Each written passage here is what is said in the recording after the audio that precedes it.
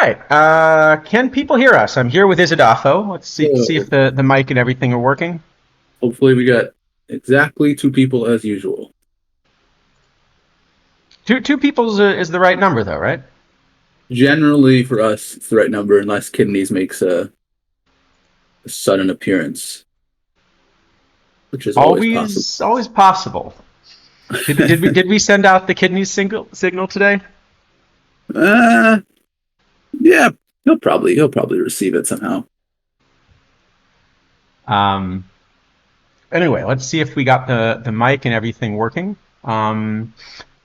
So the set that we have today is the second Negro League set, right? And we've sort of been told that there are going to be more than two in the end. We don't know how Yes, many I mean more, but like we've definitely been told that this is not the end of the program. yeah, and certainly we're still missing, Charleston and Page and Gibson, and so we're definitely going to get those. So yeah, I expect. I mean, last cycle we got, I think it was five, but it did feel like the fifth one was a little bit of a sort of Yeah, I think there were four large last ones and minute. then one kind of smaller add-on, maybe. Yeah, it felt like that one was sort of like the PTCS was set in a way that didn't agree with back when that was a thing, didn't agree with what the plan for it was, and then the Negro that was kind of thrown together at the last minute to you know to not interfere with the PTCS, but Which I guess is you know, not a rule this time not a around. thing anymore. So we've been Yeah. told. So we were told on the stream that the cards coming this next week will be PTCS eligible, which means if any of them end up being key meta cards, then you will have to acquire them between Thursday's release and the tournament if you want to play it. Yes, indeed. Um, and I guess we didn't hear anything about why they made that change, right? Just that that's a change that was made. Yes, that's all we, at least not that I'm aware of. I mean, I don't know. Personally, I thought that the not having the content and the PTCS overlap worked pretty well last cycle. So I'm not entirely sure why the change was made. I agree, but I could But imagine. I mean, I could imagine two reasons, right? I mean, the obvious reason is always sell more packs, yeah, but whether that's actually true or not, I'm less certain if it but sells more packs. what I was going to say is I could actually imagine that this ended up being a real constraint on some of the content releases as well. Especially like if I think about the last PTCS, one of the things that they did was to have kind of this range of different formats at different levels. So that some levels it Yeah, was card type and some levels it was era. And so if you were to do something like that, it might be hard to put out any kind of coherent sort of content set that didn't fit the format. So yeah, that's I agree. true. I agree. The We have simplest explanation, Cage Wisdom, I agree. The simplest explanation is, Well, the thing sell is, more for packs. one But thing, I'm not entirely sure that that making the content PTCS eligible does sell more packs to begin with. Like, it's not clear to me that it will always do that. Um,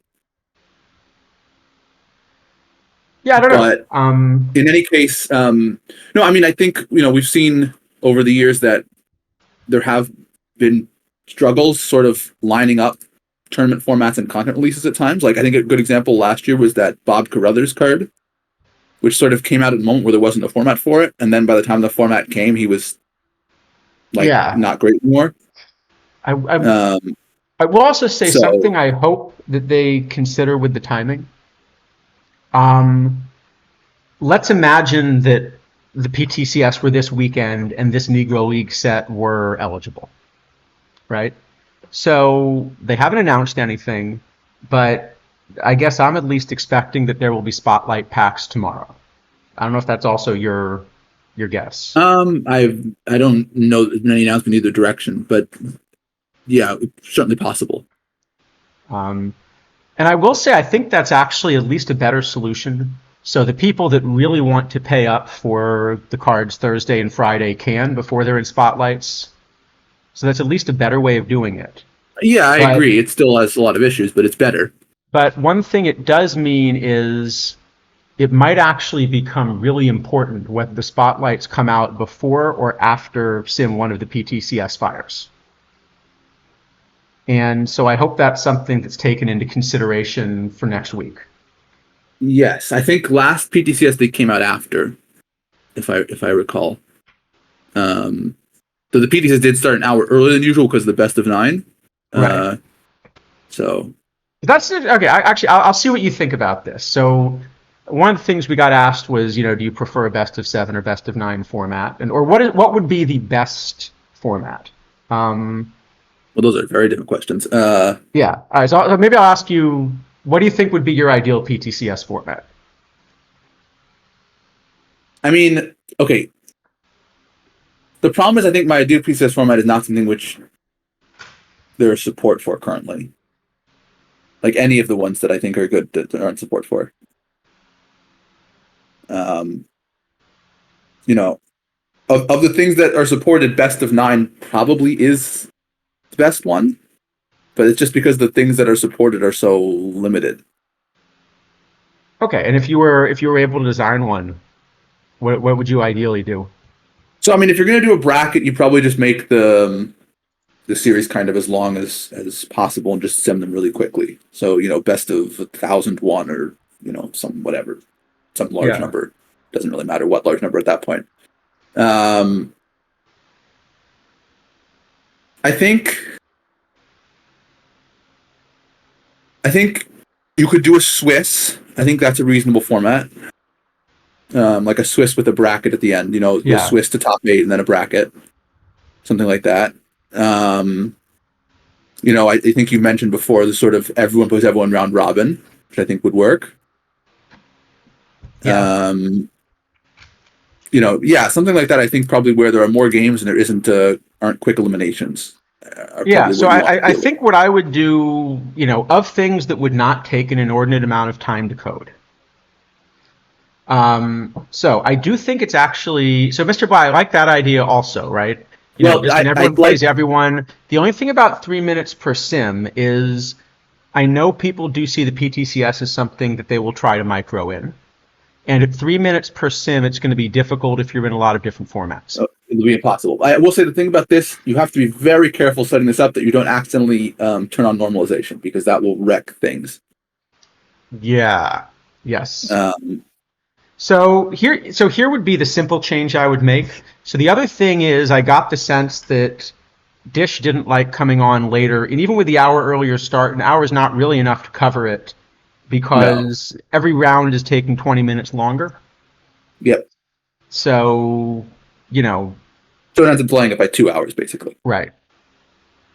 Now I'm happy to start 2 hours earlier, but I'm based in Europe. Sure. Uh, I mean, if you, yeah, but it's still not super early, but I guess for West Coast US, it is quite early at that point. It's like 7 a.m. or something. well, not just that, but also, I mean, we have.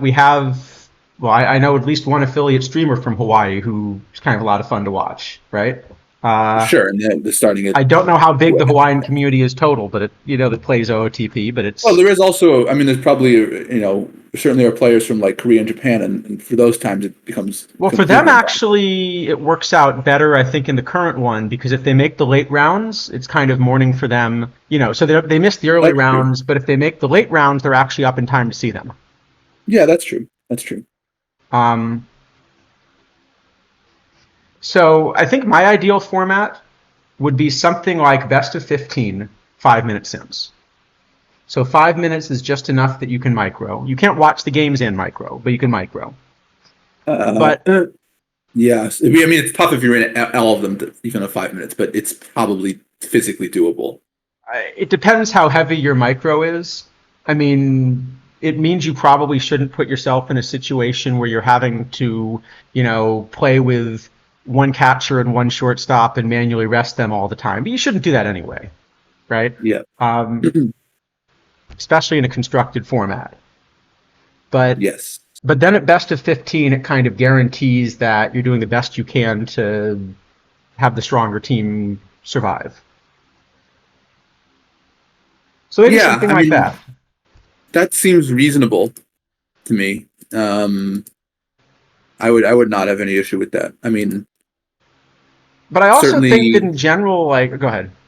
no. I mean, it makes it, it's still possible that you get this kind of problem where, like, because again, the seating is not good, and you still have this kind of potential issue where two very strong teams can happen from each other in the first round, and there's kind of nothing you can do about it. Where that doesn't happen in some kind of Swiss or giant round robin situation.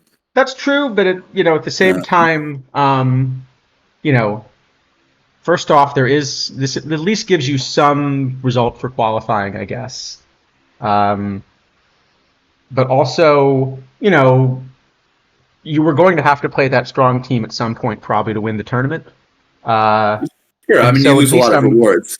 Yeah. Like the difference between a Splittorf and a Tinker or whatever is fairly significant. That's true.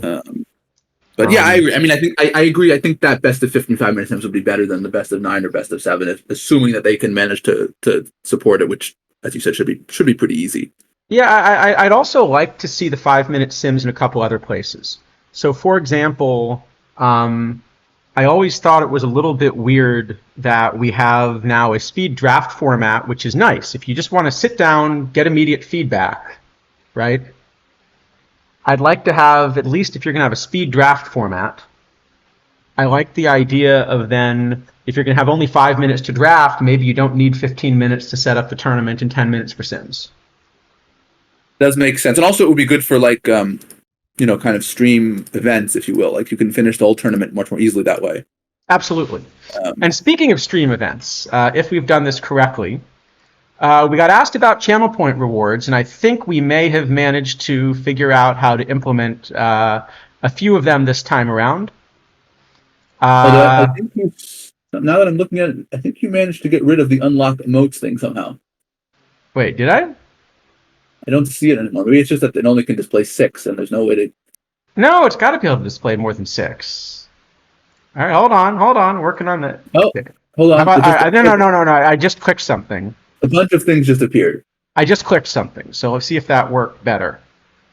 There's now unlock a random sub-emote, send a message in sub-only mode, modify a symbol. What does that mean, modify a symbol? I have no idea. That's a standard thing they put in. Should I get rid of it? I'll get rid of it. What exactly is the difference between choose an emote to unlock and unlock a random? What is the difference between those two things? Unlock an emote and choose an emote to unlock. I assume unlock a random one means you don't know which one you're going to unlock.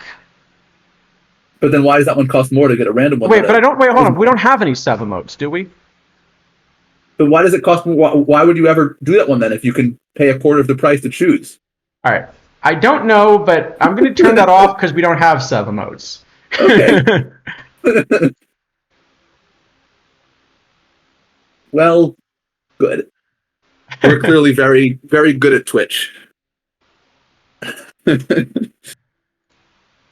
Yeah, we definitely could use some help on the technical side here.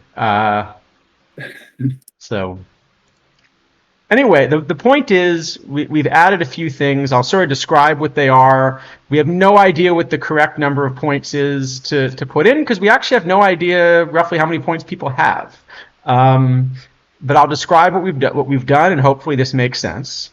So, rate a card is kind of what it sounds like. We're going to rate all the cards that came out this week, but if you want us to discuss a card that's not in that set for whatever reason, give us a card and we'll rate a card. Let's see. Rate my build. Basically, if you want, you can kind of send us a build for a tournament, and we'll sort of go through. So I think for Rate My Build, for a couple of these, what we did is we put a limit on how many redemptions you can have per. Yeah. I see. The S plus and F. Those are sub emotes. Okay, then let me turn that back on. but you can just unlock them for cheaper with the other thing. So what's the point? Like I can unlock them each for 80 points, and the other one I unlocked a random one for 320 points. So why would I ever do that? It's just like a tax on stupidity. I guess that's kind of in keeping with OTP, though. Consider it the Spotlight Pack version. Right. It's the pack missions where you can lock 8 silvers worth 1,000 points each for one standard pack. Yes. I think the reason the system broke is basically because we don't, I'm trying to figure out a nice way to say it, because like obviously we appreciate support from everyone in the stream, but we sort of discourage people from subbing. We suggest that kind of, especially, Don't do we that. have a lot of affiliate streamers in the community where they're actually doing this and trying to get some income from it. And so, if you were going to sub to our stream, I'd much rather you pick one of the streamers that, is Totally. trying to put themselves through school or something and really could use the extra little, bit. Yeah. Um, Actually, maybe Um, this is actually. Well, I'll ask them the ads question in a second. I'll finish there are, describing what's in here. Yeah. there are different. Okay. Well, that was news to me, Cage Wisdom. I didn't know that. So, okay, that makes some sense, I guess. But still, it says choose an emote to unlock. Can't I pick any emote then, or is it restricted? Doesn't tell you. Okay, I don't whatever. know. I don't know. Hello to Dick Dietz. What's up? Yes. Anyway, sorry. Yeah. So, what do we got here? So rate my build. I think there's a limit to how many times per stream this can be redeemed. Hopefully, if not, we've messed it up. But be aware that if you do go for rate my build, we're only going to be able to do that if you pick a build that's in a tournament that one of us is in, so we can actually show it on stream. Indeed. All right. Build a lineup. This is kind of what it sounds like. You pick a format. We'll try to build a lineup for it on stream. Probably not going to do that more than like once per stream, but we can do one of those. Pick an imperfect draft format's exactly what it sounds like, and then finally you can challenge us to a quick format. So if you've got your favorite quick format, you tell us what format you want. We'll both put a team in. We may have to wait till we have a slot, but we'll kind of wait till we have a slot, and then yeah. I think GSG rate my build is effectively roast my build. So if you want to if you want to get roasted, send us a bad one and we'll do our best. No, I can put it in as a second thing where we'll only say negative things about it if you want. Let me. Okay. All right, one sec. Let me figure out where I just added this. I'll just for exactly the same price we can add a roast my build instead of a rate my build, right? Sure.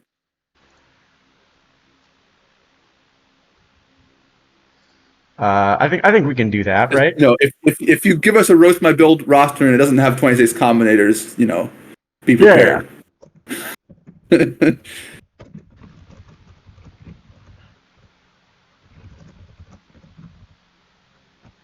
All right. So I'll just describe this as similar to rate my build, but think Simon Cowell. Sure. Is that about right? Wait, where are the other ones? I thought you added those community ones. I don't see those though.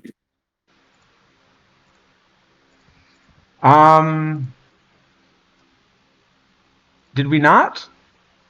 We tried to add a couple of community challenges as well. I thought you did. Anyway, Tactimex, hope you're having a good vacation then. Are you going somewhere fun? I hope.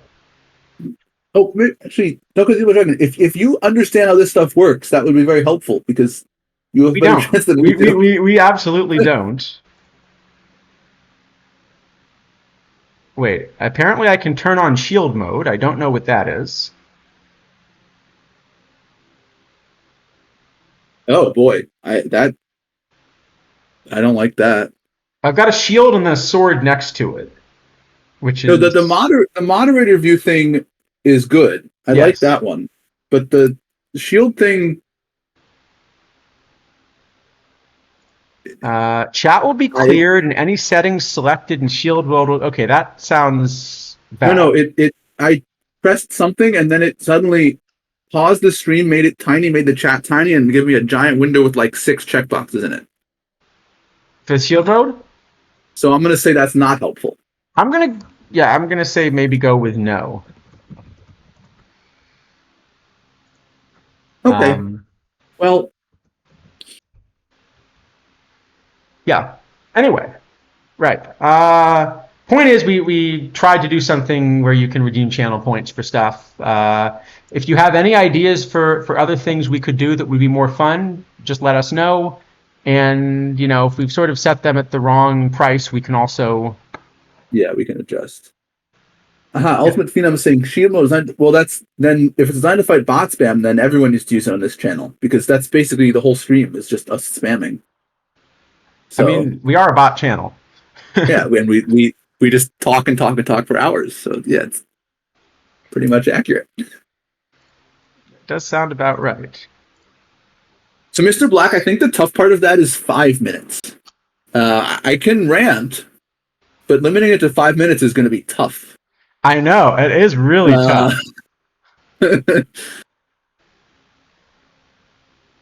Yeah. Might be slightly too short.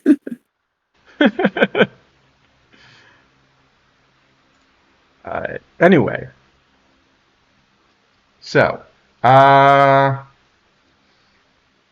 what else? So what else is going on this week? Well, I guess I had one thing I noticed that I was curious if, people watching some of the other streams had picked up on. So I don't know how many of the people in here have been watching these historical, tournaments and stuff that both Dr. Dynastic and Lap have been doing. So, they've been running, sort of strong historical teams against each other and seeing who wins, right? Sure. Like, I think Dr. Dynastic's been doing this on the mainstream. Yeah. So the thing I thought was really interesting is that the two teams that seemed like they were doing the best, at least I think this was Dr. Dynastics, but maybe I'm getting which is which backward now, were the 1910 Philadelphia Athletics and the 1969 Orioles. Those teams both have very good defense, don't they? Yeah, especially really good infield defense. Yeah. And I know one of the things that we've always felt, kind of in modeling, is that basically defense is significantly underrated in the game. Okay, so that was Dr. D's. Yeah, okay. Yeah, is that defense is significantly underrated in the game. So for Laptop's tournament, was it also the case that sort of similar teams were doing well? I know he was running something similar, but maybe I didn't remember which teams had, kind of been the most successful in the end.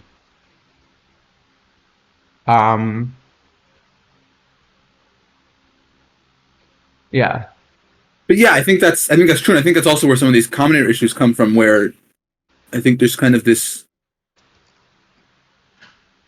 implicit assumption on the part of the developers that the position rating is accurately measuring this sort of the scale of the defensive value, and it's just not sort of true. Right. But the point is that if what's happening is you load, I haven't even tried to put historical game up. I can try it, or I can, well, here, I'll just load into a tournament that's been going.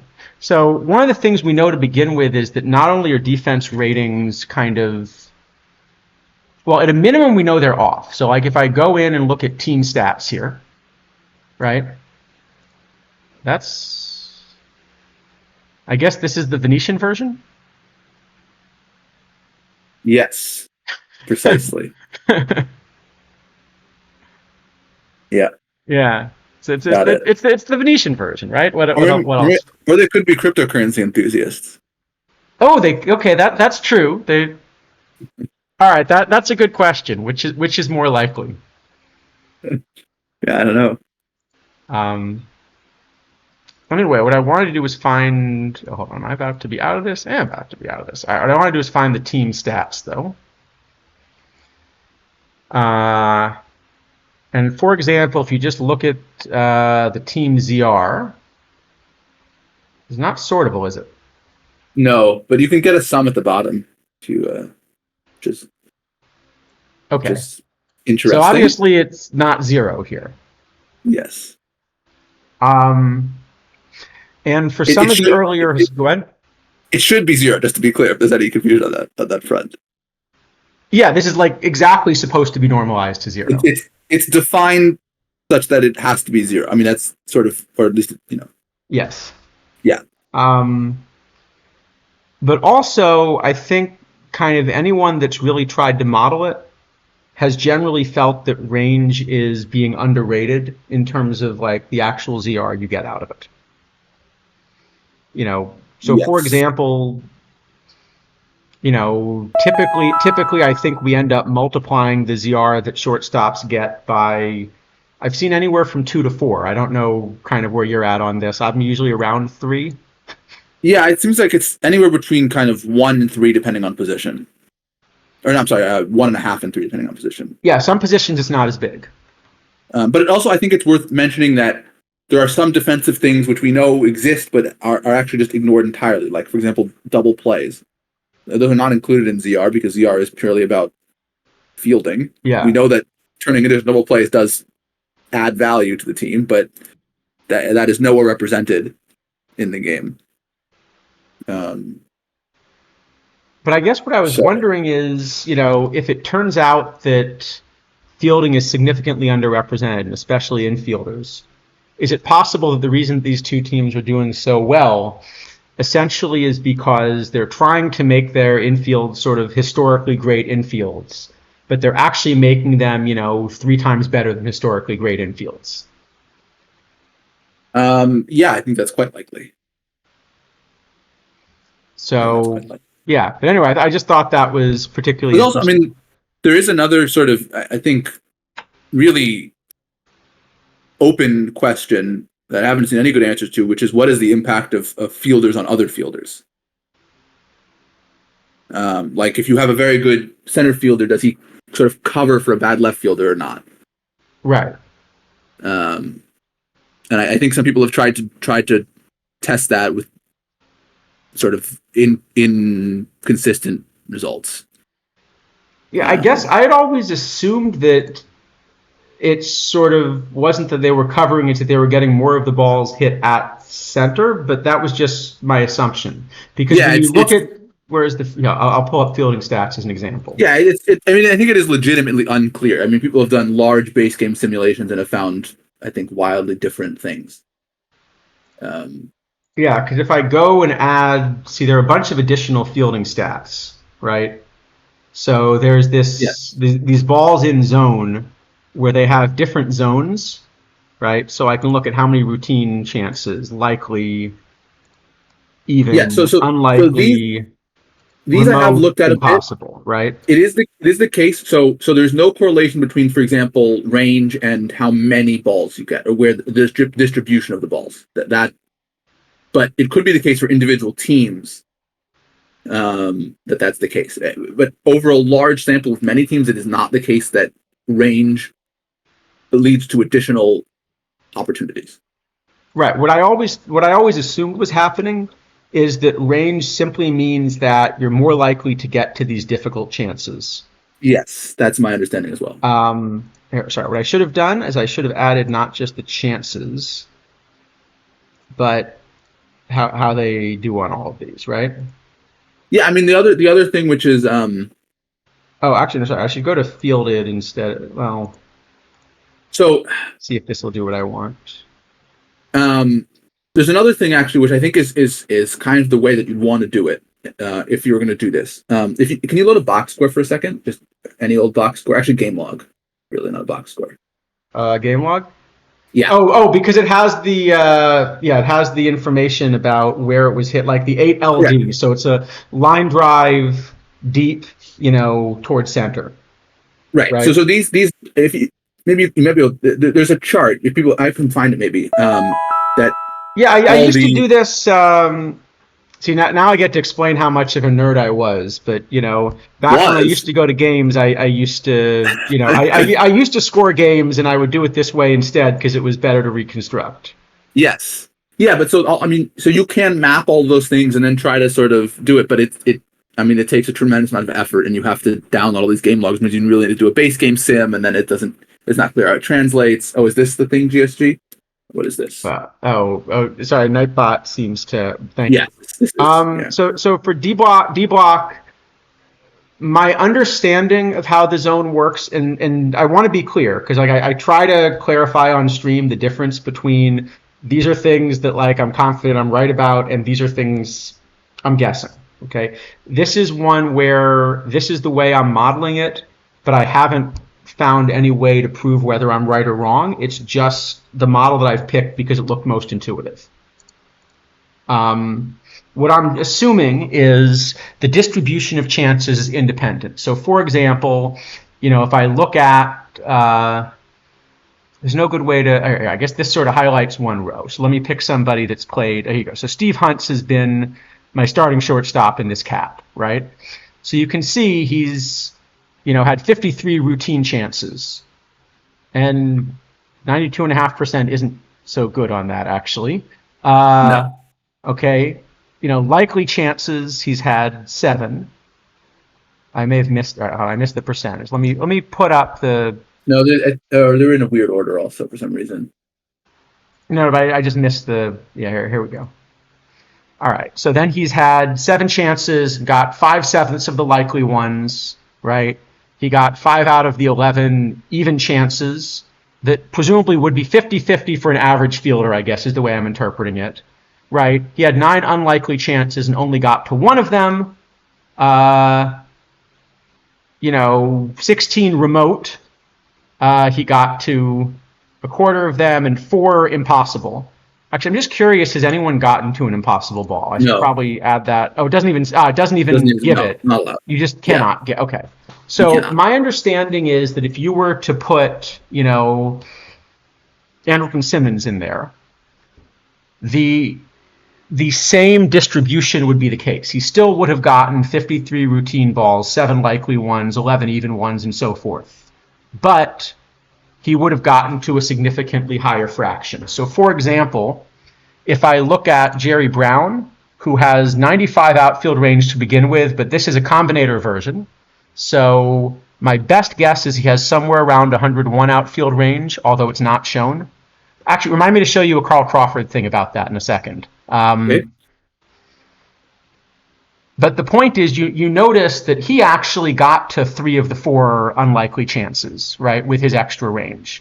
Burt Daniels actually got to both of the unlikely chances and even to 4/7 of the, of the remote ones, right? Right. Of course, Daniels also has a small sample size. The success rates also do vary slightly by position, it's worth noting.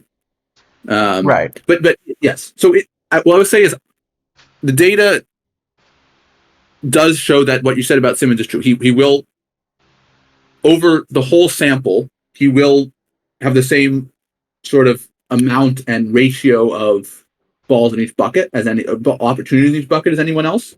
He will make more of them. The question is with individual teams, if you pair him with a really good or really bad second baseman, will that matter? Right. So the assumption I've always made has been the sim engine is first assigning the ball to a zone. And so it just assigns it to a zone, and then it just looks at that fielder. So that having a really good second baseman next to him would mean that second baseman also is getting to a lot more unlikely balls. But there's no say like slow dribbler up the middle that's really an unlikely ball for both the shortstop and second baseman. Well, there are. That's the way I've assumed it, but in real life, of course, there is, right? Right, and there are some of these sort of field positions which are in between, right? The 8, 9, 7, 8, 3, 4, 5, 6. So what happens in those zones is also unclear because. So what? I guess what we could do is we could match them. The problem is to do it, we've got to do this after like one game's been played. But if we can find a tournament where one game's been played, actually, I bet I can do that because I'm in a quick. We could probably then do the same thing and figure out who it got assigned to, right? We could try. Mr. Black, I agreed. There are certainly different component ratings seem to have different impacts on different buckets, but it's unclear whether that is because of the buckets or the buckets are just sort of showing you something which is happening that's independent of them. Okay. This is actually 5 minutes from firing. So in 5 minutes, we could go back. What we could do is we could look at this same thing and we could basically see, for one of them that was listed as like 7, 8, where did it get assigned? Right?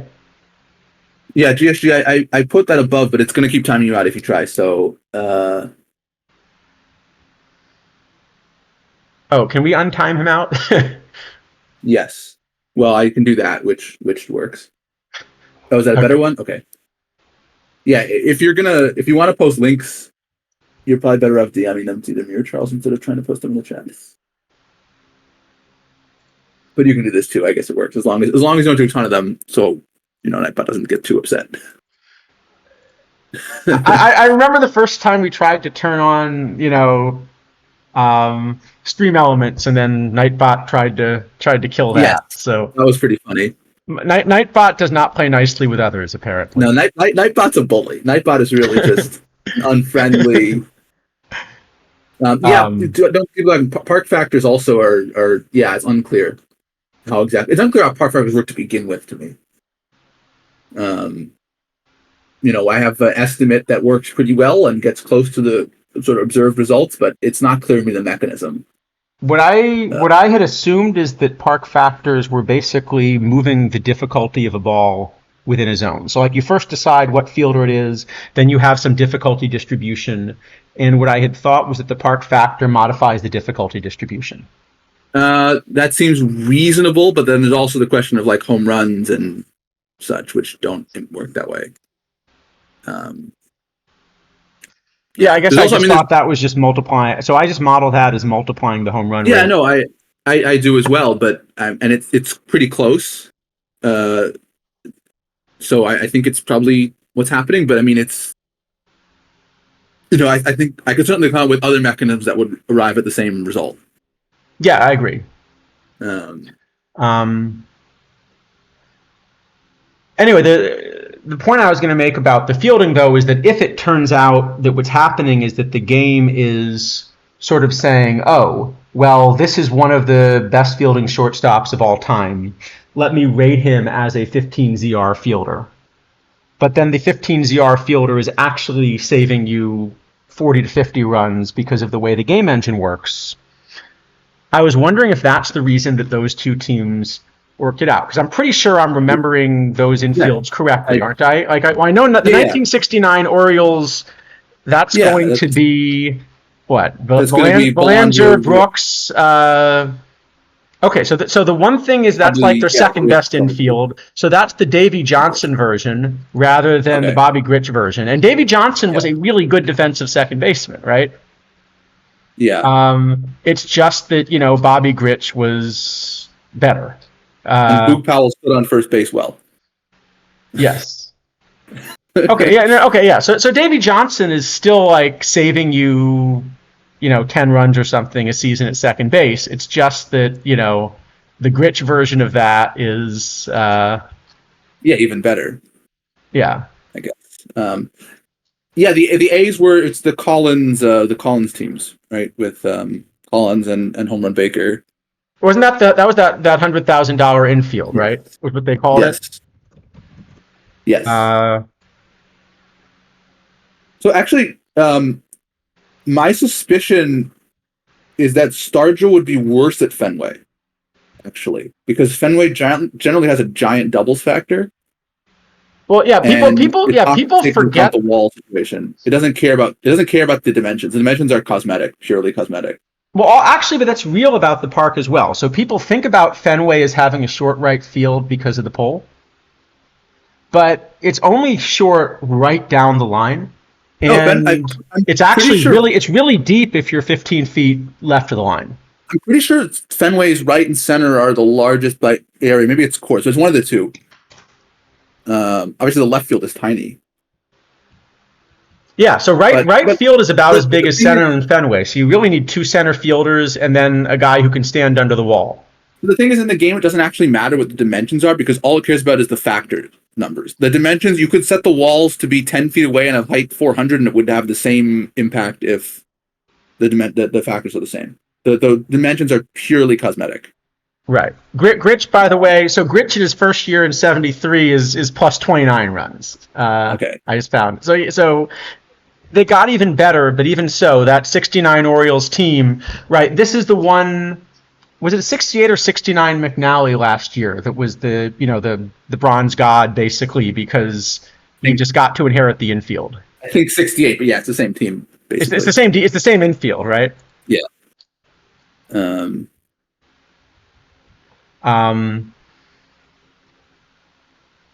Okay, wow. I'm just looking at this. The team totals in 1969, the Orioles were plus 114 runs of fielding. That's a lot. According to Baseball Reference. Well, it must have I guess been different models will probably be slightly different, but that's a lot, right? Yeah, it must have just been that Dave McNally was so good at stopping everyone from getting hits. Yeah, well. So the other thing is that actually, as good as the infield was, I forgot how good the outfield was. So Yeah, Paul Blair that year is also plus 26 runs in center. Don Buford is giving them another 11 runs.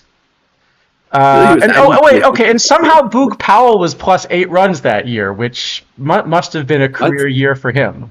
Yeah, I didn't realize Buford was such a good outfielder either. That's 11 runs in left is outstanding, especially in left is outstanding. And then Frank Robinson at age 33, probably not quite as mobile, but still plus 7 runs in right. Yeah. Okay, hold on, and then Elrod Hendricks is somehow plus 7. Part-time first base plus catcher. Yeah, okay. So that's just incredible defense. Is the point.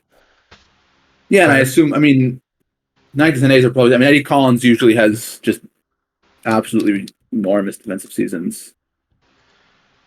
Let me see if I can find, I'll pull up the A's, but it's going to be, but that's what I'm wondering is if sort of what Dr. Dynastic was ending up finding is basically that the game overvalues defense compared with the rating. Yeah, almost essentially. And so that's why these teams that have incredible defenses end up beating the 27 Yankees offense or whatever. No, I think that is almost certainly the case and really very much in line with what we've seen throughout basically the entirety of Perfect Team. So that's... Okay, so 1910 BREF doesn't appear to have the advanced defense statistics. Unless I'm just missing it. But I'm not seeing any of the advanced stats. I don't see it either. But I would imagine if anyone can find a version of it, you'd have to think a 23-year-old Eddie Collins would be up there. Home Run Baker is a great defensive third baseman, right? Let's see. Yeah, Baseball Reference is giving Collins almost 3 defensive WAR in 1910. Okay. 2.8 defensive wins. How about Home Run Baker? He must be up there because third baseman that era fielded a lot of bunts as well. Baker only 1 defensive WAR, so he's really but that's still good at third base. And then Jack Berry was the shortstop, and he also, was sort of a glove first guy, right? Yeah, 1.5 wins for him. So this is like a. Well, I guess let's look at McInnes, but they didn't have McInnes yet. They had Harry Davis still. Okay, that's Harry Davis. So McInnes is the next year. No, they've got McInnes. Oh, there's a 19-year-old Stuffy McInnes breaking in partway through the season. Okay, Davis was -0.5. McInnes is going to upgrade them. And then how about the outfield? Were they? McInnes was worse than I remember. Saying starters were Topsy, Hartzell, Rube Oldring, and Danny Murphy. Immortal group. Let's see. No, all slightly negative. Okay. All minus a bit. So probably. But the infield, you said the infield is like a plus 55 run infield or something. Something like that, yeah. So my theory of sort of what's happening in Dr. D's tournament is basically that we're getting to see just how much the game engine sort of is valuing defense more than the listed numbers. Yeah, no, that's probably why those two teams have done so well. I don't know. So I haven't watched enough of the streams because they're usually on sort of late at night for me. So I'll be honest, I kind of get to turn them on and then get my drops overnight.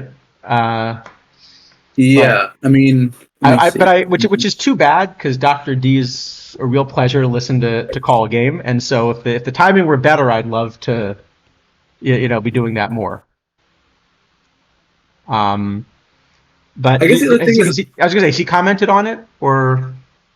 I don't know. Um, Yeah. Here's okay. Found out what I was doing, by the way. Here we go. So now there's one game in. We can try to match these up. Okay. sure. So let me look at my. Looking up ground bolts now. It's two. I lost to this team. Well, this is a solid build. That's not a no disgrace to lose to that build. No, missing some combinators, but otherwise looks pretty good. Missing some combinators, and we out hit him. But can't win them all. But let's see if we can find one that was between. Oh, there's one. There's one. Okay. 5-6. Where's the one you're looking? And here's a 3-4 as well. So there's a 3-4. Who was this? But this is hit by you. Yes. Sorry, where was the 5? Which is the 5-6 you wanted? Sorry. I don't know. I think you scrolled past it. It's okay. There's going to be more someplace. There's one. There it is. Right here, hit by Batista. Okay, so Batista hit a ground ball 5-6 short. But I guess that one we know who fielded it because it was 5-3. Yes. So we want one that's a hit. Yes. Okay, well then we need to keep going. Oh, okay, here you go. So Blankenship's hit is probably the one we care about. Okay, this one will do. Good. So now let's look at our opponents instead of at us. So we need to look at their first baseman and second baseman. That's DeMoss and looks like Chance. No, Chance didn't play. So I guess it's called Keith. Hold on. There's an easy way to do this, which is I can check the box score. It's Keith. Keith and Keith played first. DeMoss played second. Yes. Okay. Keith and DeMoss. All right. So bingo.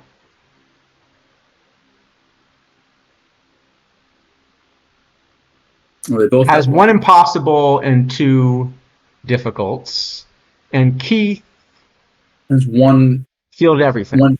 No, you missed an even. You missed a light. No, he fielded everything. You're right. Fielded everything. Okay. So that means they assigned it to bingo. So that one got assigned to bingo. We don't know whether it was an impossible or an unlikely, because he missed 2 unlikelies as well. We also don't know why they assigned it to bingo, but that one was assigned to bingo. I think we can say that. Yes. Okay, so this hit was assigned to bingo. We don't know why. Add the Biz XM stats, Mr. Black is saying. Hold on, let me. No, we don't need. I mean, we can use them, but we have the percentages, so it's effectively the same thing. Yeah, but I can throw more stats in if he wants. You need either the percentages or the made ones, but not both. You should, of course, if you're going to export this, you should obviously export the made, not the percentage, because the percentage rounds. But for these purposes, they're the same. It's a small enough sample that I was that I was assuming I could just do the multiplication. Yeah. Although, all right, here we go. I'll give chat a quiz question that actually someone asked me when I was I want to say like 6 or 7 at a Phillies Mets game where the Mets were just clobbering them as they tended to do in that era. And so they're trying to keep me entertained. And this was actually a really good one. Okay. So early in the season, you often have batting averages that, are based on a very small number of at-bats, right? Yes. So like, you'll see a guy's batting 400, but he went 2 for 5 or whatever. Yep. And then you see they're batting 429 and you become very suspicious. Yeah, most of the time when they're batting 429, it's a small sample size. Yeah. Right? Yeah. And then let's say, let's say that so the point is there's some numbers you'll see a lot early in the season, right? It's relatively easy, to like find somebody that's batting 250.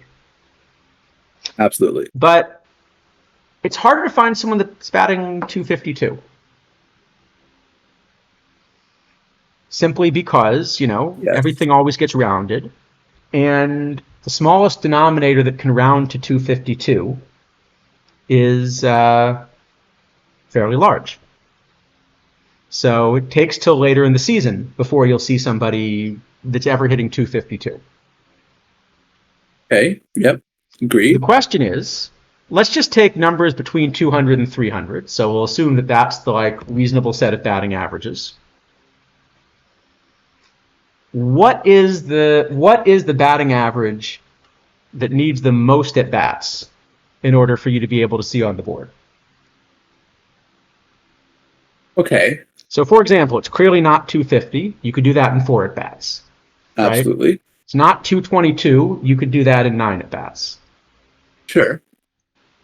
So I'll leave that one out there for chat. See if anyone. Oh, okay. I mean, shouldn't be that tough to get, I guess. Like I said, it kept me entertained for a good few innings. When I was a kid watching. Yeah, the rounding is the part Phillies that makes it. The rounding is the part that makes it tricky. Otherwise, it'd be very straightforward. Right. If it were exact, it would be easy. Right. Yeah. There are just some numbers that you never get there, but the rounding is what makes it tricky. But basically, what's the batting average that if you see it, you know you're in May or something at this point, right? It's like nobody's hitting. It's like nobody's hitting 251 and everything. They might be hitting 255. Okay, sorry. So jacket. That's why I said sort of, let's say between 200 and 300. So something that's like a reasonable batting average. Yes. If you see someone batting 999, you probably should become concerned, and you should promote them to the next league. Yeah, they're probably too good for their league. So, Mr. Wrestling, the idea is, when you see a guy come up to the plate and they show their batting average, some batting averages you can get from a very small number of at-bats.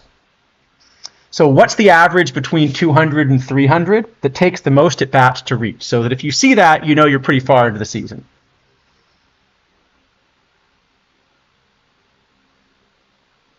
So we'll let people play around with that.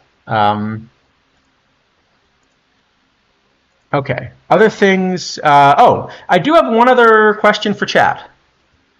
Because I had mentioned that for subs, we really encourage you to sub to one of the affiliate streamers or even just a member of the community who's, who kind of really is trying to do this and get a little bit of income on the side. I would just much rather be supporting them. Just because fortunately, Isidafo and I are in a position where we don't need that support to keep streaming, Well, we do it once a week anyway. It's not like it's going to be some big thing, But yes. But I did watch one of the streamers this week, and I noticed that they had a channel points redemption where chat could basically ask them to run ads. And people were redeeming this. So, this is a little bit counterintuitive to me because I always sort of thought that ads were like, the thing that you kind of, you have to have them because they support the stream, but you want to avoid them. Yeah, I think it was Cavacom. But his community actually asks him to run ads, right? And so I guess the question I have, is this actually something people want? Because I hadn't turned on ads because, so Twitch gives you the option to turn on ads. And if you don't, you just get a pre-roll ad every time you load, but then there are no other ads on the stream. And so, what? Yeah, I wish you could turn off the pre-roll ones too, but no. So I can turn off the pre-roll ones, if you put an ad in. Right. I wish you could turn them all off. Is what I mean. I agree. But anyway, I just thought I would ask, is it the case that running ads is actually something, is it the sort of thing where, actually you all would rather we run ads occasionally and take a quick break? Because if there's a reason that it's actually helpful, I can do it. It's just I'd never thought about it before as, I'd never thought about it before as like a thing that people actively wanted. I had assumed it was just something that everybody Yeah. tolerated because you're used to getting advertisement in. Wait, The VODs are awful for Beto, ads. are you seeing ads right now? You shouldn't be seeing ads, I don't think, right now. If you are, that's not You're not what we supposed understand to happening. be seeing any ads except for a preload. That, at least my understanding is that I've turned ads off, which means you see a preload ad, and if I turn them on, then you would see them. Okay, so if VODs have ads, I don't know if it's better or worse, but we also put all of the VODs on YouTube Well, because they expire here after 2 weeks. YouTube, I mean, the YouTube ads are incredibly easily blockable. So it must be it. You can always just choose to do that. Yeah, I will say the YouTube ads have gotten really aggressive for me recently. I don't Uh, know if it's that they've gotten aggressive for everyone or if it's just that, because like in Denmark, often you're in a situation where sort of we don't see as many ads because if they don't have it, if no one paid to advertise to Denmark, they're not going to run an ad. sure. And now we're in election season, which, by the way, is hilarious in Denmark.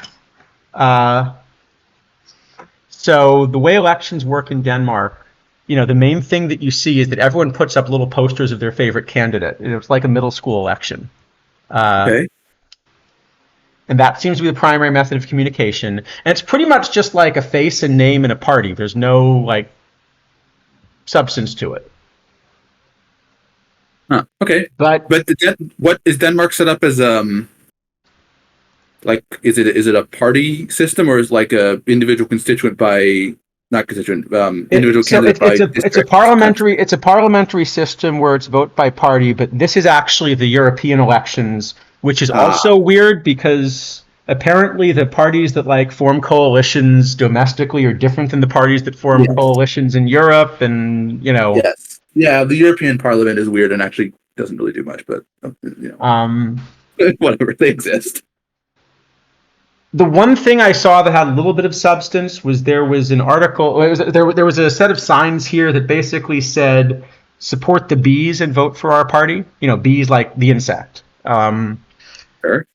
I have absolutely no idea what they're talking about, Me neither. but apparently it's a thing. So, hey, we got a first time chatter. We can probably get rid of that first time chatter. Yes, I'm attempting to do so. Bam. There we go. And a last time chatter. Yeah. Well, every political cycle in Europe also seems to be shorter. So, like, one of the things I like here is there's a specific election season, and basically that's when you campaign. Yeah, it seems much better system. Like the presidential election in the U.S., essentially has been going for like a year now at least. More than that, I'd say probably. Right, there was a little break following, the congressional elections, but not much of a break, right? Yeah. So Well, the UK is kind of weird this time, but it seems they just called an election, but it seems like it's basically already decided because the polling lead is like 20 points or something. right.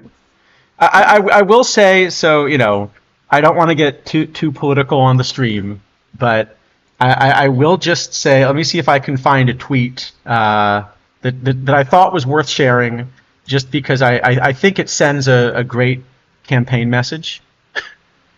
And this I think about as political as I'm going to get on the stream. Here, let me see if I can send a. All right, I'll just read it. George W. Bush, 8 years of allowing Angel Hernandez to umpire Major League Games. Barack Obama, 8 years of allowing Angel Hernandez to umpire Major League Games. Donald Trump, 4 years of allowing Angel Hernandez to umpire Major League Games. But Joseph Biden stopped him in 3.5 years. Well, there you go. Yeah, that's a good criteria. So, Okay, that's pretty funny. Also, I think it's less than that, right? Because Hernandez took like a year off because he had some kind of surgery or something. Oh, that's true. So, so there you go. If you're looking for like new voting criteria, Yes. Um, If you're a single issue Angel Hernandez voter, then Biden's your man.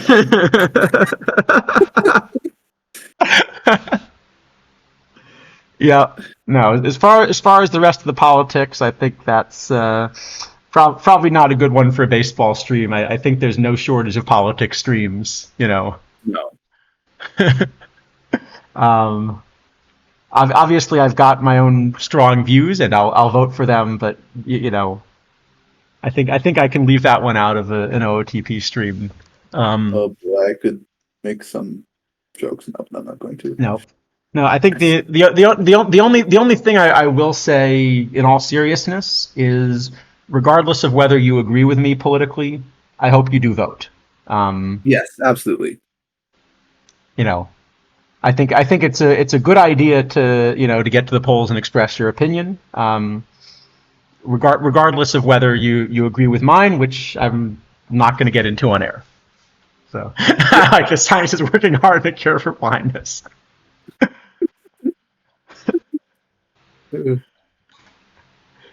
Who Yeah. is it that was sort of explaining, like, anytime you find the need to have Joe West come out and defend you, probably something's gone wrong? Who was it? Joe West who was editing his own Wikipedia page. Was it? It was one of their. I think maybe it was Joe West. One of the time members was editing his own Wikipedia page, which was pretty funny. That's And great. someone figured it out. Was it Joe West? Okay. Yeah. I actually managed to get my Wikipedia page removed, although probably I should stop doing that. I didn't. I'm surprised they actually. I guess maybe is it some like right to be forgotten EU thing that they have to allow it? No, they just, someone had decided to, you know, someone had decided that I should have one, and I preferred not to. But Well, yeah. apparently That I'm not in the notable enough category that like they were willing to go against my wishes on that. okay. Well, that's nice of them, I guess. Um, Presumably there's some level at which you don't have a choice, but Yes. um, Yeah. I mean, I will say like from what the relatively small number of people who have Wikipedia pages that I know, it's surprisingly difficult to correct wrong information unless you're willing to provide the sources yourself, like from your own. well, that was basically what I found, because what I found was I sort of didn't want to do that, right? Yeah, because like they'll just sort of take whatever is put first as like the thing, and then it's very hard to get it changed, I guess. Right. Oh, nice. We got a redemption on the quick format. All right. Hold on. You know what? I should have checked because I just had this thing fire. All right. What we're gonna do is we're gonna try the quick format as soon as I've got a slot. How about I that? also have no slots, but T-Check, if you could Are you tell us playing? Are you playing golds? Because if you're playing golds, then but we do need a format, T-Check. yeah. If So you, T-Chuck, if you what format do you want us to play? We'll set something up so that we will play you in your format as soon as we got a slot, and then we'll set it up with chat. Yeah. So what format do you want to go with? Exactly, Beckdog. Wiki saying noted Yankee fan. No, but it was, because what happened was I had a Wikipedia page, and then there was like just enough wrong information about like my background that it was like, do I really want to correct this? But I don't really want to make a big deal out of it. And then so I finally just Yeah, that seems fair. Um, Silver, okay. Silver is fine. All right. We can do silver. So what we're gonna do then, T-Chuck, is we will, as soon as we have a slot. Do I have a reasonably recent open silver roster built? No. Okay. Well, that should Neither be fun. do I, but you know what? Let's double this into a build a silver roster on stream then, shall we? It gives us a chance to kind of go through the silver meta a little bit as well. So why not? Now, yes, that's true. Oh, okay, no, so- hold on. Apparently I have a silver open from May 23rd. So is it time to talk about Connie Day now in silver? Or is he a gold? No, he's a gold, right?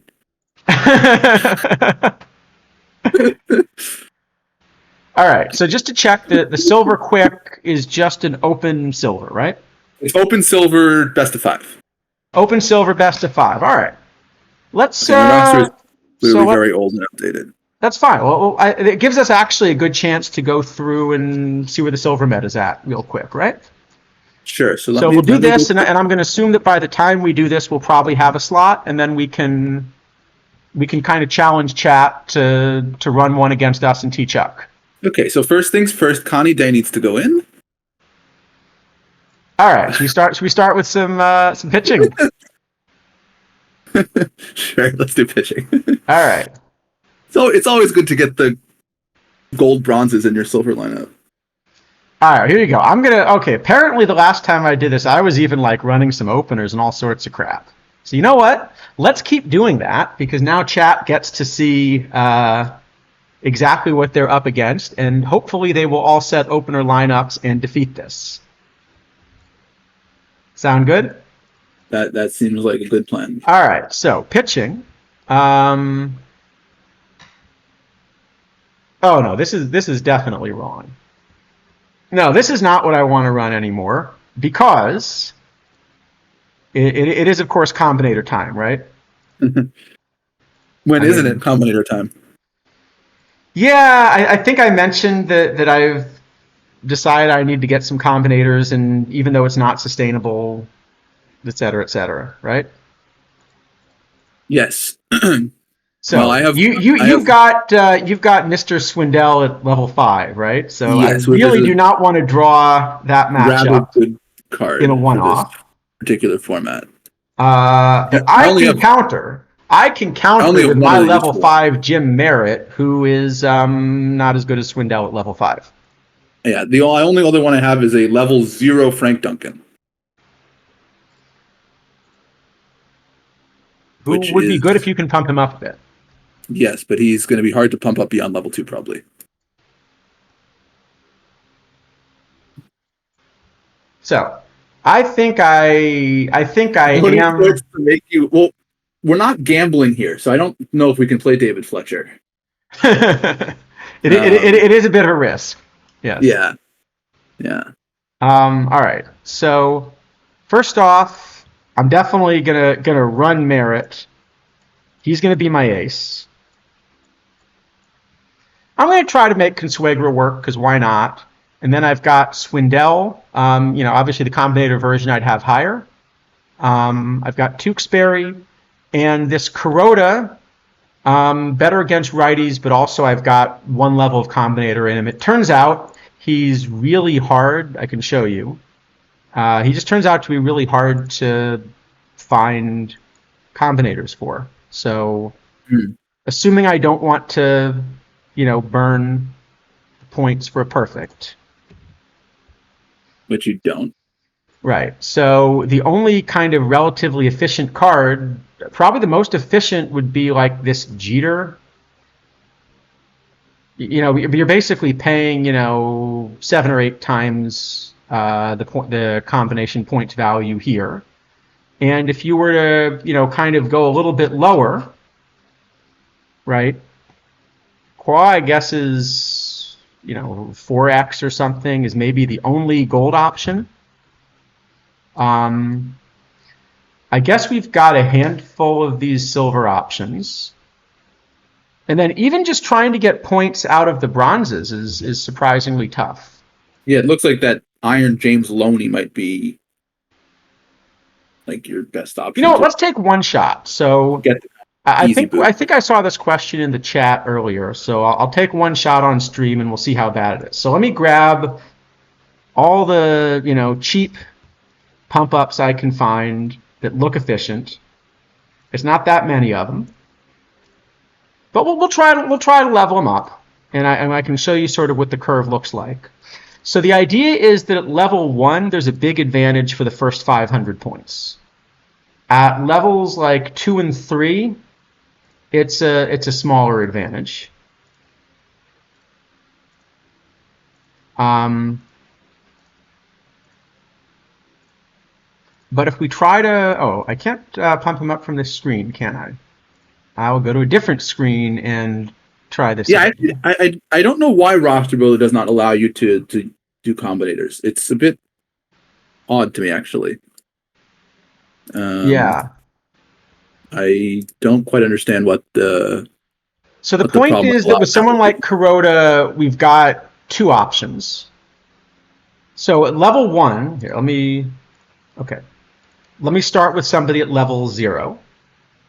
Here we go. Ivan de Jesus. Okay. So at level 0, it will cost just over 2,000 points for a 100% chance. Okay. But notice that for 60 points, so 3% of that total, I'm actually getting a little over 5% chance of success. So if I wanted to pump him up, and I don't because the card is not good, right? But if I wanted to pump him up, right, you can see that I can very quickly, like 288 points, I'm actually at 25%. As soon as I hit 500 points, okay, so I'll show you. First 500 points are very efficient here. Just trying to find a way to get to exactly 500. Here we go. Here's exactly, this will get us to exactly 500. So for 500 points, I'm at a 42% chance. Okay. As soon as I go above 500 points, now you see this is a lot less efficient, right? Another 50 points, so another 10%, isn't giving me another 4.26% chance. It's giving me like 1.6. Yeah. So for level 1, you want to hit 500 points and you're getting a massive edge. Okay. At level 2, it comes down to kind of your tolerance for just how long you're willing to wait. Okay. So for Kuroda, for example, you can see that if I hit about 500 points, that's going to be, well, we can work out what that would be if it were average, right? That 500 over 2347 should be, over 3247, excuse me, should be a 15.4% chance, right? Or 15.4% of the points is basically what I'm committing to do this, right? But you Yeah. notice I'm actually up to 17.45%. So I'm getting, like a 10 to 15% boost by trying to boost him on 500 points instead of going the whole way. And like before, as soon as I go over 500 points, it's less efficient. So your two options are, the most efficient thing to do is to do what I'm going to try here, which is to try to boost him at 500 points. And keep doing it till you succeed. The other option is you just go to 3,200. So we'll try it. Of course, we're going to fail 5/6 of the time, but maybe we get streamer luck. No streamer luck. Well, The it's other option would be finally going all been the way up. disproven once and for all. Maybe it's just affiliate streamer luck. Possible. Once you get to level 2, so here's a level 2 card. What was that animation? Did something weird happen with the animation? The animation is just wonky. Anyway, now that you notice past level 2, you notice it's not helping anymore. So see here, 500 should be 10% of the points, but it's actually 5.7%. And it gets even worse at high level, right? So here's one where, here for 500 out of 7,000, it's 0.81%. Oh yeah, sorry. The animation, at least that I always get, is it spins and it starts to go from one color to the next, and then it either like works or doesn't. Yeah. Here, I can see if I have enough points to do a successful boost on one of these. I don't think I do yet, but this is one that I've been building up to boost, so I can see if I happen to have enough to show you the animation. Scott, like as you're saying, you've never seen that. Are you on a Mac or a PC? I'm on a PC. Should be the same, I would think, but maybe not. I don't know how it's coded. This is just always the animation I've had. The animation is a little bit wonky in general. It's... Okay, so maybe they don't have the animation on a Mac. That seems odd. Max do allow for animations to work, as far as I understand it. So Yeah, no, it could just be how it's coded. But so maybe they just didn't code it in the Mac version. But my understanding is that this is a pretty standard thing. yeah, I'm I just would have seeing thought. how close we are here. All right. We are still like 800 points away from boosting Burley. I'm just going to see if there's an easy way to do it and show you on screen, but my guess is that, I'm still waiting. Yeah, so like Jermaine Dye is not really efficient. So I've sort of been buying, all of these, you know, all of these more efficient silvers. Yeah, fair enough. I've got that one. Why not? Um, I'm just going to see. I don't think I'm going to be able to get high enough to show you this boost yet, unless someone happens to have. Fine. Yeah, actually, one more. All right, fine. If it's the same price, at some point, I'm going to hit where it's a very different price is the issue. Yeah, see there, it doesn't make sense. I'm just going to see if I can show you the boost. If not, we'll do it after we finish building. Right, he's at the limit. He's at the limit. Yeah, the problem is there's always like only a certain number of these that are actually efficient. And I think I was like 900 points short, so I don't think I'm quite going to get there. 900 points is quite a lot.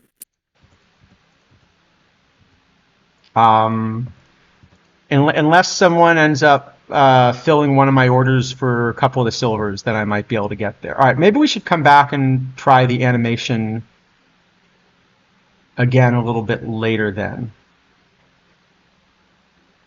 Yeah, let's come back and try the animation again a little bit later, unless maybe we'll be able to build up enough. Here we go. That's. I think I'm not gonna get there, but I think maybe we'll be able to show the animation later in the stream. Actually, Yeah. I don't know. Hold on, I must be at 400 or 500 points added by now, right? Because we're getting about 30 a pop, so I need to buy about 30 players. This is also where we run into the card limits pretty quickly if we hold too many of these, right? I run into the card limit anytime I do anything. So that's fun. Let me just see how close we are, and then we'll get back to building our silver. Hopefully, I've given you some time to build a silver at least. Been doing it in the background a bit, but it's kind of slapped together, and I'm trying some weird stuff that probably won't work. I think that seems fine for playing around with something, right? Yeah, why not? We'll see how close we are. Oh, I guess I realized there's another thing I could do. I could grab like original copies of a couple of these, just to get over the right, because I've been burning 9 out of 10 copies, right?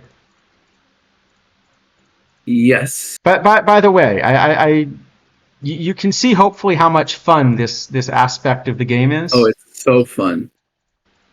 Clicking through a giant screen, and then if for some reason you realize you don't have quite enough points, and you go to the cartridge buy some more, you have to click them all again, which is Correct.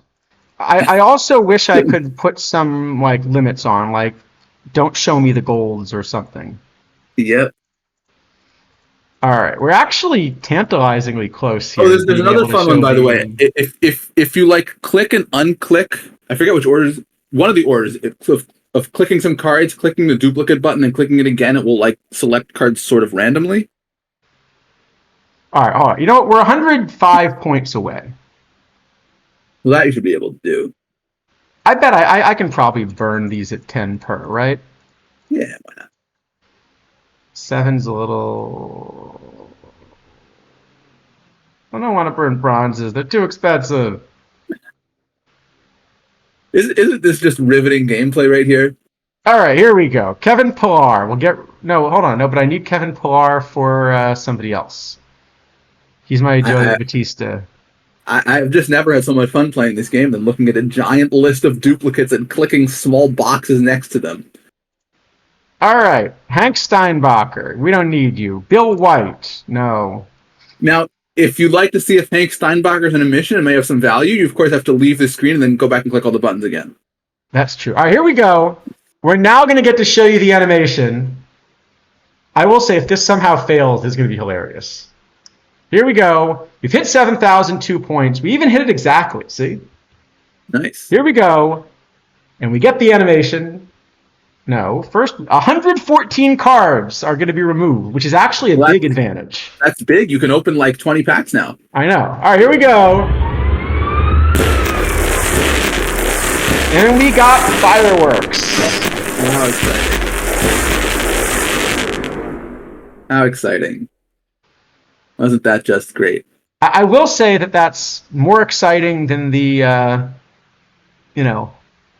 than the one where it gives you the disappointed chime. Yes. But most importantly, by the way, notice, okay, first off, definitely hit reset screen after this. If I were to go back to start screen, this is going to be stuck over the top of my that's a fun one. Yes. So always hit reset screen. You notice now that he's disappeared from the combinator lists, right? So like he's no longer. Actually, I think he's stuck here. It's still showing his combinator points, but he's no longer in this list. Which reminds me that I don't need Jermaine Dye anymore, so I should get rid of that. I didn't have one up. Then we're good. Wow, this is such a great order list. Is it? It's all combinator food, right? 6 orders for bronze getting around at different prices. Wait, did I have it that bad? Let me see. It probably is because it is because I just kept Oh man. Okay. Yeah, because I just kept forgetting. Yeah, look at this. There's a 175 glab and a 176 glab.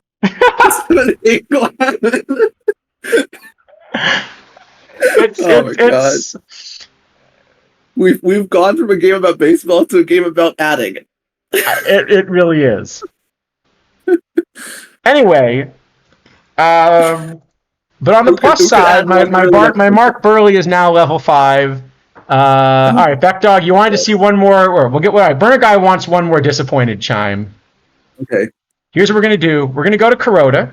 Now, the good news is there's nothing wrong with taking a really bad shot at him because I'm still getting the same odds. Like if I try 20 points, the odds are really low, but I'm actually still getting the same efficiency bonus. Yeah, what you're really interested in is the derivative of this curve. So here we go. You want a disappointed chime? We're going to take a 0.7% shot at Hiroki Kuroda. Here we go. We're gonna make this, aren't we? 0.7. Aww. What a shame. That's so unlucky. It was close. What does Burley look like at 5? Here you go. Here is a level 5 Mark Burley. There he is. That's better him. than the level 0 Mark Burley. So. Yep. I will say the card art's nice too for these. Yeah, I like the card art for these 0-325 cards.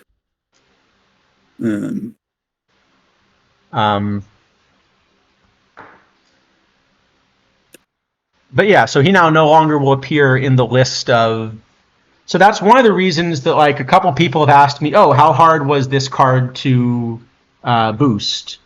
I can't actually go in the list and check easily.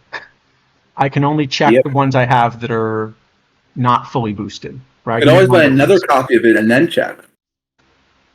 I could, yes. Yes, I could. But you're telling me you think that isn't a good idea?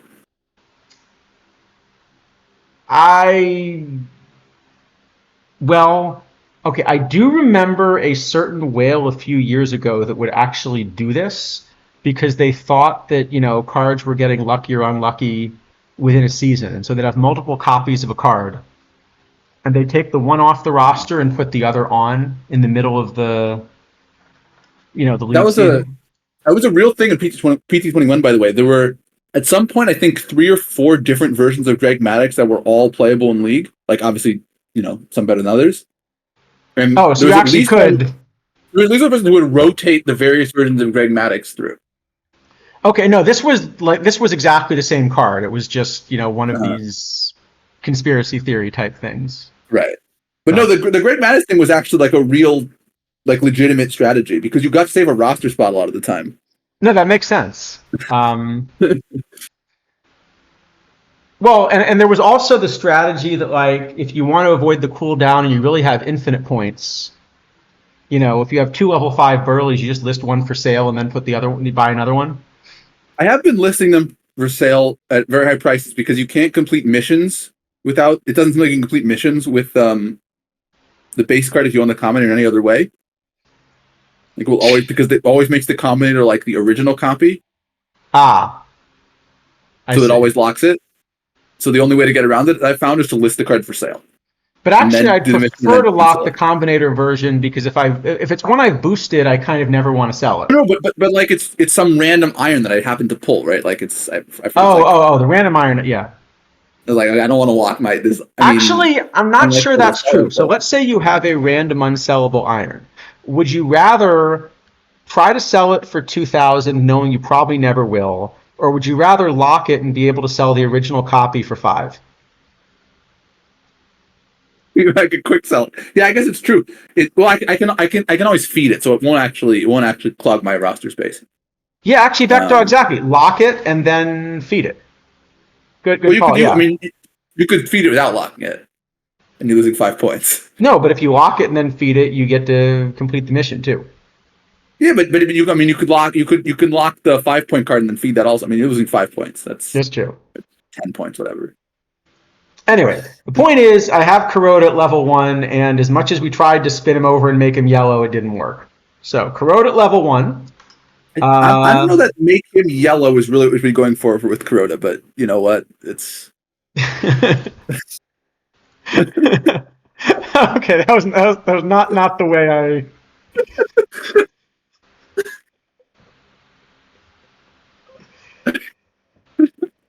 okay. Let's try that again. We didn't get the chance to boost Corona to level 2. Yes.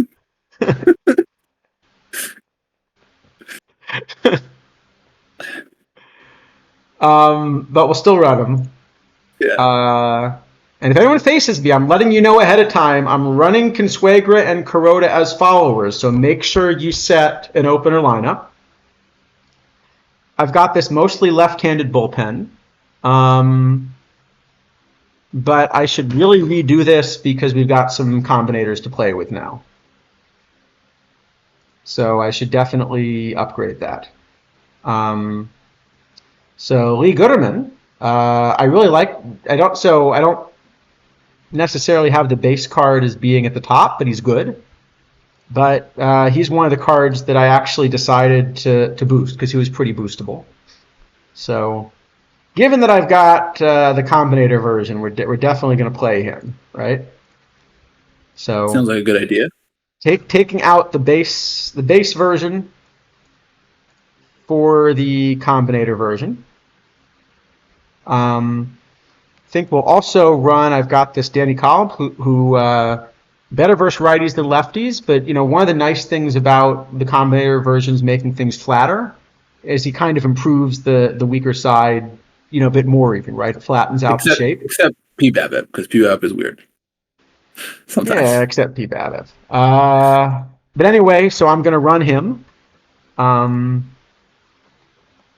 Baruki, Milner. What else do we got here in the bullpen? I guess Hendricks is fine. Just thinking. Let's take Manning out for Kolb. By the way, I should have a slot at this point. So as soon as we finish building this, we're gonna. If people have slots, we're gonna go ahead and run our silver quick and see how we do. So Baruki's kind of interesting because he's splitting, right? That's what you're getting from him. Guterman's also really splitty, but several of these options are, right? Yeah. Maybe I'll take Keeley. I'll take Keeley out for Ostrowski. I've got them pretty similar, but clearly anytime we can run combinators, we're running combinators. Always run combinators. That's the answer. Absolutely. More combinators, more better. That's what I hear. Yeah. They are popular, right? By some definition of popular. Let's see. Ostrowski opener. All right. So here's what I'm going to run for pitching staff. And then with the lineup, I should probably update this also because I've got a few cards that I can throw in.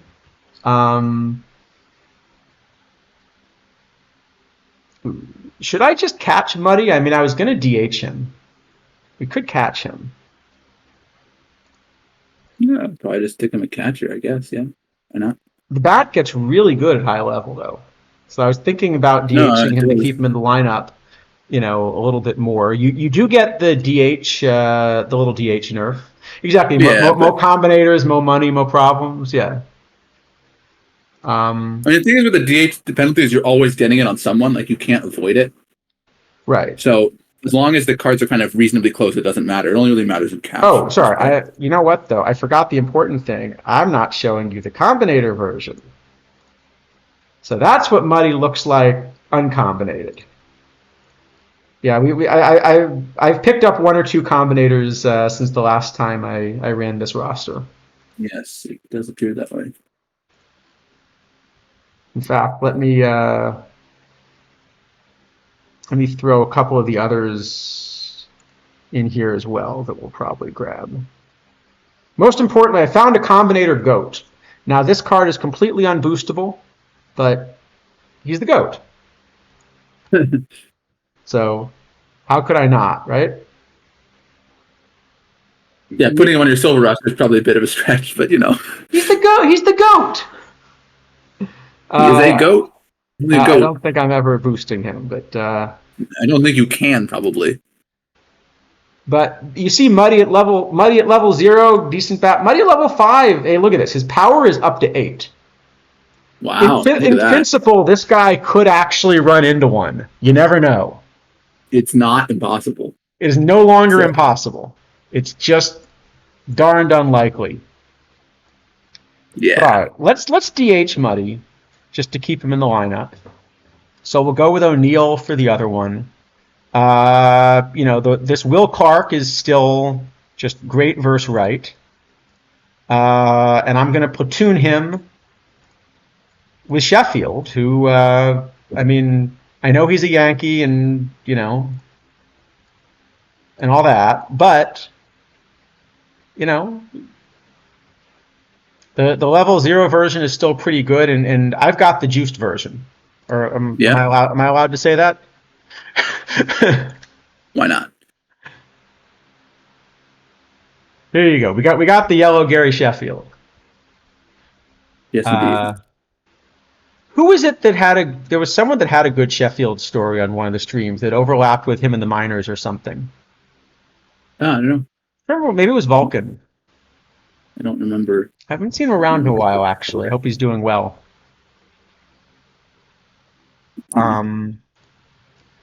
So second base, I had been just running this Eric Young both ways. But I think I might do something else here. This is maybe a spoiler for a grade that we're going to come up with a little bit later. Yeah, get ready to break the emotes out. But if you've seen this card... Now, the question is, with 99 range, do I want to run him at short, or do I want to run him at second? I do have a question for you with this card, which maybe we'll get to when we rate him. Yeah. Is this order of the digits in his overall, or the other order better? Like, which is a more accurate rating? He's about halfway between, probably. So, I think the combination I like better might be running him at second and still running Stevens at short, but I'm not sure that's right. I'm not playing Stevens actually. What? I'm playing Ortiz instead of Stevens. Okay, you could do that. The other option is I could keep running Eric Young at second and run Connie Day at short, and I'd be pretty happy with that too. Right? Yeah, I'm running Snow at second. Well, I guess yeah, Snow at second. Henry Davis is third. All right. Would you rather? We can keep Eric But Young. I mean, We can do it, run him at yeah. short then. I mean, because the thing is, Stevens actually has 100 range. So my thinking is this just gives me this like ridiculous defensive middle infield. Yeah, I mean they're both pretty solid. So I think I'm going to try that, but I don't think you're making a mistake if you run Connie Day at short. I think you're making a mistake if you're not running Connie Day somewhere in your middle infield. I will say Connie Day does have catcher. Yeah, but I mean the value here is that he has this 99 range plus the bat, right? Well, the thing that I'm wondering is there ever potential to run some kind of like Henry Davis, Connie Day catcher weirdness? Oh, I see. Maybe. I feel like he's just so valuable defensively. I'd rather. Yeah, I think probably, but it feels like to me there are enough kind of catcher adjacent guys that is not like an impossible build to try. All right. So, next decision. So I have this Steve Braun, which was like the first combinator I got, and sort of moved past, but he is there. So I've been running him in Cintrone, but there is the most Warbot card ever. So this guy's got to be on the roster somewhere, right? Yeah, the level 5. I thought about putting the base version on the roster and didn't quite have a place for him to go. So level 5 is definitely. So the thing is, this card can play right just fine. Yeah, no, I mean it's level 5 is obviously great. You don't need Andrew Jones on the roster, do we? You know what? But we don't need Andrew Jones on the roster. You know what? We don't need Andrew Jones on the roster because look at all this chemistry we're getting from our combinators. Yeah, the base Andrew Jones. I mean, obviously a combinator Jones would be on, but the base Jones is probably kind of. I think AG probably should be. Well, I guess he was combinator Brown. Yeah, because he's at level 5, and I'm sort of trying to. I'd probably put AG on for Geyer, I guess. No, but look at Geyerhurst left. Did not realize it was a combinator. That was why. Okay, then that's good. No, that's why I think that's what I'm gonna try then. I guess. Well, yeah. The only question is it's probably Yost over Braun then. So Braun just becomes kind of a backup first pinch hitter. Yeah. I guess so. Yeah. That's probably fine. Maybe he's the first DH backup as well. All right, so I think I've got pretty close to my thing, except for one little bit of hilarity, which is just for fun. Should I let the AI set my lineup? Oh no! Here we go. What do we think? It's gonna put like Jerry Brown hitting fourth or something. All right, here we go. So Yost. All right, I will say, with the OBP, I'm sort of okay with that. Herzog, fine. Muddy is actually okay for a 3-hitter. I know he's got no power, but he's still probably the best hitter right now. Yeah, Connie Day looks. Yeah. All right. You don't think Lance Berkman should be hitting 8th? Yeah, I'm gonna say Berkman should be a little higher. Yeah. Let's do something more like this. Maybe something like that. I like that better. Sure. I don't think the lineup construction matters that much, but okay. And the other way we've got no.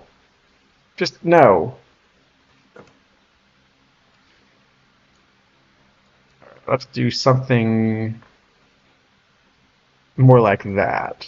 All right. I think we did fine. ish. Although, I don't know. Okay, all right, all right. You know what? Hold on.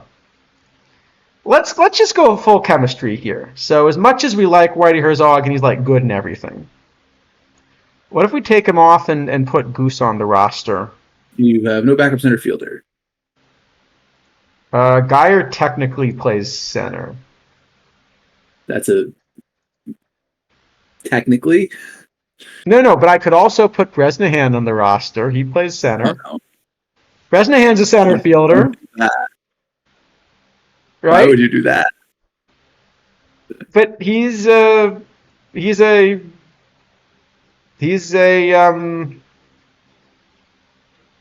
Well, the card does say center field on it, technically. the card does say center field on it, doesn't it?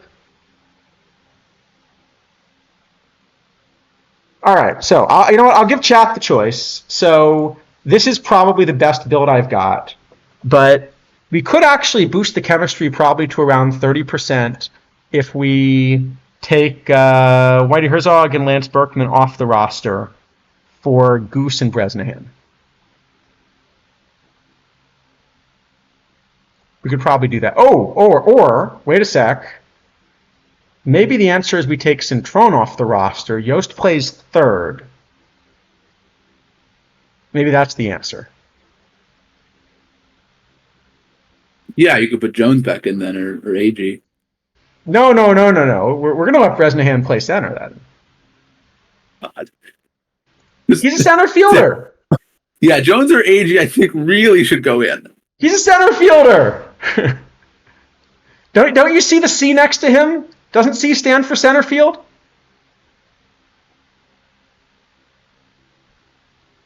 No? Maybe not? Yeah, I'm thinking we should put Jones or AG in. We actually probably should put Jones or AG in. All right, Probably you know what? AG if you're just one of them, but All right, you know what? I'm gonna go with this. I'm gonna say this is my roster. Do you have your roster ready? I do. All right. Let's very experimental and almost certainly bad, but all right. That's what we are. For, right? So hopefully T Chuck is still here. Let me just see if I can ping him.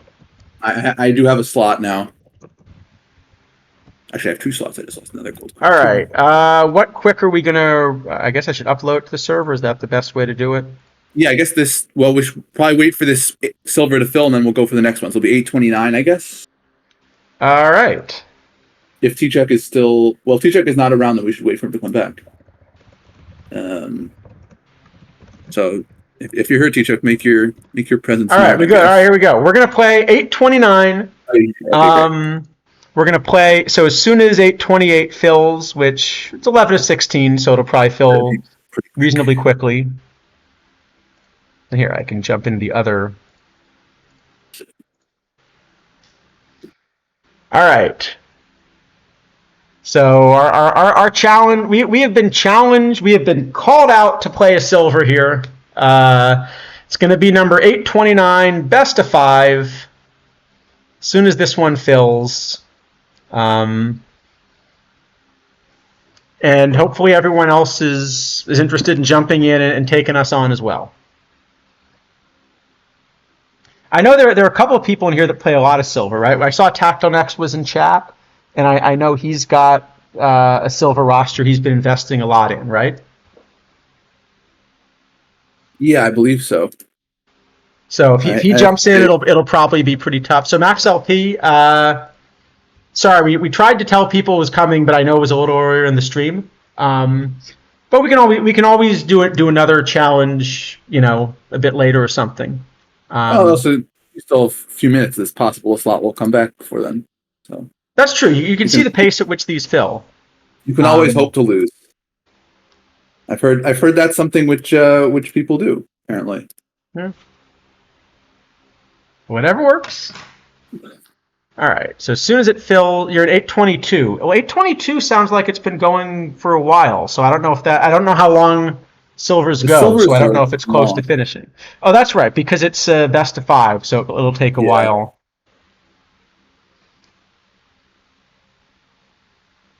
Man, this Yeah, Mr. silver is Otto, really we going. thought we would try to create some. We don't know if we created good ones, but we're open to suggest. Okay, in the quarterfinals. Okay, so you're probably going to be in it for a while then. Well, Um, yes, it's a at minimum half an hour to go. Then okay, well, Max LP, maybe we can get you in a future one then. Sorry about that.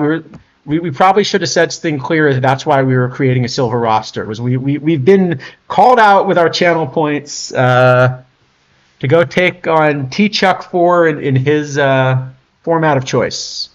So and yes, he indeed. he has chosen a silver duel. Okay, you're up to 14 in the thing. As far as they call it, invited. All right, Invite, that's sure, fair. invite. Yeah, fair enough. Challenge, um, friendly challenge to the format of T Chuck's choice. Okay, so in the meantime, should we give Connie Day his S plus now, or It's a good card. I guess let's get this started, and then maybe we should rate a couple cards. Okay, actually, I do think there's maybe one other bit of news that's worth discussing.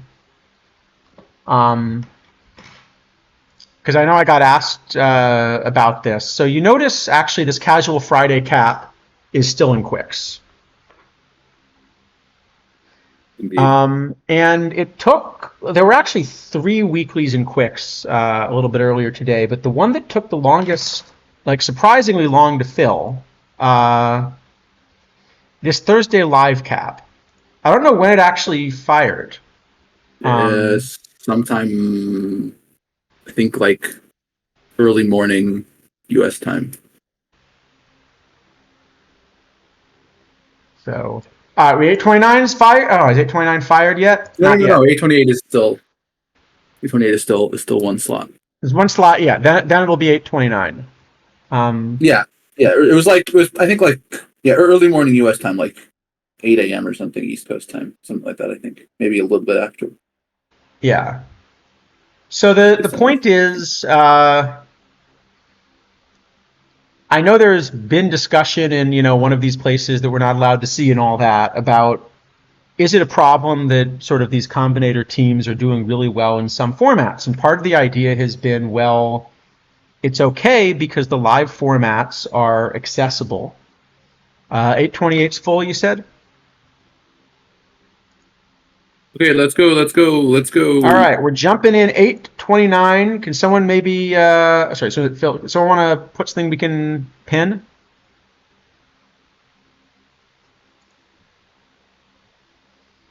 I could just pin this thing.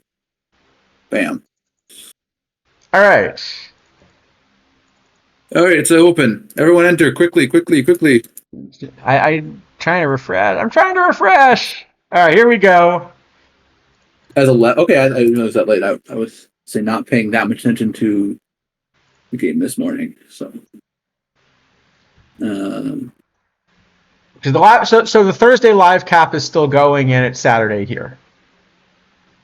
well, that's yes.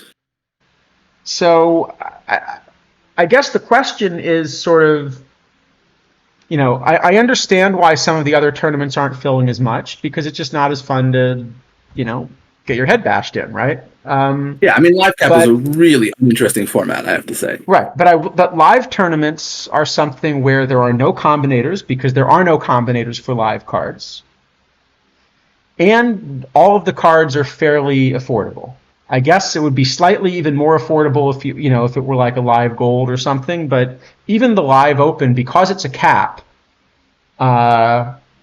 it's probably a reasonably accessible format. Well, also the thing is that I mean, you can quick sell every card after you play it. So in the end, your expenditure is just the price of quick sell, which is maybe 20,000 or something.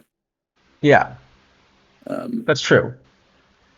So I guess the question is sort of why is it that even a tournament like that is not filling? Well, I mean, I say for my part, number one, I think live cap is not a particularly interesting format, right? It's the cards are all kind of the same and there isn't much to do. But the other thing is, I mean, the fact that there has been no tournament refresh in 3 months, I'm bored of pretty much all the formats at this point.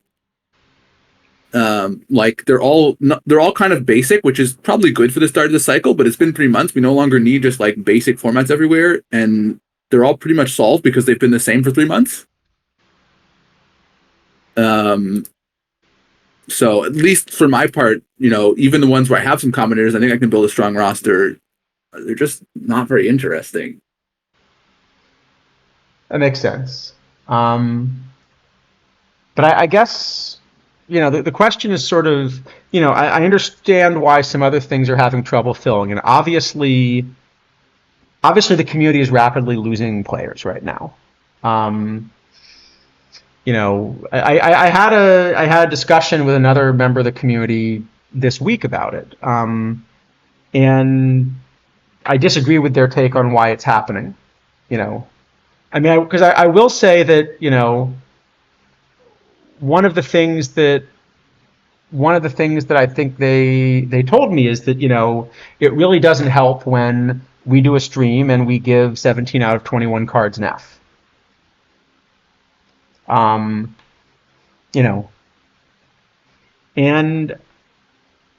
I sort of feel like it's a little bit the other way around, that, what we're trying to do on stream is we're trying to help rate cards. And, the best thing that we can do is give you the most honest assessment we have of what cards are useful. So if it turns out that there's a week where 17 of the 21 cards have no competitive value, and this is about competitive value on the stream. So for example, some of the cards that we're going to rate that came out this week, so some of these are cards which they tell an interesting story. It's neat to learn about a player. It was cool to kind of hear about, that there was a catcher in the Negro Leagues that would like catch the game from a rocking chair. That's a really cool story. So, there's a good reason for sort of Pepper to be in the game and to be able to tell that story. But if it turns out that the card has no competitive value, then it would still get an F on this stream, because what we're trying to do is we're trying to help people whose goal it is to compete, figure out which of these cards have competitive value. We're not giving them Fs as people. For that matter, we're not, if there's an excellent card from someone that's not such a nice person, it's still going to get an S, right? Yeah. So I think, I understand the desire for all of the streams to be positive and try to build stuff, but I honestly think the most valuable thing that we can be doing is instead to help people play the game more effectively, because my sense is that what's driving people away from the game is losing. And that the reason that, basically people are leaving is because it's not fun when you're unable to compete. The best games are ones where you're sort of shearing the sheep, not slaughtering them, right? I think the other thing which I'd say about the ratings is that like a stream where we give every card an S is also a negative stream. I agree. Like Connie Day is a really strong card, but the conclusion on Connie Day is just going to be you should put him in every single roster he's eligible for. Like, he just should not have been printed this way. It was a mistake. And if all the cards were like that, it would be an enormous mistake, right? Like, Utley has not been a positive impact. Utley's not a positive impact. Remember, we're going to talk about this Bobby Dorr card later, and I think the Dorr card is kind of okay, but Utley just completely kills him. Right. So, it's not to say that, like, just saying, oh, these cards are great. This doesn't mean we're being positive necessarily. It means that the cards are strong, but it doesn't mean that we're happy about it. Yeah, I think that's fair. Yeah. And I feel bad about a lot of this because I love the direction the content has gone. Otherwise, I think Sporer has been, it's funny. It took me a little while to sort of warm up to him. But now that I kind of have a better idea of who he is, I really like kind of what he's brought to the game. Partly because he just does have this deep appreciation of baseball history. And as much as, we can get our memes about the Tigers and everything, he actually has he actually has this appreciation of baseball history and bringing up neat stories and Except last year's PT League Torkelson. That one is a little juice. No, little juice, but Yeah, no, I agree. but the point I the agree. point is I think there are a lot of things that I really like. I really like that there's been an attempt to upgrade the tournament scene and have it be meaningful, and have it sort of not just be about the league. I like the idea of these different formats. I like the idea of trying to take things like the PTCS and really make it big. Yeah, I mean, there's also been just an enormous number of quality of life upgrades this cycle, which I mean have really not been advertised much, but are I think even more useful to the game as a whole than like any of the features that were added. Look, even just simple stuff like the entire cycle the servers haven't gone down. Yeah, I remember I had one of my most promising Perfect League campaigns was derailed because I was running a one-man rotation in the playoffs, and then the servers went down, and they processed several sims, and that wasn't going to work. Now, you can ask me why I was running a one-man rotation, and I can tell you the story, but suffice to say that had the servers not gone down, there was a very good reason to run a one-man rotation.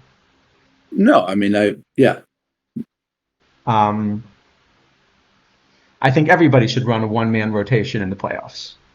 Well, till things go wrong. No. Assuming that the servers are up, I think everybody Yeah. should run it.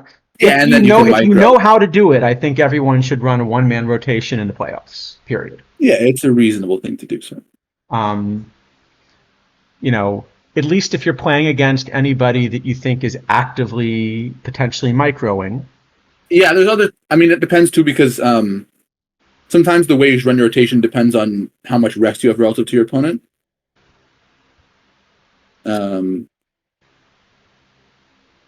Like one of the big advantages of rest in League is that you can threaten more handedness starting pitchers than your opponent can. Yeah. That's really the idea. Yeah, it's to make it. Yes. So Underdog, I agree that the changes they made this cycle to combinators and chemistry have really hurt tournaments. I agree with that as well, right?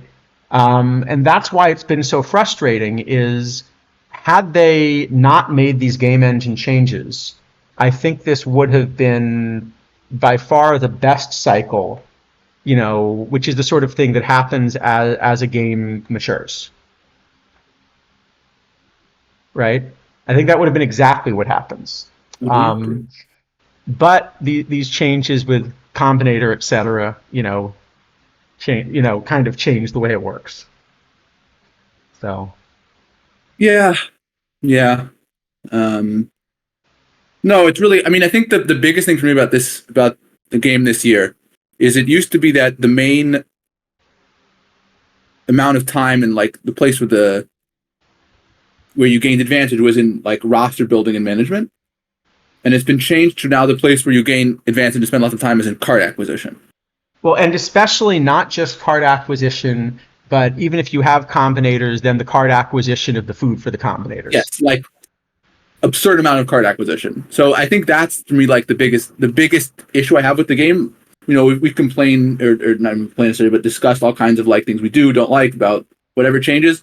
The biggest thing is that at this point, what's being emphasized is no longer like the how good are you at building rosters. It's the how good are you at buying 50-point bronzes. Apparently, I'm actually pretty good at it being in a European time zone.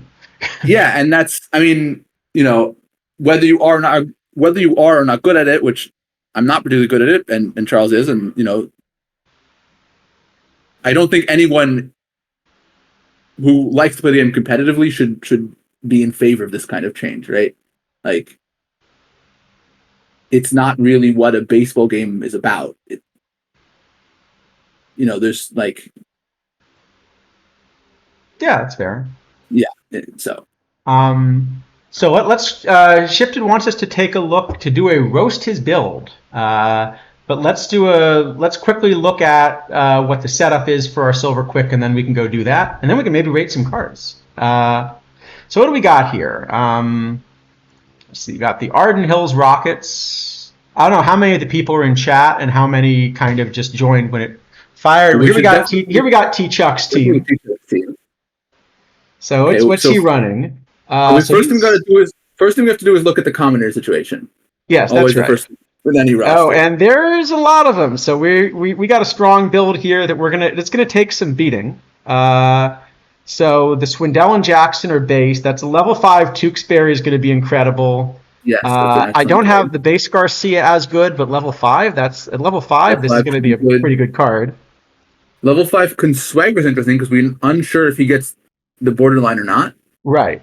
But I'm running the base version and trying to make him a starter. So yeah, I would certainly try it with the level 5. Level 5 Conswagger is certainly an excellent reliever at the minimum. And then he's also got the same Danny Kolb, that I was pumping up. He's closing. Let's see. We got Dick Dietz. He should be a pretty good one. Level 5. That's a bat, especially versus left. But I guess at level 5, are you going to run him both ways now? Yeah, you're going to run him both ways at level 5. Jimmy Fox, who could catch, but you're just making a big bat out of him, right? This is like Adam Dunn on steroids, I guess. I put the base Fox on my roster, so yeah, level 5 Fox seems great. Again, I'm not sure I'm doing as good. So Joe Judge is the card that I've been looking for a couple weeks and haven't found. This looks excellent. Love this card at level 5.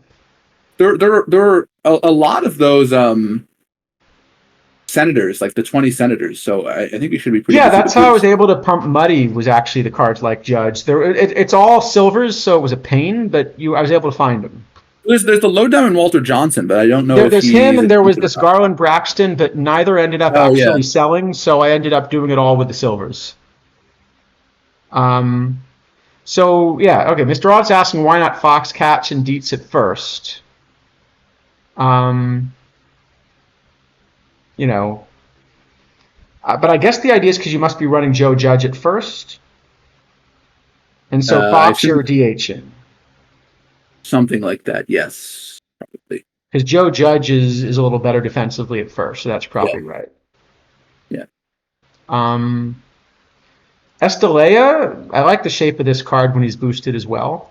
That's going to be a solid bat. It's funny. Adolfo Phillips is a card that a lot of people seem to really like in silver, and my model just never wanted to run. I always wanted to run like Owen Wilson one way and AG the other way. Yeah, base Phillips looks like kind of second, third tier to me, but the level 5 should be quite good. Yeah. Yeah. Yeah, Sam Wright. So actually, I guess that's right. So Joe Judge does even better than Muddy. Yeah, Joe Judge will do better. Because he has more. So Joe Judge will be even easier to boost, probably. Sam Rice really has never gotten as good of a card as I think. Sam Rice feels like a player who should get a good card some cycle and just never has. Let's see what else. All right, we got it. Watertown Sword Guys. I see them in a lot of quicks. I don't know if this is anyone in chat, but I see them in a lot of tournaments. This is a very different build than we're running, right? Are there any no combinators here? Like Bud Tinning, for example, I don't think is a card we've ever really looked at much. No, Tinning or Jackson or Rixie all look. Jackson, I thought, was one of the decent release cards, but just has been passed a little bit. Yeah, he's been pretty much run over. He's also very splitty. Let's see. Okay, I know this guy. Yep. So he's running 5 lefties here. Seems to be the idea, and I wonder we'll see if he's even running them like with openers, but kind of going with the all lefties and then the righty bullpen, except for one matchup guy, I guess.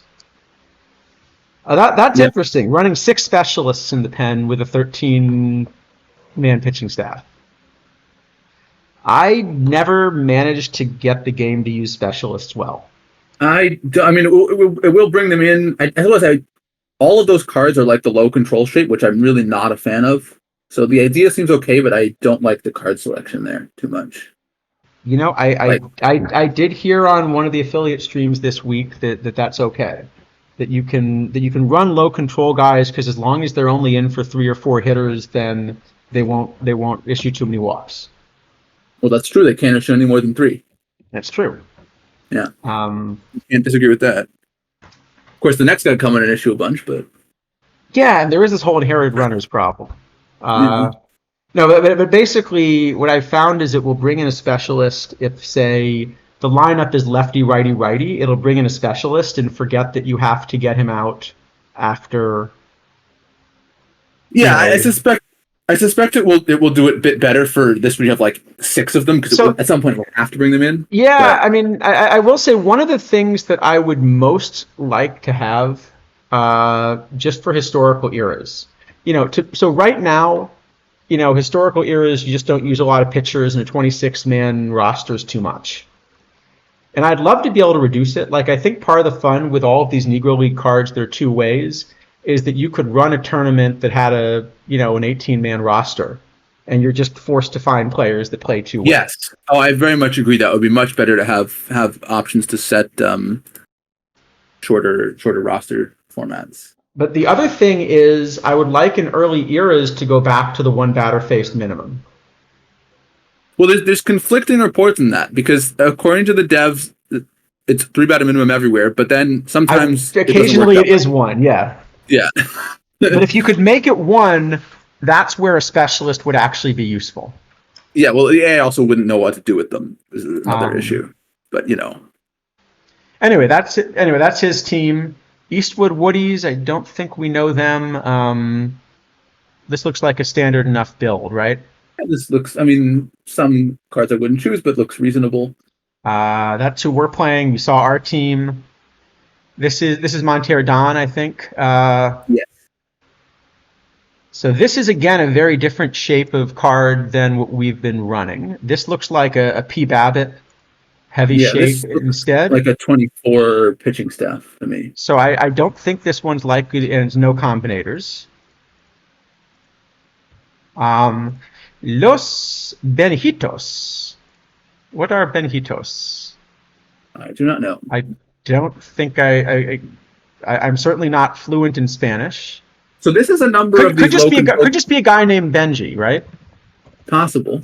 But This is a number of these low control guys, but some of them are commoners, like a level 0 Wunsch, level 1 Adams. I still don't like running. I can't imagine it's gonna work though. I like combining that shape, but Wunsch and Adams have such low control; they're still going to be bad. I'm pretty sure. If anyone knows what Benjitos are, please let me know. Unless there's a reason it's not printable in chat, in which case, please don't let me know. I've never seen the word. Yeah, so Wunsch, I mean, the problem is, even at level 5, I just don't think it's playable. No, it's too low. I also would not, honestly, I would not come close on Adams either. No, I wouldn't either. Why is he not showing up? Oh, you know what? It's still pretending it's combinator points. Because for the combinator we finish. But yeah, even this card high level, you're probably going to get to what, 20-ish, 20 to 25 control? Yeah, it's still probably not great. Certainly not a card I would choose. Like the shape I like boosting. Like I think Phil Nell is what I've given as an example of that kind of shape where boosting the Phil Nell seems really good to me. Yeah, I think that would work. But 15, it's so low. By the way, I did see Shifted wanted us to do the roast his team. We'll do that as soon as we finish this. Trade wind tied, so all righties, but I just don't like the choice. This looks like an AI roster to me. I would bet that's an AI roster. There's too many 79s to be intended. Let's see. Okay, all right, Minerva. We know this guy. This is not the roster he intends to enter. This is just hold on. This must This isn't a real roster. I think we can skip this one, and when the tournament finals, we'll look at it again. It'll probably have a real roster. I'm going to assume he'll have a different roster in there. Minerva, if you're watching, make sure you fix your roster so that you can run what you want to. The Halos, we've seen them. This looks like a pretty standard meta roster, no combinators, but sort of mostly meta. Yeah, looks solid. And they're running Connie Day. Okay, how many Connie Days are in here? Actually, that's a good question. Hopefully 16. 4. Well, he just came out yesterday. Yeah. And Minerva might have a 5th. I'm guessing Minerva will have one, assuming he's got his roster updated. Yes. This again like an AI roster to me. Yeah, unless they're no combinators. Okay, not a big fan of that one. Uh, is this is D block, right? I believe so. Yes. Okay, so this has a couple of these cards that we were looking at a lot earlier in the cycle. Um, that maybe have been surpassed by a card like Sabathia. Yeah, I mean, But it's not a but shape I love for boosting the high control shape. I will say, like I for do, Yingling. yeah. And I think if you could boost a couple of these, yeah. So actually, Yingling, it's only actually a Only card like level this must zero, be impossible to boost. probably almost impossible. Yeah. Um, so it's a reason. I mean, it's a reasonable choice. Just missing a couple cards. It sounds like. Yes. Um, It looks like. Yeah, I mean, it's I got might, I some might, stuff. I might run Tewksbury as a starter instead of out of the pen, though. I don't know. Yeah, I mean, this looks like it's got like a number of the launch cards that were good, right? Like Delancey and Yeah, I Sano and think this would be a Dominant. good launch one. Just It's kind just of there's some of the newer not updated. cards. But Yeah. if you're missing cards, you play what you got. Yeah. Let's see. This is probably maybe not. Okay. This It is not looks. a stronger roster. Then Keeper Ruiz is just well, okay. I don't understand what Keeper Ruiz is doing here, but sure. Here's your roster. I know you told us about it, but now we can see it. So you've got the level 5 Swindell. You've also got, you were telling us all about, Mr. Campbell. Yes. He's surprisingly hard to boost, actually. He's a lot of good bronzes, but like nothing good above bronze. Okay. Um, Uh, and then we've got Tactile Next, who I know has invested a lot in building a silver team. So I'm guessing this is going to be a strong build. Okay, level 5 Merit, all lefties. Level 5 Merit and all lefty level 5. So I haven't looked at the base version of this card at all, but level 5, it looks like it probably ends up uh, pretty I had playable. him kind of borderline low silver, I think, last in game. So Yeah, I'm level saying five, so. he's So probably, level 5, he ought to be probably solid. solid. Yeah. So running the 5 lefties, so that's part of the idea here. Um, Yes. and then he's also got the level 5 Fox that we're talking about. Perish, again, not a card I would have loved the base version of, but starts to pick up some power, at level 5. Yeah. You're also running the Adolfo Phillips, so that we had that discussion earlier. Um, Level 5 Granderson's got to be an interesting card because the power starts to become pretty relevant. 148 power is going to actually be meaningful No, against I lefties. I think level base Granderson is pretty reasonable, and so level 5 should be great. And Dink, I see the idea. I'm guessing this is going to be impossible to boost. I mean, these new league guys are not impossible, but they're not easy. Yeah. Like in a few weeks, the however many bronze and irons that were added last week will help a lot.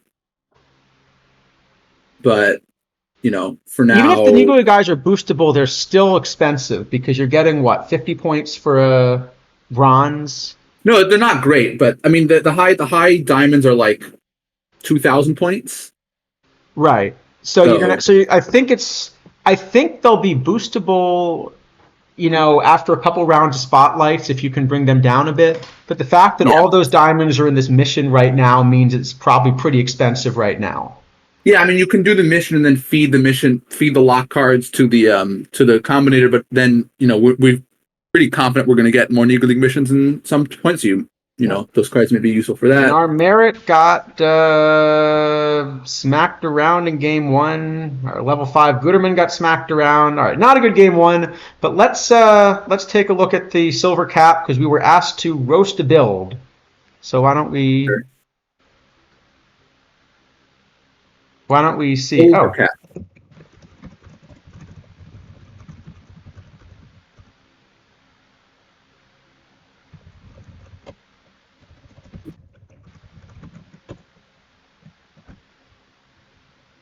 hold on one sec. I was just getting a message.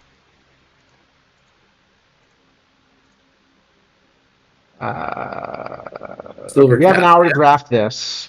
I just Okay. want to try one thing real quickly.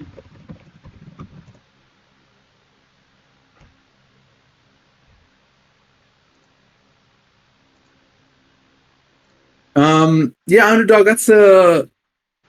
I think the problem is that there really is no way to talk about the game without talking about the combinators, because the combinators increasingly, I mean, in iron we're already seeing it strongly, in bronze we're seeing it pretty strongly, but increasingly as the cycle continues, combinators will become more and more and more dominant, basically. So underdog. I Yeah, think there are things we can try to do. So in a game with combinators, it's going to be difficult to compete without investing in them on some level. I think unfortunately that's probably the case. So I was checking. So I just got asked. Spore was just asking me something. I just need to get back to him. but Okay. yeah, I Um, mean, yeah, it's just very difficult because even if you aren't going to do the combinators, every tournament you enter except the lives there'll be someone who has decided to, right. and then you have to be able to deal with it, and then you sort of can't avoid the discussion any longer than that. Yeah. So I do think it's the case that you know you can look for the cards that are the most efficient non-combinator versions, but I do think in the end probably you are going to have to play a version of combinators in order to compete at your favorite level, and you're going to have to make some choices. Maybe the answer is to be competing in Diamond and Open because it's going to be the fewest combinators there just because the drop rate is so low. Yeah, for the most part, Um, you can dodge them in open and diamond. But of course, open and diamond are expensive formats to play in to begin with. they Um, are, but they now are so actually probably the cheapest. diamond is almost certainly cheaper than gold. Um, So, okay, there is a particular whale that lives in Open and Diamond. yeah, but However, I I have wouldn't be too concerned about that one. I haven't had a lot of trouble beating that team with my gold roster. No, I haven't had trouble beating that team with just regular stuff because the Um, builds make no sense. Um, but so underdog, I think the way I would think about it instead is in a game with combinators, which is what is the way to kind of get as much success as you can. And one possibility is you decide you're going to invest in certain combinators. That's eventually the decision I've made. Um, I just want to make sure we're not about to end the tournament before we. no, Yeah, because we were asked to. this is the best of 9, I believe. So Is the best of nine? Oh no! Wait, did I sweep somebody? Okay, no, I just yeah. Um, it just looks good because the way the calendar goes. yes, All right, here we go. So no, but we were asked to roast a build. yeah, Uh, shifted. The thing is, like, yeah, some of your like low level cards are not great, but they're combinators. But your roster is constructed in a way where you like have a reasonable depth chart, and your bullpen doesn't get tired at once, and you have the right number of cards on your roster, which is like kind of the level that we're at here. So it's a yeah, I very different mean, scale. I will say that Soul team. But man, has he got some expensive builds. Like I saw him in a low diamond, and his low diamond team is entirely different than his gold team because it's all low diamond level 5 combinators. Some of which are not good. Yeah, and he had Like several on the even bench level that were fives, also they're level not good. 5, and some of them were much worse than the gold combinators he had. But I think the fact that a team like that exists is maybe the clearest indication that combinators aren't going away, right? Yes. Because he's got to be significantly helping to fund the development of the game by putting that team together. Yeah. The question for the development basically is, you know, will this person continue to play if everyone else stops? Right. Um, which is an open. Right. I mean, I don't know. That's a good question. All right. Anyway, we were going to roast a build, so let us roast. Let us see if we can roast this build. So only negatives? Is that the way we do a roast? I'm trying to figure out how to. We're trying this for the first time here. Well, I mean, the immediate first problem is there are fewer than 26 combinators. Are So, there? Or hold on. well, that's an issue. No, hold on. He might have Oh, there are 26. fewer. He might have 26. I thought I saw Nope, one he's that got wasn't. 26. I can't give him a problem on that. Can't fault him. Okay, fair enough. I thought I saw one that wasn't, but I missed the star. Now, he's clearly really cheaping out though on the combinators. I mean, look at this. Some of these are Yes. level 0. Yeah, that is a bit pathetic, you know. Yeah. Yeah. Um, I don't know that we can excuse that sort of all right. behavior. All right. What do we think of this build here? So I this mean, is right away silver. we've got a pitcher with a 36 ERA, so that's something Oh, that's yeah. gone. I mean, come on. This is okay. Yeah. Okay. Actually, I will say, in all honesty, even at level 5, I suspect this card's probably unrunnable. Yeah, probably. Jerry DeVoto, terrible GM, even worse combinator card. So, speaking of, you know what, I shouldn't say things about specific users, but you know, I will just say that, you know, how can we do this without? Yeah.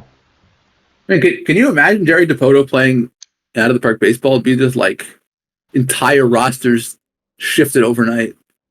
I mean, Well, no. I think the best one is, you know, but I'll just say we've noticed that there's a new prominent member of the community who is spending egregious amounts on, you know, building level 5 combinators, you know, of everything in sight, but not really constructing rosters very well.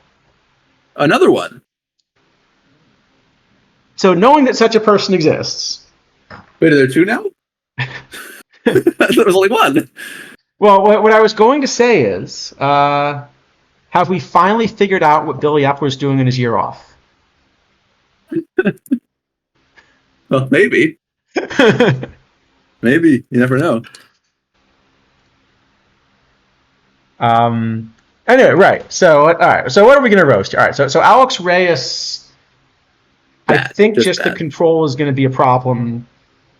Look at this guy. He has walked 20 batters in 5 2/3 innings. 20. Yeah, just terrible. So, I mean, in case we're trying to figure out, you know, can you make this work? I think the 13 control. I think this is one where even if he turns out to be pretty boostable, I might get rid of that one. that is a really good stat line, by the way. Can we go back that for a second? Go back to Yes. Reyes. This game on the 26th, 1 hit, 4 runs, 5 walks. That's something. Right. So I think one of the points we've made, I mean, because, you know, I know Max LP was bringing up, you know, Austin Adams before too. And Adams is not quite, he's pretty close, right? Reyes, the base is 12 control, and Adams is at 13. I'm trying to remember. Like that. But I mean, Adams has 80 more points per home run. So that 13. obviously. Yeah. So, okay. So Adams is going to, you know, yeah. Yeah, so Adams, I think, is going to be similar to Reyes in terms of just like he's going to walk the whole ballpark. The only difference is you're not going to cash in on as many of those runs because he's better at preventing the other things than Reyes is. But the problem is at this kind of walk rate, like, okay, forget the 5 2/3 innings because some of that comes from the fact that he's also giving up a lot of other hits. Like, let's look at it in terms of batters faced instead. Is there a batters faced here? Okay, let me try the stats. Let me just try the stats instead, maybe.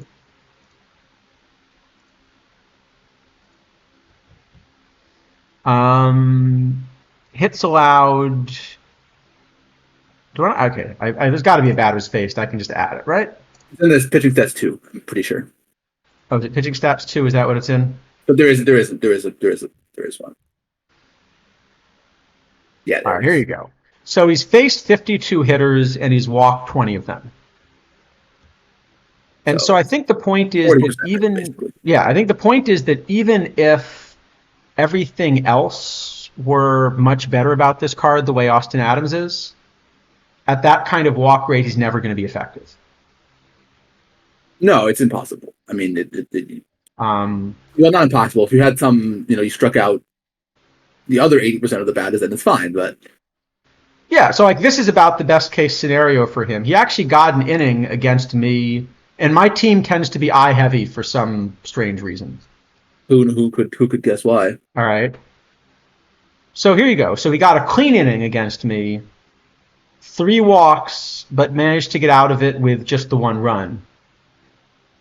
But that's that's the kind of the thing that's going to happen with a card like this in a good scenario. And if you don't bring him in a clean inning, obviously it's that much more dangerous, right? But yeah, I mean, we're saying this is a good scenario. I mean, we're accepting that this sort of a 9 ERA is what we want. Like that's yeah. So I think just all of the the walks. I think so that one I would change. Let's see. Okay, Merritt. I think we talked about. I was running also. Swindell. Oh, sorry, this is me. It's your roster. But there's a exactly big difference. I'm running. Between a card like that and a card like the Steve, who also is kind of low control. Like the difference between Steve's like 50 and Reyes' 15 is a lot. Sure, I can show you how my Steve is doing. So this is also a combinated version. But let's see if I can get splits versus left, because it's really that's where his control is. It's a tournament, so it's a tournament, so versus left is not going to work. Fine. Given these out of the bullpen, I assume he's facing a fair number of lefties, right? Yeah, probably 60% or something. But okay, so anyway, he's had 91 batters faced. Hold on, I should be able to give it just walk rate. It's got to be one of the stats I can grab here, right? No, you can only get walks per 9, which is a lot worse. I thought I've seen like Sporer had a view that had rate stats. There's a strikeout over walk ratio, but they're not each one individually. I mean, you can calculate them easily, of course, but let's see. All right, so he's only actually walking 2.5 per 9. That must be lucky. He must be facing a lot of righties then. Oh yeah, all right. We drifted away from the roast. Right. We're supposed to be saying the things we don't like about this roster. All right. All right. Mike Garcia. I guess level 3 not is level probably 5. Not level 5. Level 3 is probably fine. Okay. It's probably fine. We decided this is actually Jackie May, right? I don't know. I'd assume Jakey, but if you're going to tell me it's Jackie, I believe you. I've heard other people, like Sporer was pronouncing it as Jackie, and he usually is pretty well sourced. Great, Jackie it is then.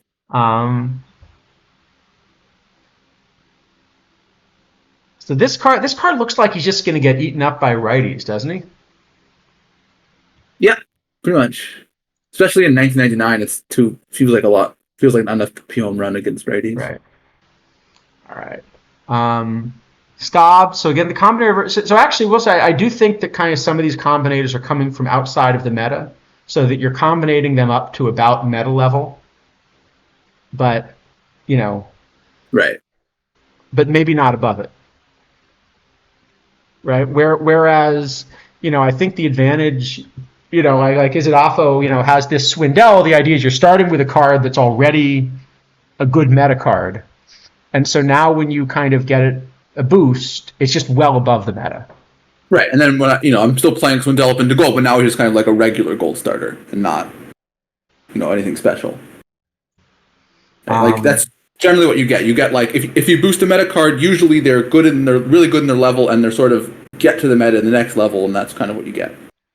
Yeah, I mean, I will say that with Shifted, I know I've seen his gold build, and it's really, really strong. So It's probably similar to what I've got here, where I'm sort of running like the extras from my silver build. I'm running some of the silvers that made my gold roster, but I haven't invested as much in silver here. But anyway, right, where were we? Right, back to the whole. Mr. Audit, the OSB 25 grantee is, I think, fine. Nothing super amazing, I don't think, but fine.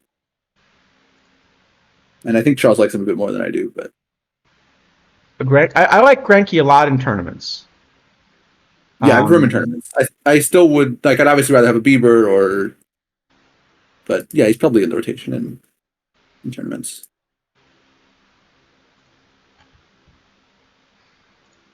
Let's see. Arnold Carter. I think again, this is just coming from out of the meta and trying to bring him into the meta, and so I think you probably get there at high level. Yeah. But it's still kind of taking a non-meta bronze card and trying to boost it enough. So, for a cap, I can see why you're doing it. But I don't think this is actually a card I would have put effort into boosting. I think I probably would have picked some different bronze pitchers. Yeah, I mean, level 2 is probably pretty minimal effort. But no, level 2 just means you hit the 500-point thing that, yes. And Heart Cell. So this is all the same shape of just like completely punt on stuff. Right? So one thing that means is if anyone's trying to play against this Blue Jays team, the best way to attack it is almost certainly going to be high BABIP guys. Right? You must be striking out, basically nobody. What's Carter striking out here? He's striking. How is he striking out 5.6 per 9? No idea. All right, you must have like the best framing in the history of framing behind the plate with this guy, right? Because also, Stobbs was sort of, the same thing, right? Okay, he's at 3.6. Nah, it's probably his luck. Yeah. Yeah. Yeah. So I think the main things I'm supposed to hate on in this roster, definitely Alex Reyes. Yeah. Jerry Dipoto just on general principles. Yes. Also, I think as far as like a card and a cap, I don't know that this is a shape that plays up as well. Because the homers will keep you in the game, but it's just going to be hard for him to get people out. No, I'd much rather like Ryerson or Welsh. I think so, yeah.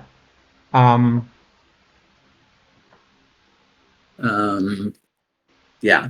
Yeah, so Don't Cut the Deepak Dragons mentioning, I don't think the high BABIP route is kind of a dominant strategy in general. Just the way the game engine is set up right now, probably Power and I are more efficient than BABIP. But the point is that it's still a pitcher versus hitter thing. It's not just like a hitter versus pitching machine. And so if it turns out that you happen to be facing, if everybody's running Arnold Carter against you, then you probably want BABIP and I rather than Power and I. Or if you're facing me and I would like to run like 15 Bill Campbells. Then you want BABIP and BABIP. Yeah. Right? If I'm facing Alex Reyes, I want Power and I, or actually I want I and Power. Really, you just want I don't even care. Really, yeah, really, just I want I and I, yeah. So the point is, it depends on who you're facing. But I was saying specifically for this Blue Jays roster, that's one where I think if I were attacking this roster, that's what I would build, right? And there is a bit of a matchup, right? I mean, a similar example. So actually, the reason I'm running this is that Tactile Next had kind of challenged me to build a silver cap roster. So I tried it a couple of days ago and didn't get that far. I don't remember how far he got, but I saw he got at least to the quarters when I kind of had stopped looking at it. So he beat me pretty good in that one. And then I don't know if he played today. If he did, he didn't go deep anyway. But he may not have played today. But I built one kind of because he had challenged me to do it. But then, we looked at that silver roster of his, right? And it was all those 5 lefty starters. So if you're just building something against that, you actually want to build a fairly right-handed roster, right? It's Alex Cintron time. No, he's on the left side of the bracket. Okay, so he is actually in here. Where is he? Okay, well, he may have had a bad day today. But I know I've seen him. I know I've seen him make a lot of deep runs. So, I'm not gonna push too hard on someone that has one bad day when they're clobbering the format, right? Yeah. Except the Blue Jays, because we're supposed to roast them. So what can we say about their hitting? Dietz, I mean, come on. Look at this lack of framing. He's got 62 framing. How can you put this guy behind the plate? Wait, what? He's got what OPS? Yeah.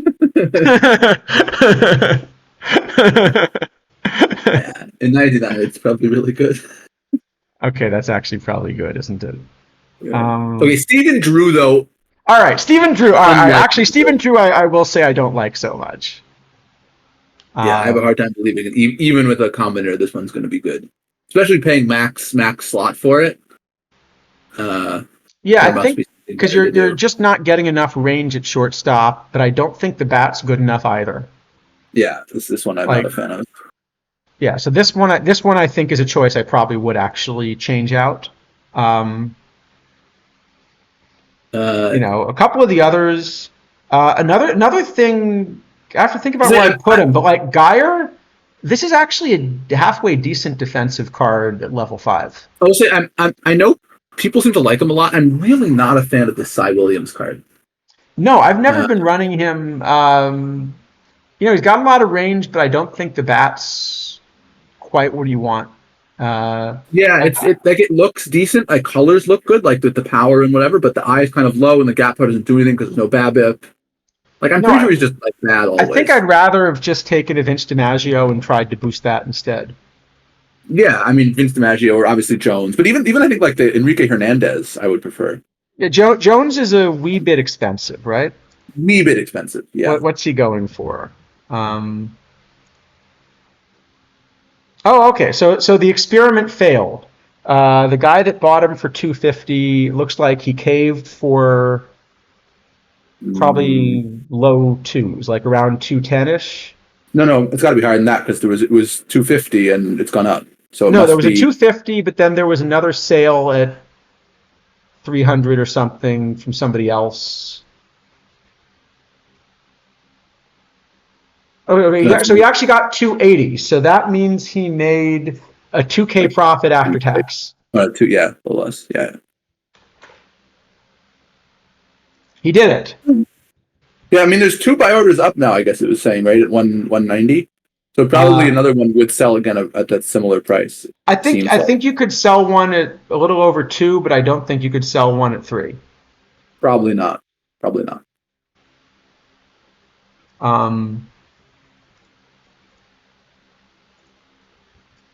What else do we got here? Okay, Fothergill I kind of like a lot actually. Yeah, that's great. That's an example of just take a meta card and boost them. You managed to find the combinator hunts. Yeah. Geyer as a combinator is not ideal because you don't get his hit by pitch boosted, which is really That's true, but he's just so good versus lefties that I'm kind of running him everywhere as well. No, the card's still really good. Funny. Let me see how mine's doing as well. Mine's also, I mean, look at this, and this is again half of this is on his bad side. Yeah. No, I mean, I think the cards which probably should go there are the Drew and the Cy Williams. Yeah, do I get? I guess right. Tournament, so no splits. No splits. Yeah. Although the card here that I'm happiest about, right, is the walking 33 walks. Look at that. Look at these walks. If this guy faces Alex Reyes, you know what, Cage Wisdom, we are terrible at roasting.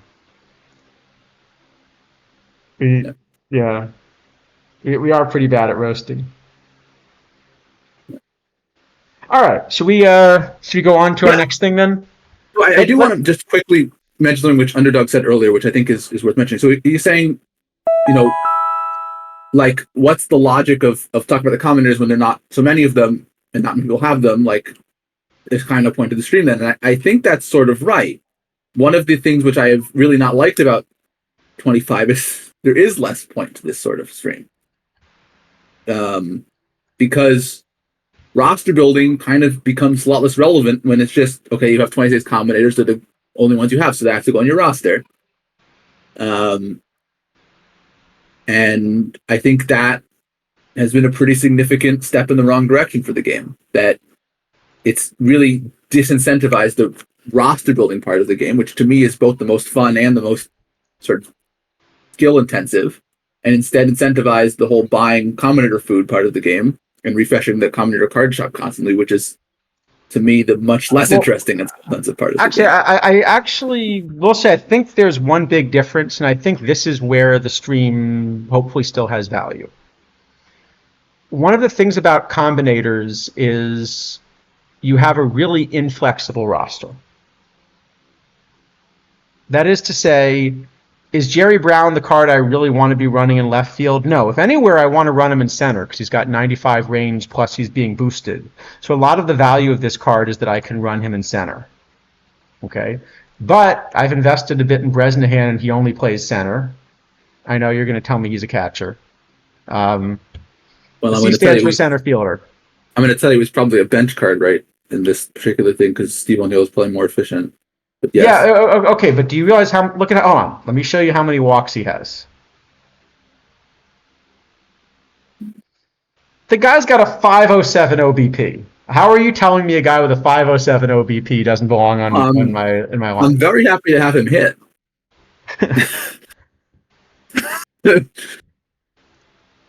Slightly less happy to have him field. Okay, minus 3.6 ZR, but you know.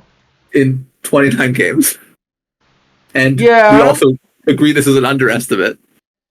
You know what? Actually, now that I look at this, I think maybe this is the better configuration. Yes, it probably is. Isn't it? Probably, yeah. I think that's the better configuration. And maybe similarly the other way, that's the better configuration. Well, this way definitely is better because it's just, you know, pretty easy one.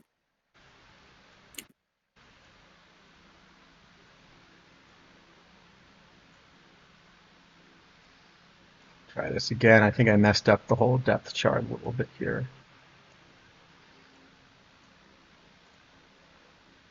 Okay. But the point is, you know, I ended up getting locked into doing something like that because I invested a lot in Jerry Brown, who may not have been the ideal choice to invest in, but, you know, he was the card that I found that kind of was boostable. But now I'm kind of locked into doing that, and I've put a lot of resources into it. I can't recoup those resources, right? If I were to try to sell Jerry Brown on the card shop, I'm not getting value for the 60,000 points or whatever I put into boosting him. I'm only getting value for the base of the card. So what that means is when you decide, you know, should I buy a Combinator, it's not just, you know, is this a tiny upgrade right now? It's, is this a card that in the long run is going to be someone of sustainable value in the meta? And I think that's exactly what we're trying to grade. I agree. Like, there's definitely skill and thought that needs to go into choosing which Combinators to acquire, but there's very little skill in actually acquiring the card once you determine which one you want. No, I mean, what I end up having is, so what I've done for now, I guess I can't show it from here. Yes. I can show it from the other screen. No, I was going to show a watch list, and you. Yeah, so then as well. But even so, I mean, I've missed cards on my watch list that I wanted to buy where the L10 has changed in a way that is the price I would have paid. Oh, I've missed cards on the watch list also, but at least as a starting point, what I do is I grab a watch list. So I have a watch list which, roughly speaking, starts from just a selection of everybody who's a meta card. Yep. Pretty much the same. You know, so this has got the usual suspects, you know, like, oh, Greg Swindell, he's good, you know. I will say the hide cards I own checkbox for the Combinator card shop is hilarious because it actually hides the cards which you want to buy. It does, yes. Yeah, not every one of these is a card like Doc Ellis. Okay, I'm not paying 700,000 for him, but I'm not sure I'm paying 25,000 for him either. It's just, oh, this is a card I want to be aware of because, at one point I was just looking for any, combinatorable, Right. starting pitcher. And he is now back on the Combinator card shop in sort of the funniest way, which is that I guess they couldn't figure out how to get them back on the Combinator card shop, so they just put them all in packs. Yes. Which is a bit pathetic, I have to say. But he is in packs. Yeah.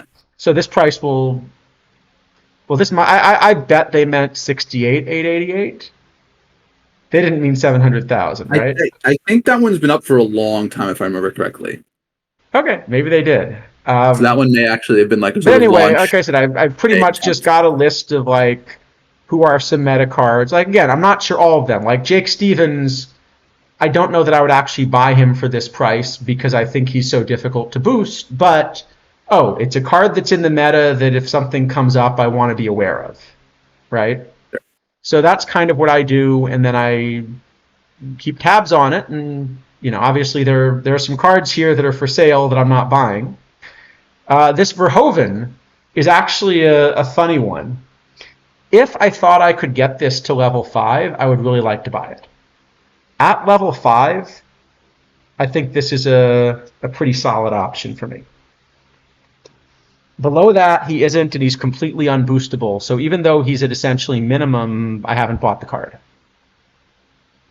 Well, he's no longer at minimum. It's 10K now for silvers, I guess. But yeah. Okay, and technically he's at 16K. But the point is, I don't think at 10K, I think it was a card that I just said, oh, this is, in my screens like somewhere in the meta. Sure. But then I didn't actually want to follow through because I then sort of checked and discovered that he wasn't really boostable. Yeah, and a card like Mauer is somewhat decent, but it's 150K is a bit much, yeah. No, but also because I invested in Pinch Thomas and... you have Rule also, yeah, so it's pointless. Well, and O'Neill. I've actually invested in 3 catchers at this point. So Mauer seems kind of superfluous. In fact, probably, if anyone, what I should do is I should look for Posey instead, because at least he kind of gives me the VL option to pair. Yeah, and Posey can go play first base at some point if you need him to also.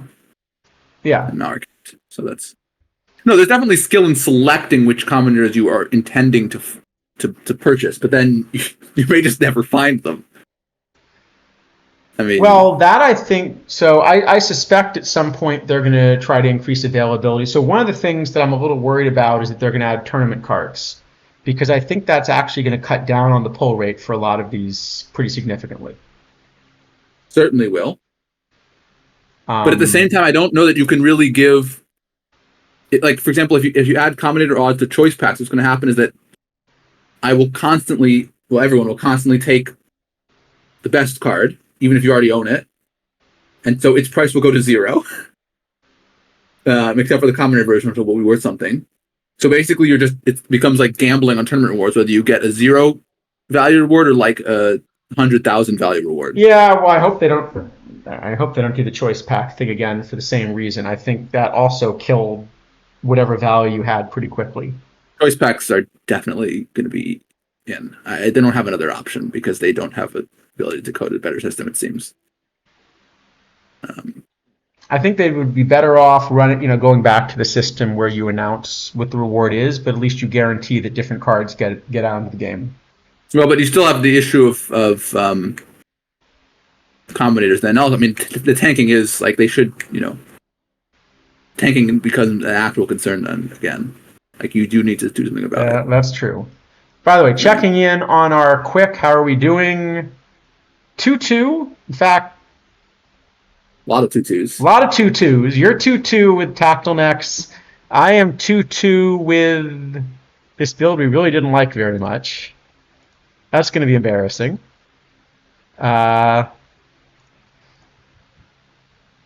But T-Chuck has advanced, so we need at least one of us to advance, if for no other reason than just to kind of stay alive in the challenge, or else we're going to be out in round 1 of our first challenge. Yeah, nowhere to go from there but up, right? That's true. But still, What do we got here? You've got Waldrip going against Splittorf.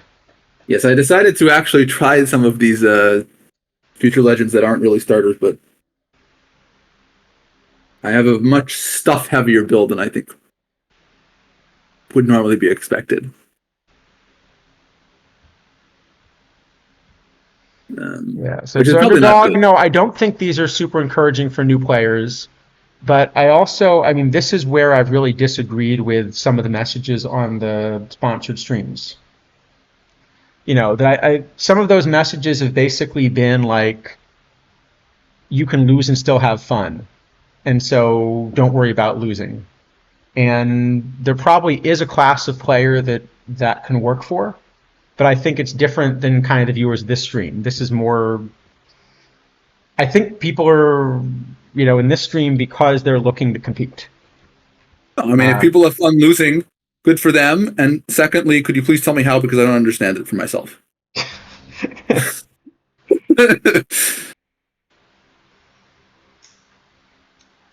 Yeah, I mean, I definitely want to be trying to win.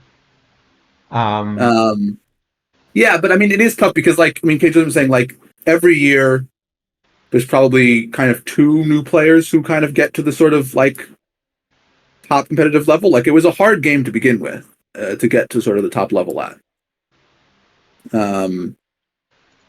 But it's become, yeah, almost. I forgot to turn off the spoilers, but the good news is we have made round two. I predict that when I download this, we will discover that we have made round two. That seems like a safe prediction to me.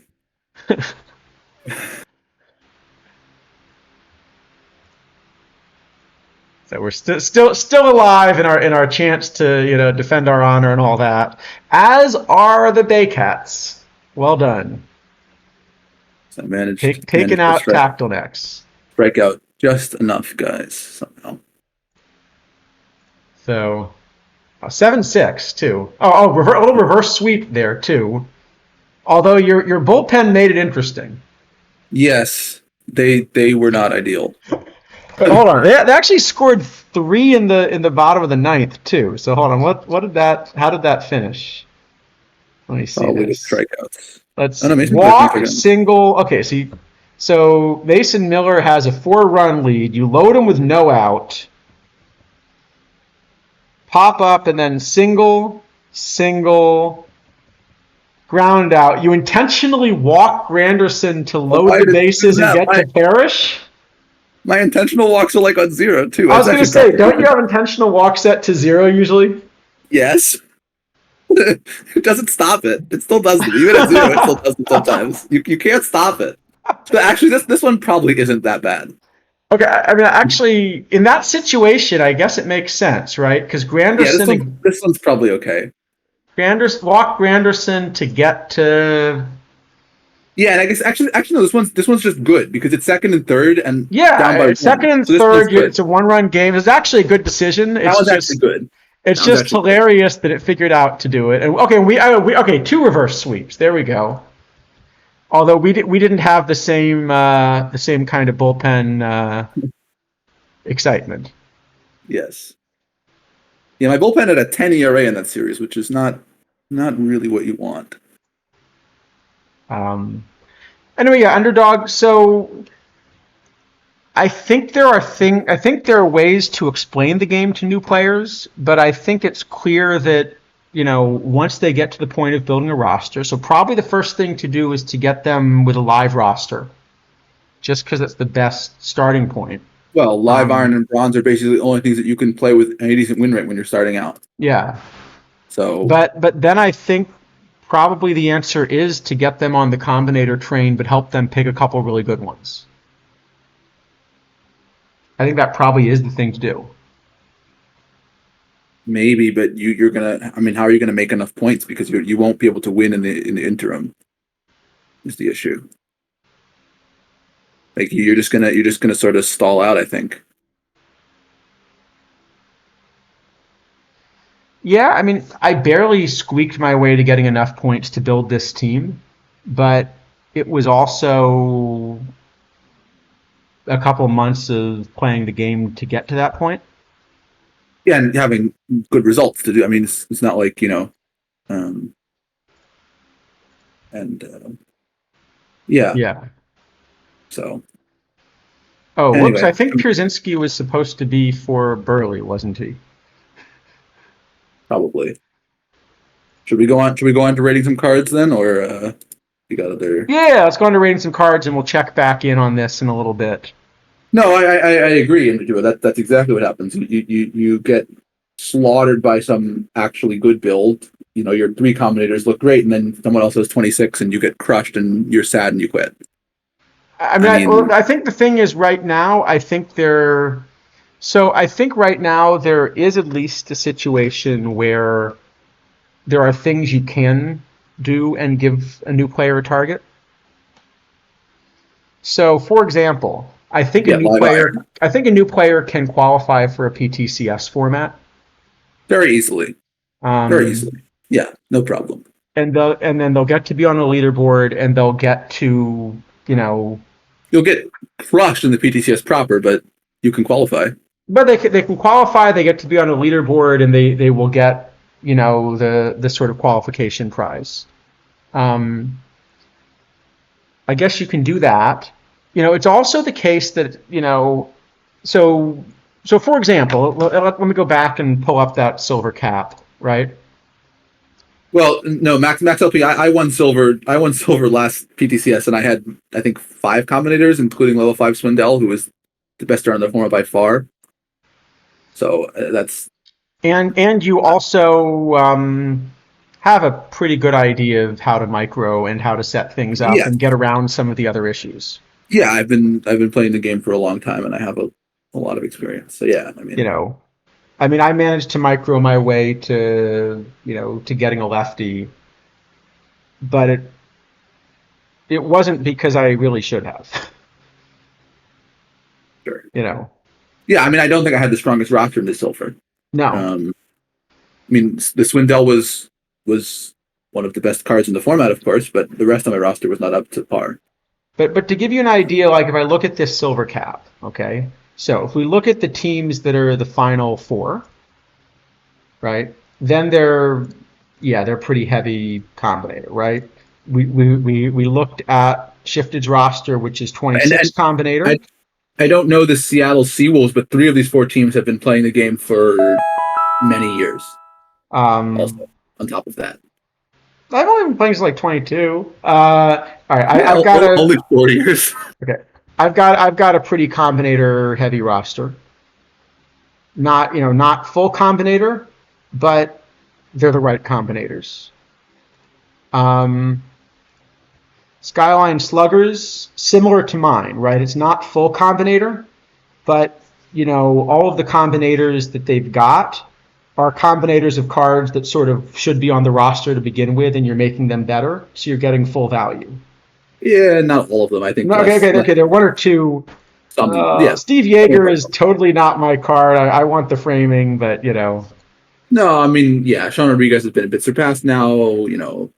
Same thing with Larry Jackson or Nilsson. yeah. Those are all cards that Okay, really that's fair. been a But bit I guess the surpassed. But point yeah, the is that roster's still solid. there's real value coming from combinators. Yes. Um, and Seawolves. Look, I hadn't looked at this roster, but this is again. So technically, only half the cards are combinators, but it's a lot of levels. Yeah, I don't love some of the choices of which I don't love combinators, some but of them, but some of them I like a lot. Like Gullickson is pretty efficient. yeah, Gullickson looks Merritt I good. like. Nelson Steven, Cruz wouldn't have been my immediate choice, but at high level in a cap, I think is like that power is going to play just because the nature yeah, of caps. it's gonna be fine. Yeah, it's really. I mean, I guess it's just loading up power for 99, but like Buhner seems a bit. I mean, level 5 is probably okay, but it's not a card I would have spent on No, Herb Smith. but he's getting the Same. point is he's getting positive Halliday. value out of it. Okay, so the Yeah, teams that are going deep are getting that. But if I pick a random first round team, right?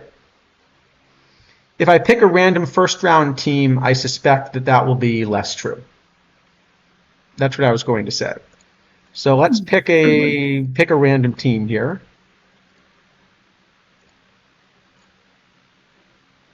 All right. And this is a team I recognize that plays a This lot. is another manager. Another manager who's been playing the game for a long time. But you'll notice this is not a combinator-filled roster. They've got the 4 combinators they have are all cards that make sense to think about combinating. It looks like a very solid roster. Like it's really a good build, but it's not a combinator build. Roster, but it's not a combinator build. Pick another random. I got to stop picking the teams that go deep. Okay, this is a combinator build roster. This is a combinator build, but all these cards are bad. Like every single one of these cards is bad, basically. So this roster is very strong. And then here's a no combinator build. I was just sort of kind of throwing random. Here's a card. There are combinators, but they don't actually really add any value because they're still bad cards. This common roster is also constructed in really not a sensible fashion, I don't think. Okay, so Underdog, let me give you the most honest version I can of what I think is achievable. Okay. Last cycle, with 0 combinators and spending a week in the hospital, I qualified for 5 of the 8 constructed formats. And if I hadn't spent the week in the hospital, it would have been 7 or 8. I wasn't able to make super deep runs in many of them. I think the deepest run I made in a constructed format maybe was the quarters. But there is a very narrow path if you really construct good rosters and figure out what you're doing. There is a very narrow path with no combinators to having that level of success. And that's enough, if you give yourself 7 or 8 shots in a PTCS with substandard rosters, you have a good shot to make 1 deep run and maybe get a card that you can sell for enough to fund a combinator roster. So I think that's the path. It's a really narrow path, but I do think there's a path to playing combinator lists. Like I had exactly 1 combinator total, which was that Steve Braun that I had gotten as an experiment. So I had a level 3 Steve Braun combinator. I think was the only combinator I owned. Well, what I say is I think there is a path for someone. I think it's possible for someone who spends no money to compete still. But it requires that person to invest in combinators at some stage. I don't know. I think if I went combinatorless, I think I could have qualified for everything, but I think it would have been difficult for me to make it past the quarters without like a magical run. No, you'll have to get really lucky. But the thing is that even if you get, maybe I think I could take a team like Seoul out without combinators. Yeah, but sure. Yes. But like this Blue Jays team that I'm playing right now. I'm assuming there will be. I know we're supposed to roast it, but this is well enough constructed. Yeah, there are little things that I noticed that I don't think are 100% optimal, but nothing. Hey, I got Kenny Rogers for 50 points. I've been looking for that all day. And you know what I'm going to do as a result? Put another order of 50. I'm going to put up an order for 50 points for Kenny Rogers. Man, this is so exciting. Isn't this exciting? Look at this. What? Look at this game. Wait, you know what? I'm going to buy one now. I'm going to splurge. I'm buying one now for 73. Wow, that is... Hold on. Whoa. I'm buying another for 73. And you hit the card limit. Hooray. You think I should go 74? Yeah, it seems okay. All right. One more time. We're going 74. 77 is too much, though, right? That's we're above L10 now. We can't pay that. That's too much. No. You know what? No, we're above L10. Just for the views. Oh my God! How can you pay above L10 for a card ever? It's ridiculous. I know. All right. Okay, 169 actually is too much. L10 is like the mathematically correct price that everyone has agreed on. So you can't ever go true. Or below it. You have to sell exactly for that price. That's what it means. Wasn't there a thing when I first played that anything that wasn't within 10% of L10 was market manipulation? There was some thing like that? Yeah, there was. It was a bit sad. Yeah. Yeah. Anyway, though, to Underdog's answer, I do think there is a path to being competitive without combinators, but I don't think there's a path to being at the pointy end of things. I think there's a No. path to having enough success, and I think that might be enough for a new user to get started. In that, because there's But so no, many different formats and you're learning to construct rosters, I think sort of well, explaining to them that, yeah, there is kind of this ceiling where they're going to have to do something expensive to really win. But if they learn the fundamentals well, they're going to be able to compete enough that probably they'll give themselves just enough resources to pick one of those 8 formats and compete in it. Like, yeah. I actually do think that with a combinator free roster, I would be able to build up enough resources to kind of pick my favorite format and invest in that. No, I think that I agree with that. I think the issue is that in order to do that, it requires that you sort of either have a lot of experience, which of course, if you're a new player, you don't, or that you're, in past years, generally we've seen 2 or 3 players kind of be new to the cycle and then get the sort of the sort of top level. Um, so you have to be one of those people. So we're saying Right. that like 2 new players per cycle can get to play. Well, we've got one, right? The Soul team is new and they're winning a lot. Okay, yeah, that's not what I mean. Also, they're not new. They're actually they exist in 24 too.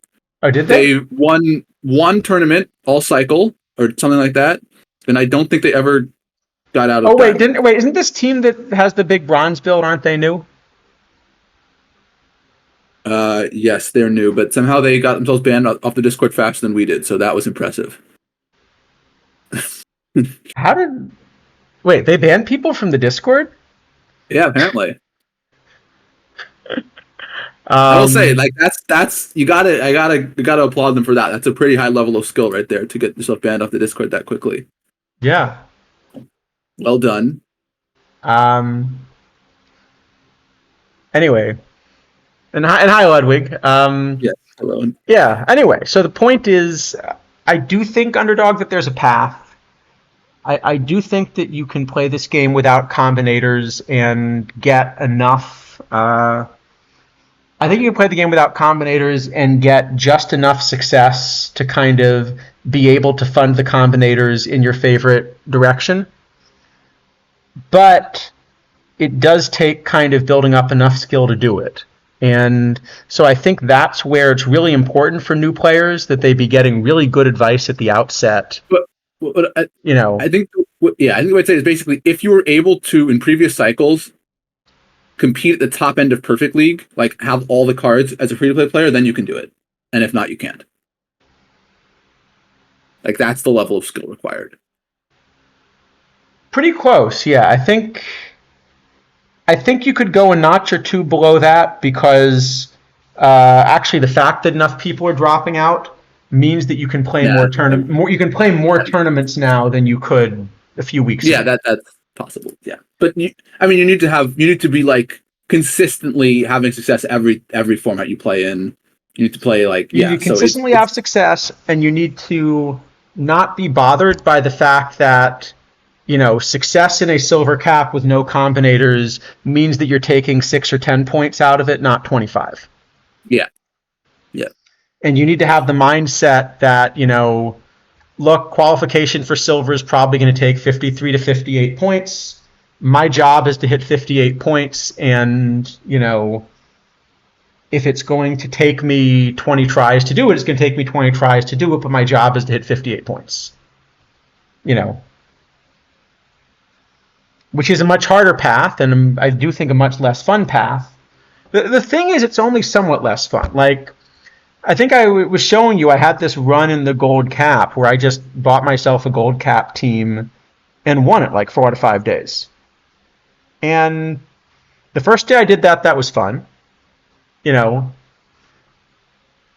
and then it stops being fun really quickly. Well, I think the thing I compare it to for anyone who played back in PT20, in PT20 there were basically many perfect leagues, and they sort of got more as time went on. And so what ended up happening was in each perfect league there was 1 or 2 teams that had kind of all the cards, and all the other teams didn't. And so you could win 150 games in perfect league, like without too much trouble. Yeah. Well, not 150, just like 140, but whatever. 150 was actually a bit tough. 140. And so the first couple times we won 140 games, like that was great. It's you're crushing everyone. You basically you actually have an advantage in the playoffs because your team is so much better. And then it starts to get really boring really fast, and people started organizing leagues where the good players would put themselves, make friends lists so that you actually had competition because it got boring so quickly. Right. And that's basically if I remember correctly, I think that may be how TBD got started, although that predates me, so I don't know that that's true. That's just it's how a number of those groups got started, as I understand it.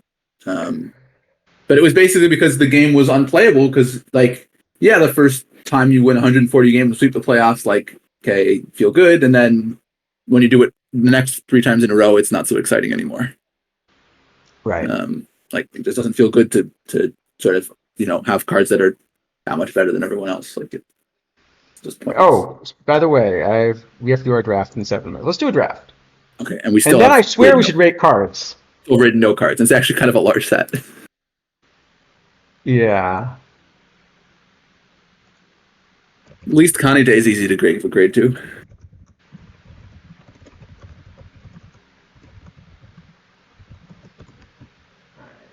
Here we go. We got 7 minutes. This is the 1919 draft we always like doing at 2023 Coca-Cola Park. So dead flat. Now, I don't know where that is. I was gonna guess it's Atlanta because of Coca-Cola, except I know that's not their, Yeah, I don't know where Coca-Cola Park is. I assume it's some minor league team, but I don't know.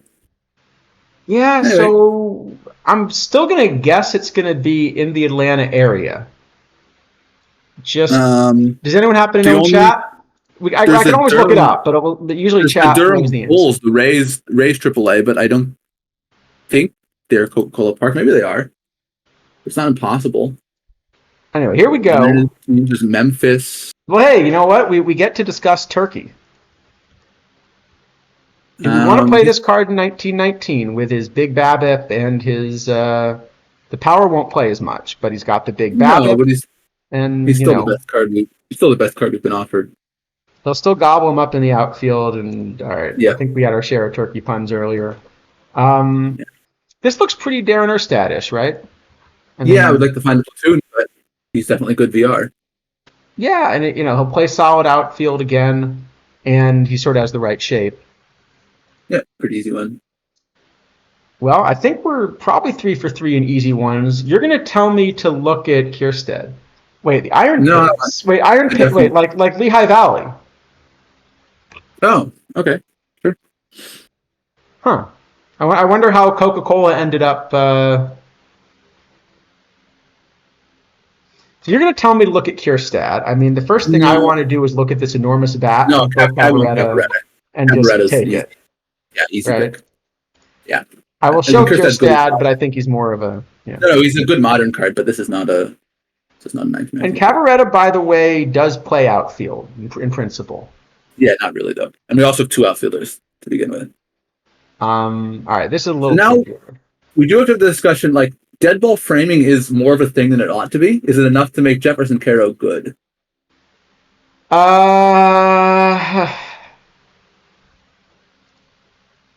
Probably we're still supposed to take him because the rest of the round is really bad. Yeah, I guess the question is what else we want to take. Maybe is Giolito good? Giolito in 1919, the lack of the homer prevention is a little worse, but it's still just not good. You're going to find bronzes that are bigger PBABIP and control, which are the 2 big ratings here. So I think we take Caro kind of by deep. Maybe Jojima's gonna be huge strikeouts. Okay, Grubb. I seem to remember, despite the power, also had little bat. That's not awful. It's not awful, except that. What do you have? Is there a DH in this format? Yeah, we get DH. in this. I mean, we're very locked in our positions if we do that, but I mean, I'd rather take the Grubb than that, I think. Jojima's going to have giant strikeouts. Yeah, I'm just quickly looking at. Well, Jojima, the avoid K is a problem.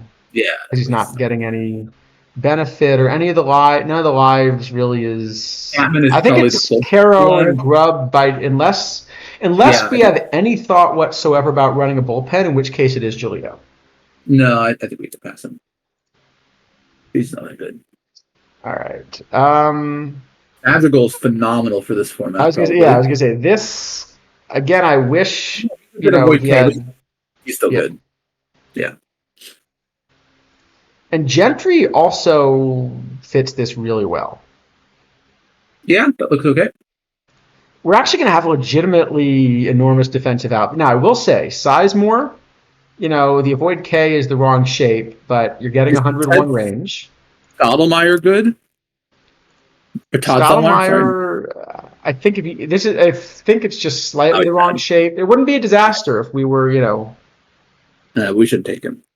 And Jeffrey's also, the shape's not quite right. We But don't have a place to play him, though. We have a DH in for 30 filled, so it's useless.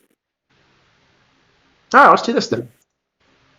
This looks great. At some point, I swear we're going to take a picture.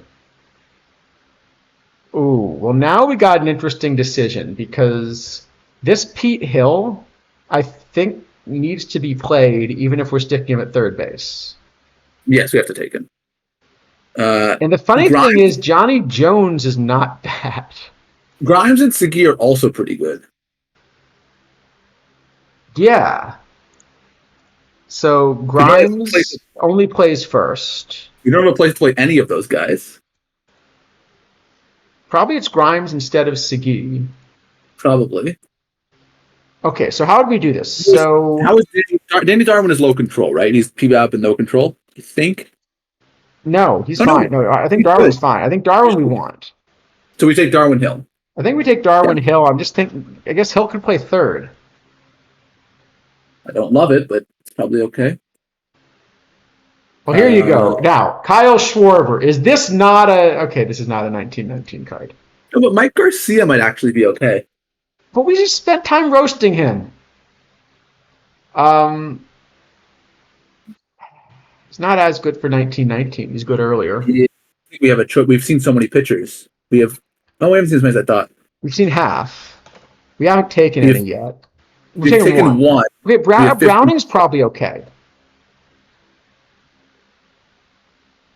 Yeah, I guess. I mean, 1919 is starting to get to the point where home runs are possible. Yeah. But yeah, you're right. Probably Browning is better. I think we should take a pitcher though. I mean, Gladding is actually worth looking at, but he's real even. No, he's bad.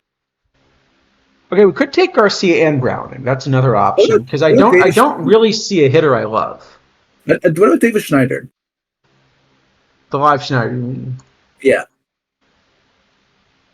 I don't know because you're losing the power. There's not a ton of glove. Yeah, I guess probably not.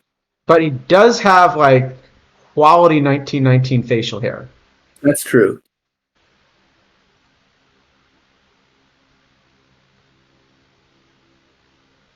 I know Carrie's Wizard. We're really bad at roasting. We should just get rid of the roast and we should go back to the review. I think we're not good at roasting. Yeah, we're not roasters. We're really bad at being negative about stuff on this stream. That's true. Not in our skill set. Yeah. Maybe it's Garcia and Browning then. Okay. Unless it's Gladding. No, Gladding seems worse than either of those guys. Yeah, because I guess we're probably running Darwin Browning right now if we run a bullpen. All right. Well, we have the wonderfully named Joe Blong. Yeah, Blong is great. I wish he had more P-BABIP, but he probably fits the era 5, right? Yeah, Blong seems to be pretty good for this era. And who's the other? Matt Williams is the wrong shape.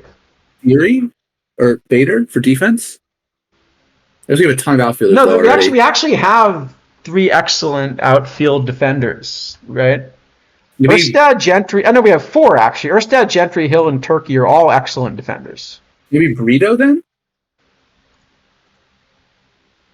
Maybe, yeah. Sure, let's run the live guy in 1919. I mean, Puck's sort of... Valverde has a ton of PBABIP, but very little control. So I don't know if he's Yeah, going to be good. I don't think that works. Probably not. Ernie Banks probably doesn't work. No, Desmond's probably better than Banks in this format. If we're going to do that, we probably should take Desmond. Yeah, because we're going to play Madrigal at second. Then that looks pretty Yeah, actually, reasonable. Desmond works for this format. Yeah, Desmond looks okay. And then I mean, it's very sad. Teahen's the right shape. It's just, he's got a glove. He kind of has BABIP. All right, sure, And why not? then, I mean, we get so many players in this thing. If we get some overlap, it's not the end of the world. And we can platoon. yeah, I just want to get the pitching. So in principle, we have a roster. I'm assuming we're playing Pete Hill at third, and I'm assuming Grubb's our DH. So we have a roster filled out, assuming we find one more catcher. I don't want to take two position players again here. Well, we don't have a lot of pitching options, right? Hold on. No, How many pitchers do we have left? We have 8 pitchers left, and we must take two. That's fine. Oh, yeah, that's fine. So I think I want to take Copy and Hernandez. I think we want to take Kike for sure, right? The Copy is pretty good. We don't really have we need an infielder kind of badly. Like, he's not a great shape for this, but the defense is good. And yeah, all right. He's got 95 range. Let's do it.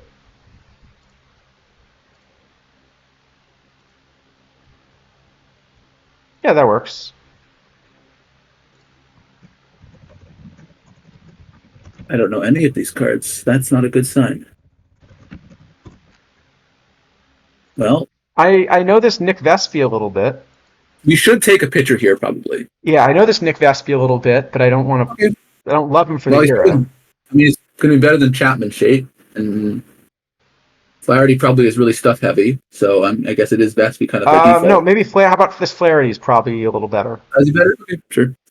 Or is it even both? So do we love? So Bruhan actually is a little bit interesting for the era. Yeah, they're going to try to steal with him, which is not going to be ideal.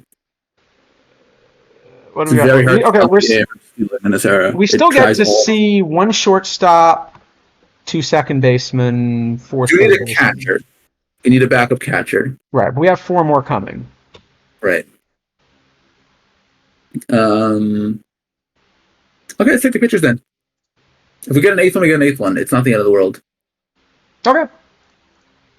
At least we're legal. Yeah. Oh, well, I think I want to run at least 1 pitcher here.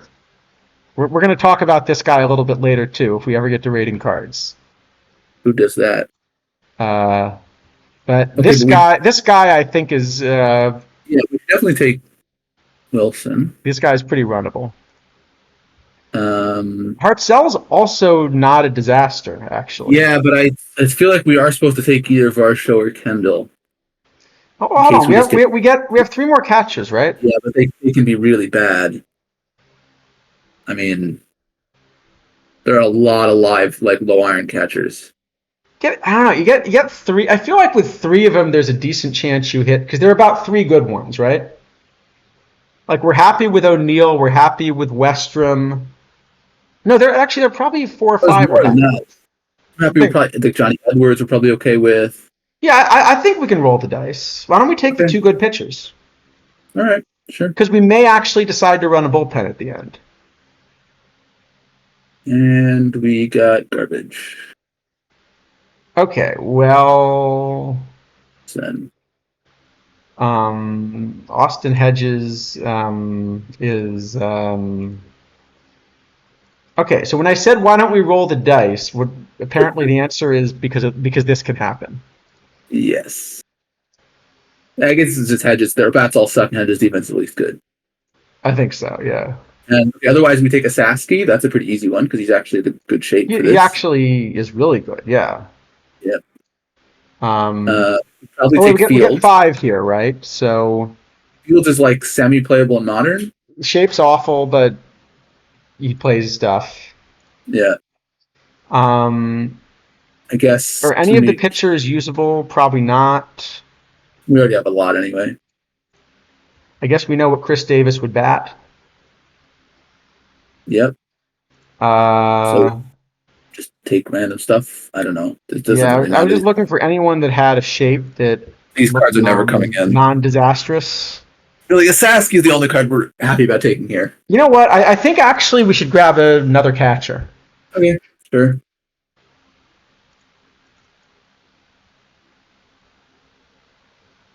And it's Austin Wins. His Right. name's Wins. I mean, how could we go wrong there? Well, he can't spell, but other than that, yeah. No, Yeah, I guess it's Win like the letter. Yeah. spelling is tricky. Yeah. All right. So what are we actually going to run here then? Okay, so our starters are Darwin, Blong, and Well, Charlie Wilson. Well, do we do that, or do we want to run? Do we have good enough pitching to run a bullpen? I think we Maybe. might. Why don't we try to run a bullpen? Actually, maybe Charlie Wilson is better than Blong. Yeah, I think it's Blong and Wilson. Sorry, I mean I think So it's Darwin and Wilson. Yeah. And I think we can run a bullpen here. Okay, let's give it a go. Why not? Yeah, I mean we're gonna have to live with some Flaherty and Vespi innings, I guess, but it's not the worst. I mean, if we think that Darwin's enough better, we could hybrid and pitch Darwin and do the other guys, but I'm not sure. I think this is probably fine.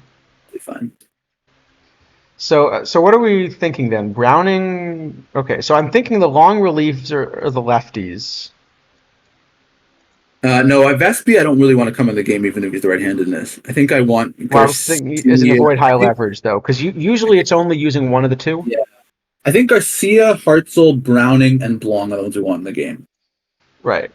And Brito is okay. Vespi and Flaherty. Right, and Blong is going to be a stopper / middle relief. Sure.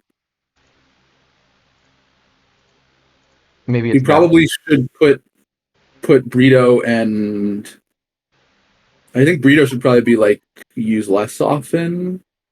Sorry, I know that was just a misclick. Okay. And we'll switch that over as soon as it fires, which will be soon. Yep. Otherwise, and then hitting wise, let's see. It's clearly Caro both ways. Yeah, Hill at third. Do we platoon Erstad? Yeah, we probably platoon Erstad with Hernandez.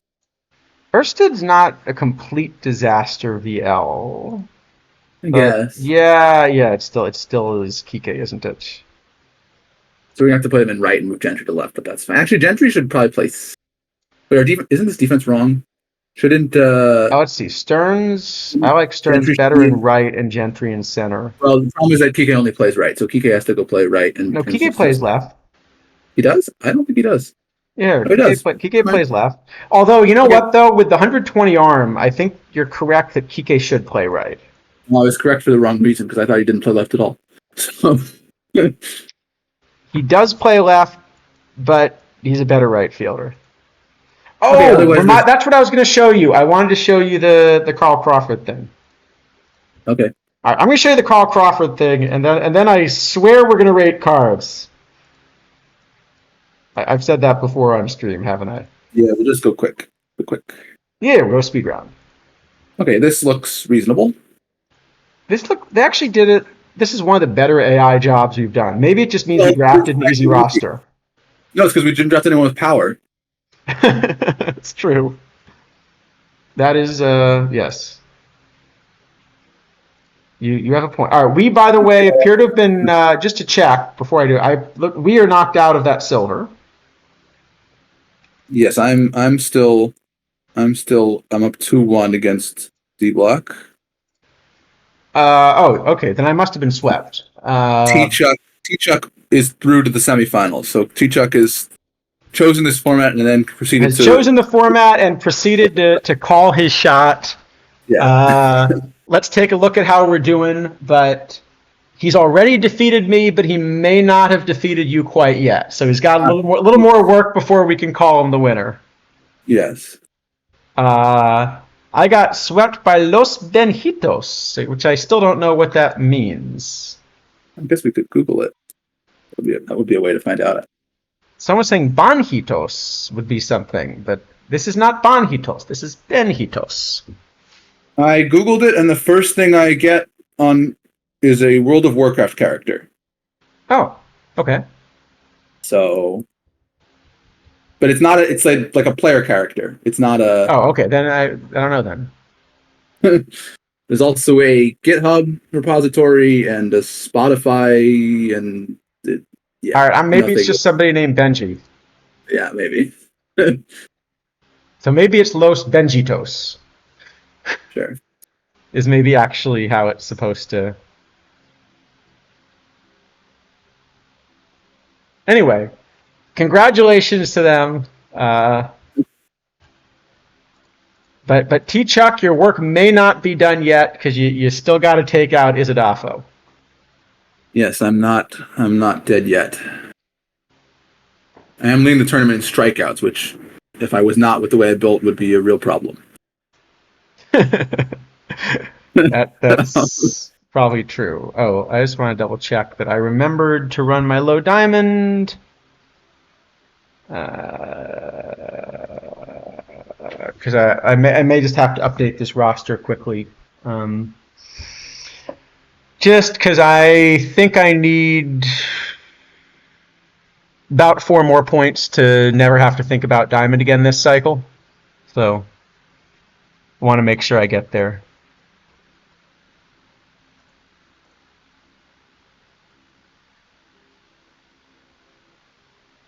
So I just wanted to double check that I didn't do anything too stupid here. We accept partially stupid, just not too stupid. Well, I only need 4 points. Fair enough. So there's a certain amount of stupid that I'm allowed. Right? Like playing Eddie Yost. What? Like playing Eddie Yost. Hey, Eddie Yost. Do you see that 166 I versus lefties? I do. Okay, to be fair, probably the card that I would take off here is not Yost, it's O'Neill, but... Yeah, O'Neill's basically on because he's somewhere close and he helps my chemistry. Yeah, that's... Oh, you don't have Toriente or Taylor? What are you doing? I haven't bought him yet. Well, Taylor I don't have because Galen's chemistry. Toriente I don't have because I was hoping for spotlights tomorrow and I figured I'd pay 20K instead of 60K. That does make sense. But I will 100% be buying Toriente, and if he's not in spotlights, I'll be paying the 60K. No, I think you want. I think you want both of them, probably. You know what though? I think I can get rid of Chew. I think I can get rid of Chew and boost some chemistry. Because as you know, it is all about the combinators and the chemistry, right? Of course. So anytime you can take Chew out for, Red Sox fan favorite Carl Crawford.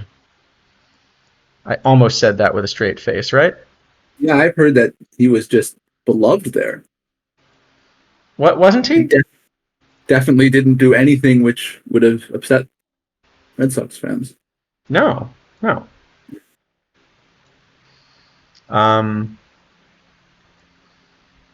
probably that. To be fair, Red Sox fans seem to get upset relatively easily. A lot of them.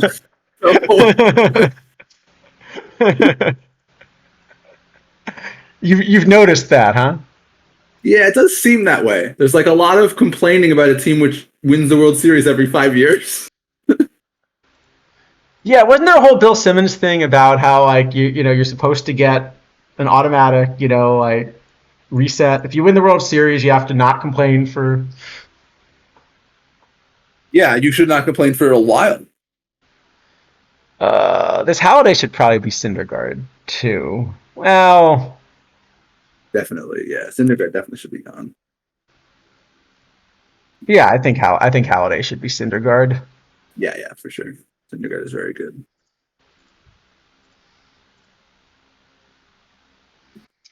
All right, I think this qualifies under the not incredibly stupid. Plus, it Oh, gives so me a he is chance down to to show you what I was going 48. to show you about Carl Crawford, which So he is is left field only.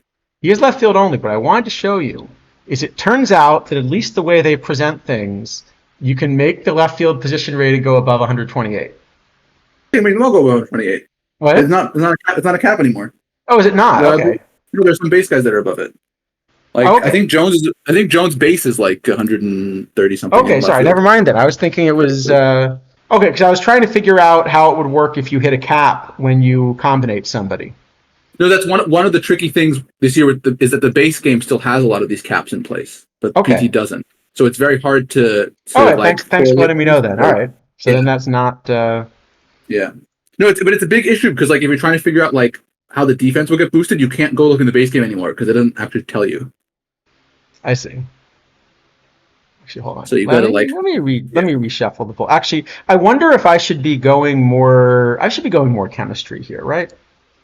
Always be chemistrying and all that. ABC. exactly. So we're gonna get rid of Webb, right? Oh wait, Well, I was gonna say Gratterol at least. I probably could get rid yeah, of. Gratterall probably should go. Gratterall and probably Consuegra too. But Consuegra's so, So much worse than Gratterall.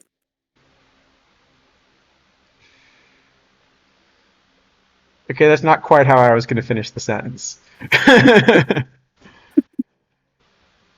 um,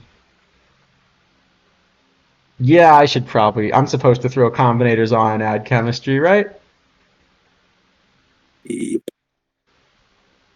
Yeah, I like it. Don't have to. After 100 years of whining, it's hard to switch gears. Yeah, that's fair. I guess it wasn't quite 100 years, right? It was a little less, but I don't know, Cage, but I still think they actually got a lot out of that Betts trade. no, I mean it seemed to me that actually the thing is that I think that trade it seems like it gets confused a lot because from as far as I can tell, the contract Bet signed was substantially due to COVID, and that he wouldn't have signed the Yeah, contract had it I not think been it for would have COVID. been worse. And I think that trade in isolation is pretty defendable. Like it made sense to me when they did it at the time. I will agree it may not have turned out quite the way Yeah, it didn't they were turn out great, hoping. but I think the trade in isolation was pretty reasonable. All right, we'll get rid of Gratterol and Consuegra. Throw Merritt and Kolb in the pen, I guess, right? Just because we're getting hey, it's more it's Well, more combinator chemistry. I wouldn't put Cobb in the rotation, that's for sure. No, neither should go in the rotation. Where's your web combinator, man? Come on. I know. What about the Syndergaard combinator? I heard you could get that for like under 100K.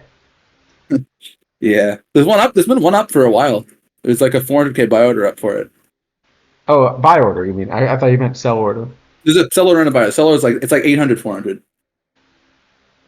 I see. Well, the thing is, they're trading 1 year of him, right? Like you shouldn't get a big return for 1 year of anyone. Right? Like you can't trade him assuming that he's going to sign an extension because then you just sign for the extension yourself. Well, it sounded like he wasn't going to sign the extension. I thought was the problem. Well, it seemed to me that the issue was he wanted a lot more money, and then COVID happened, and he got scared and signed a contract, which is like very reasonable. But like, there's no way for the Red Sox to know that when they trade him that there's going to be this thing which upsets the entire Yeah. economics. I guess Max Clark is actually good enough to keep even with no chemistry bonus. Probably. Yeah, I think I Try and would find an agree. excuse not to do it. Well, the answer is actually I don't want to run Max Clark. I want to run Toriente. Yes. But tiny Yeah, detail. I think I would agree with the idea that um, in that position, I would have preferred. I think they were better off signing Betts to like a 350 contract, which is probably would have taken at the time, something like that, than trade him. But I think once they decided to make the trade, the return they got was reasonable. But it was a risk because like they very much could have got caught in the middle, right? I also still think it's not 100% certain yet that the Betts contract's a good one. No, I don't think it's certain either. Like the problem is you're one injury away from. Well, okay, it's hard to cripple the Dodgers financially, but you're one injury away from something that would be franchise crippling. That even if the owners are willing to spend more money, like going over the luxury tax 3 times is a pretty significant penalty. Like it's really losing. What is it? It's the first round pick and all the slot money, and you. By the way, that's kind of cool. It's not nothing. That's kind of cool. So even though the term they had fired, it actually updated my roster. Yes, it does do that. As long as you haven't clicked into it and then clicked back out of it. If you do that, it will not. Yeah. Because then it changes to a manual roster. So Toriente, by the way, I'm curious if there's any. I guess there's none for sale. Well, here you go. No combinator listed yet for him. Yeah. I will say one of the things that's remarkable to me though is that somehow like in this like semi like cap type era, we've managed to get to a position where fans actually care about the owner's pocketbook. But the thing is that it's not just the pocketbook. It's that like there is a real consequence to spending too much all the time. No, there is, but I mean that we've kind of managed to talk fans into the idea that we should want our owners to like be efficient with their money. I mean, it's even more the case in the NBA or the NFL. Yeah. So, No, I mean, and I agree that it's the right thing for fans to want. I'm just saying it's kind of remarkable that we've gotten into a situation where fans feel that way. Yeah, I mean, it's an interesting question if the players would be better off with the sort of floor plus hard cap system than they are right now. Like, I don't know which is better necessarily. Because I think the owners would, if the players wanted a floor plus hard cap, the owners would probably go for it, right? Probably. But I don't know if it actually benefits the players or not. All right. Anyway, we're going 2-man rotation. Blong is now the use more often and the stopper. Actually, no, maybe it's the other way around. Maybe Blong is the stopper. Garcia is... Because the idea is you basically always are hitting the middle relief. Yeah.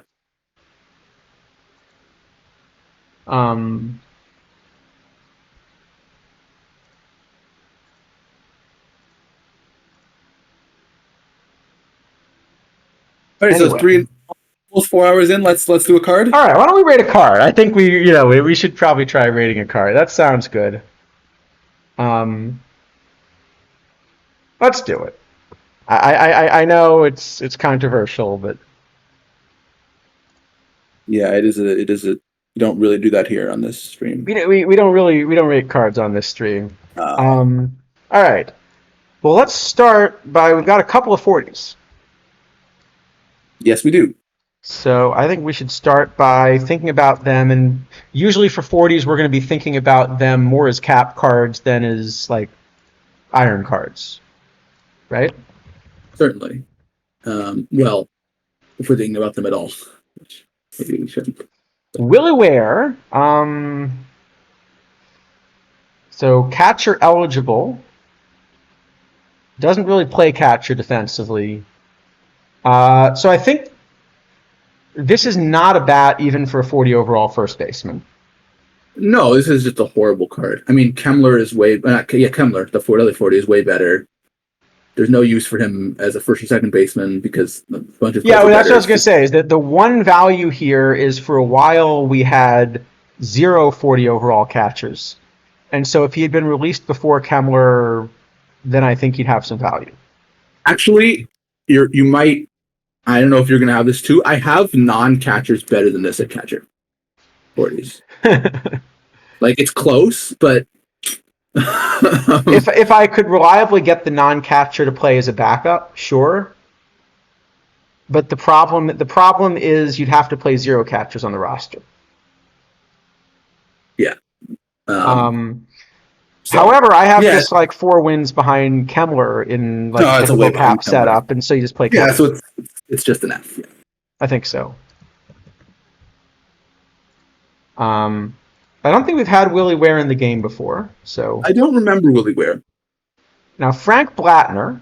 I think there are other reasons in the game that it's interesting to have another 1920s Kansas City Monarch. Well, it won't ever get fixed, but it would have been.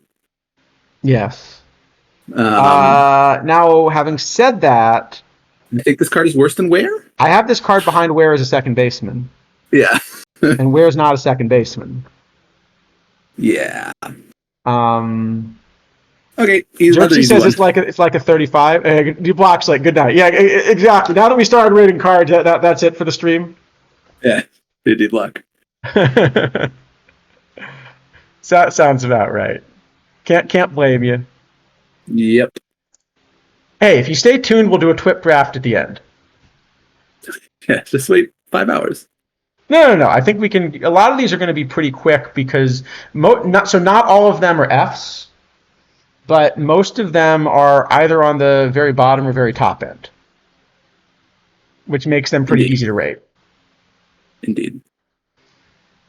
I mean, this is almost an F minus, except I really don't want to give an F minus. And then you can give it a minus to a 40, yeah. I don't really want to do that, but an F minus is a 40 means you wouldn't play it as a 39, which I think you play any cards with 39, even with 0 rating. So yeah. Yeah. Charlie Henry.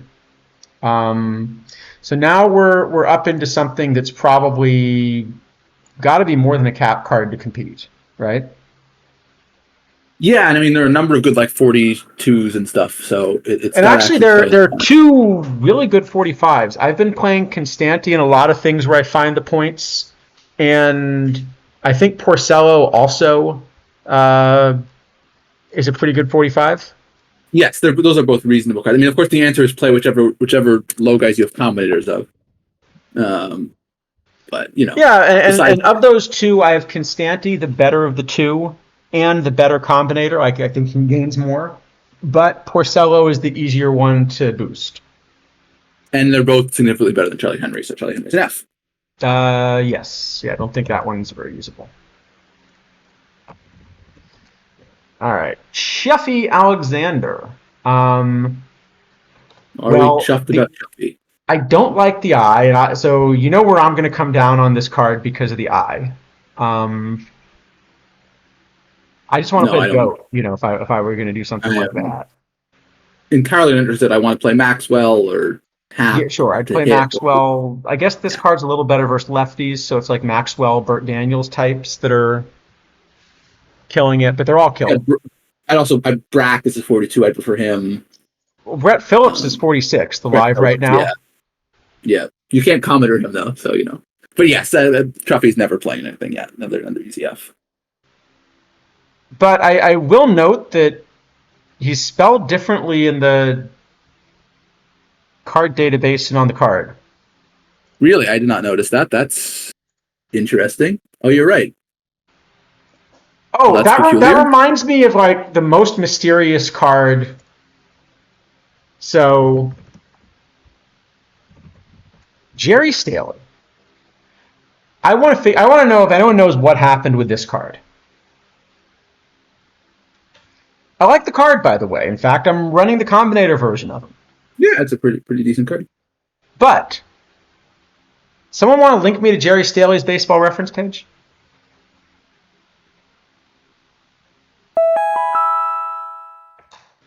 It's a little bit of a trick question. It's a little bit of a trick question. It is going to be somewhat difficult, yeah. Isn't it, though? Well, we do know he was cremated, so that's good. It says the lines listed is position, bats, throws, height, weight, born, died, buried. That's the jumps right to buried. Where is it? On Baseball Reference. That's buried just says cremated. Like what a leap! It's always like firing up the page and then buried.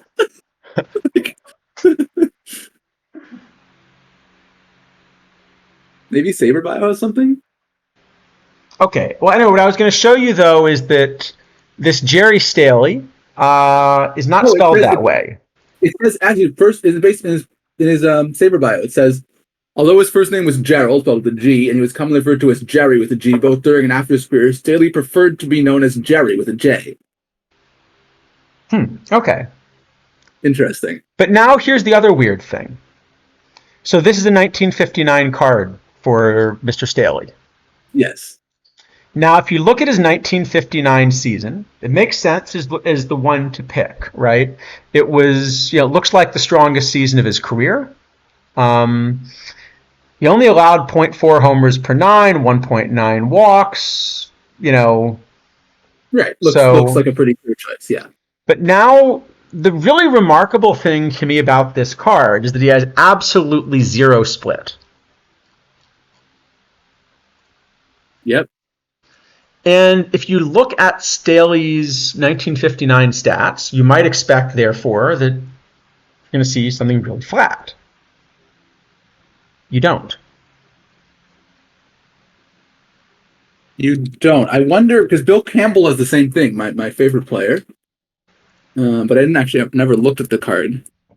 I wonder if it's something to do with historical splits not functioning properly, and trying to assume them from the pitches and arm slot. No, but it is completely flat. Because Campbell with the screwball, I might have thought you'd even get a reverse split somehow. No, Campbell is also exactly flat. Yeah, I'm saying I just pulled him up. Yeah, Campbell's exactly flat, but I might have thought. Yeah, also very much not flat. He actually did perform much better against left-handed batters in 1978 than right-handed batters. And Staley also was much better against lefties. Actually, he had reverse splits. So I guess there could be two things happening. Number one is it's just failing to find the split data, and it's just assuming from the pitches and the arm slot. Yeah, but if that were true, the screwball should have given him reverse splits, because usually screwball guys get reverse splits. The second thing that could be happening is they implement something which just says, okay, Campbell's reverse splits are giant, and it looks like Staley's were also. I don't know Staley. I can pull Staley back. They're pretty significant reverse splits. They're also giant. That maybe what it says is that, okay, we're sort of not going to believe in these, and so we'll just give him flat. Could be. It would be an interesting one to ask Sporer. Yeah, I don't know. I never noticed that. That's an interesting question. Because I didn't notice it about Campbell, and I was thinking for Staley, it might have been that somehow there was a problem with the database, so that the splits are coming from one thing, and it's the name change that was breaking it. Yeah, could be.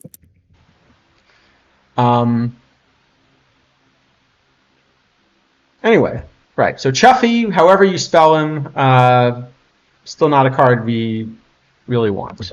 He has two Fs either way, and we'll give him a third one. Yeah. How about Boots McLean? So we've now got a second guy named Boots. Well, that's good. You should have two Boots. If you only have one, it doesn't really work. So now we have a pair of Boots. Yeah.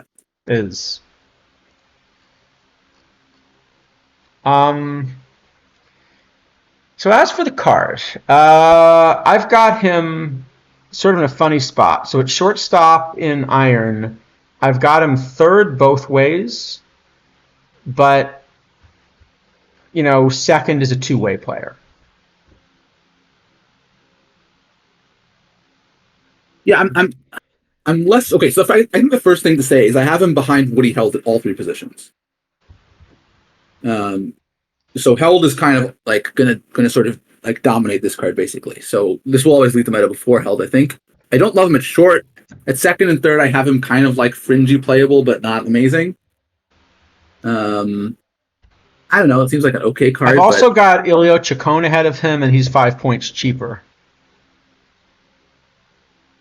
Yeah, short, you mean, or what? At short, I want Desmond, or Held, but Held I prefer elsewhere. But also, I kind of want to play Hunt's at least one way. Yeah, Hunt should definitely be in the lineup on the Toon side. But I have Chacon ahead both at second and short as well, which I think kind of kills it. Plus, there's also, a Hal Luby I sort of would like to find room for versus lefties still, maybe. Yeah, I think it's probably an F. It's a much better F than any of the other four, but it's probably just kind of barely short, I think. Yep. Like this is a much more reasonable card. Maybe we just give it a D because it is a lot better than any of the 4 we looked at before. I guess the question is, do you think it has value for competitive purposes, or is this just a mission card at this point? I mean, if you find a combinator of it, you're going to run it over a non-combinator. Over a non-combinator, but I think I'd run a combinator Chacon. Well, I don't have them all. I can't tell you exactly how my model would think they boost. But yeah, maybe it's like an F+ or something. That sounds fair. I'll give it an F+. All right. Well, we're up to bronze, so we'll see if we can do a little better in bronze. As far as these shapes, there are definitely a couple bronzes I think. Spoiler alert! Some of the bronzes are pretty good. There's some bronzes I think we're gonna want to. First one is, I think this is also a debut, right, for Bartolo Portuondo.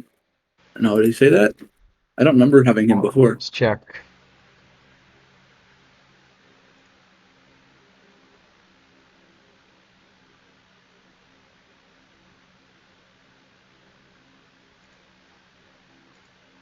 Oh, I should enter a quick while I'm at it. Importantly, how is our quick doing, by the way? Did you both make round 3? I did manage to make round 3. We're now 1 game in, and both T-Chuck and I got 1-0 in the semifinals. So you can still defend our honor against T-Chuck. We are on a collision course at the moment. Sounds good. I have struck out more than twice the number of batters the team with the second most strikeouts in this tournament so far. Okay, I made the finals in a close one over the Blue Jays here. So actually, I think I kind of need the points for this. Let me see. Okay, yeah, I need 20 points to kind of feel like I'm safe in silver because I was late to this one. So I actually kind of need to win this final so 15's not quite enough. I'm going to have to play another silver. So I got to win this one. Good luck then. We'll see. Thanks. Yeah, you know how it is. It's qualification week, so. Yep.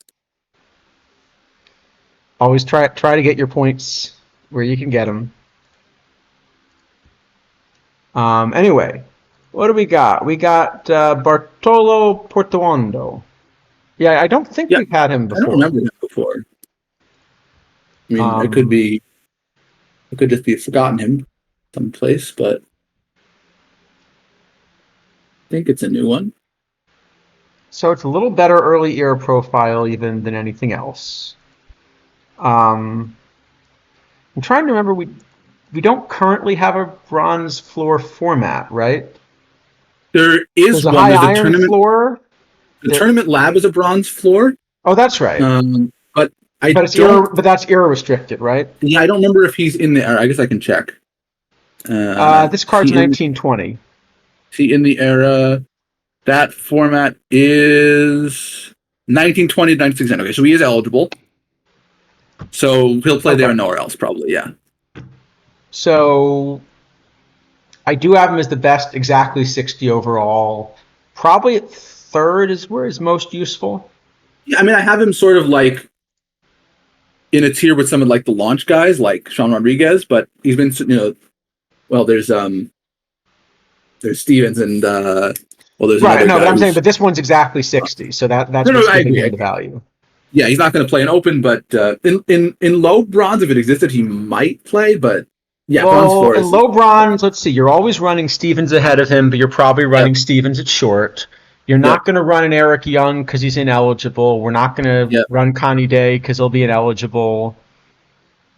He doesn't exist, so it's kind of academic, but I think he would play in it if it existed. I think he would, yeah. I think he'd probably play at second then. Yes, I agree. Unless you run like a Tom Tresh at short, and then you run. I think you just play him at second. Okay, but it doesn't exist, so it doesn't exist. He maybe does have one tournament a week value in the bronze, this bronze floor. Yep. So, So- well, actually, that's not true. There is another format with a bronze floor, but it's also a non-cap. So it's the bronze. Sorry, that's right. There's a bronze only, but because it's non-cap, there's no value to running the 60 instead of the better bronzes.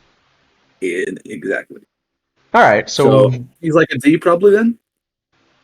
Maybe a C. you think that's enough for one format? I mean, if we're saying we're going to play him in something, then it's got to be. Can't be an F. Let's give him no, I agree with that. Let's give him a D. Let's give him a D.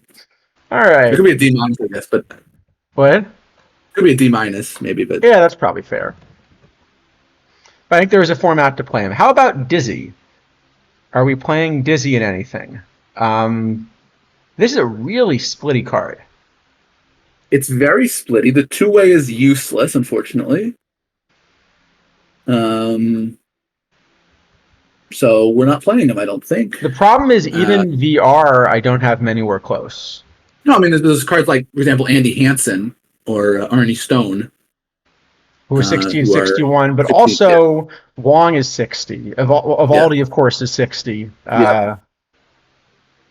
Carlos Silva is 62 and is going to play in early eras. Bill Lee is 61, and for early eras, I'm still pretty happy with him. Sure, yeah. All right, I think this one's just unplayable. Agreed. All right, Noisy. Love the name.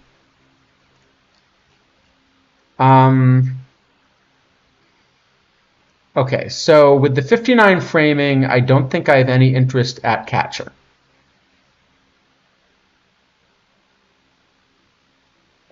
I mean, I have slightly more interest at catcher, but still, I don't think it's enough to get him to play. I don't think, it's just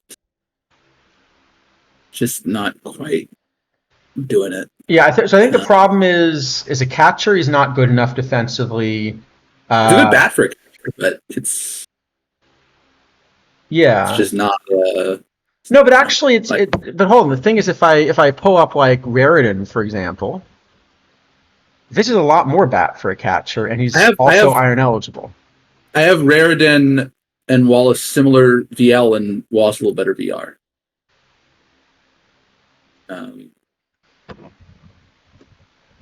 Just because the power. You think the power is enough of a difference? I mean, it doesn't bridge a 40-point gap in framing, or even come close to it. I mean, I have Raritan, almost 3 wins better. So. Right, and of course Bresnahan has all that eye, so if you're going to play a catcher that can't catch. My number 2 catcher is, of course, Connie Day. Yeah, I agree with that, unfortunately. But even guys like, the Earl Averill or, the Garver, if you want some just sort of bat first catcher, I'm going to prefer to this Wallace. Okay. So. Yeah, it's just another F, I think. And obviously, as soon as you go to another position, the bat is not good enough. Yeah.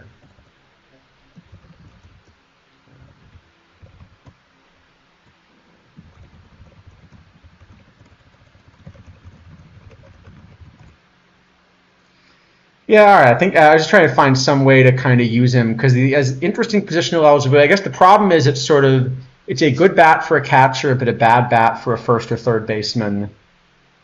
And the glove doesn't work for any of the premium defensive positions. Yeah. The only way maybe you can do it is if you're going to try some shenanigans where you start Raritan and use Connie Day and Wallace as a backup, but it feels like you're giving up too much to put Wallace into your roster. Yeah. So I think you're probably just not doing that ever. Okay. Charles Earl. That's a lot of BABIP. So I think another debut, by the way. Actually, Wallace also. I think both Wallace and Earl are debuts. Yeah, I think a bunch of these, right? Because there haven't been as many of the lower tier cards in the past. Yeah, it's a good chance to add some new players to the mix. Yeah, it is. It's definitely some new guys, which is cool. So I do have this at least in the interesting range, sort of in center. In center, does he not play a positions? I assume we were still playing Jones in center, and we're gonna. Well, I'm playing Jones at least one way. I mean, that's the problem. The problem is he sort of doesn't quite have a good enough bat for me to want to run him in a corner. but I almost want to run this bat in center because of how much better it is than Jones VR.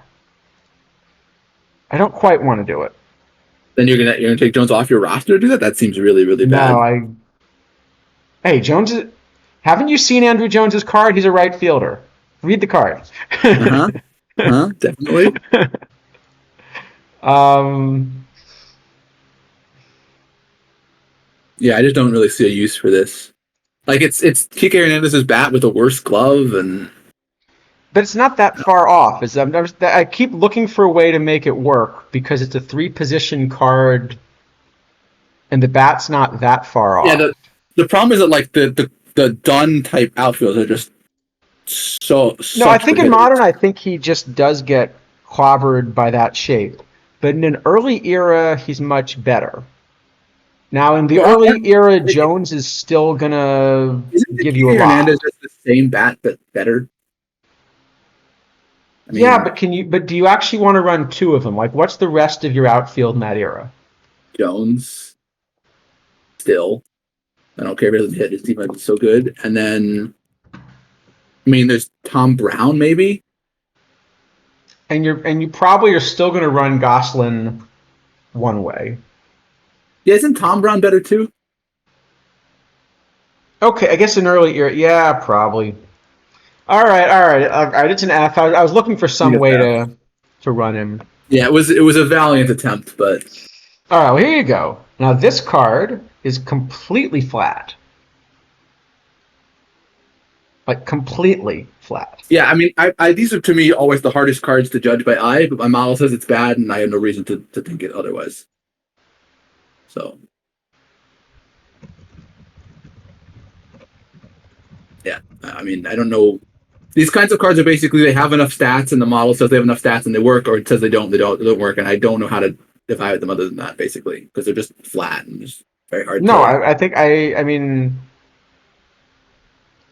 yeah, I end up just having it not quite add up to enough. Yeah, like there's just no way to use them creatively. It's just either the model thinks they have enough stats, and the model thinks they don't have enough stats. And no, it's dead flat. So it's and I think the answer is not quite enough stats. Plus, the second base really is not going to work defensively.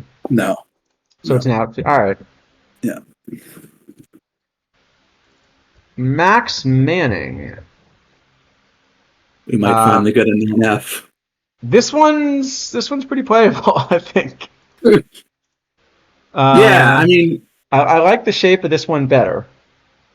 I have this one a little bit better than the Wilson. Very similar, but slightly prefer Manning.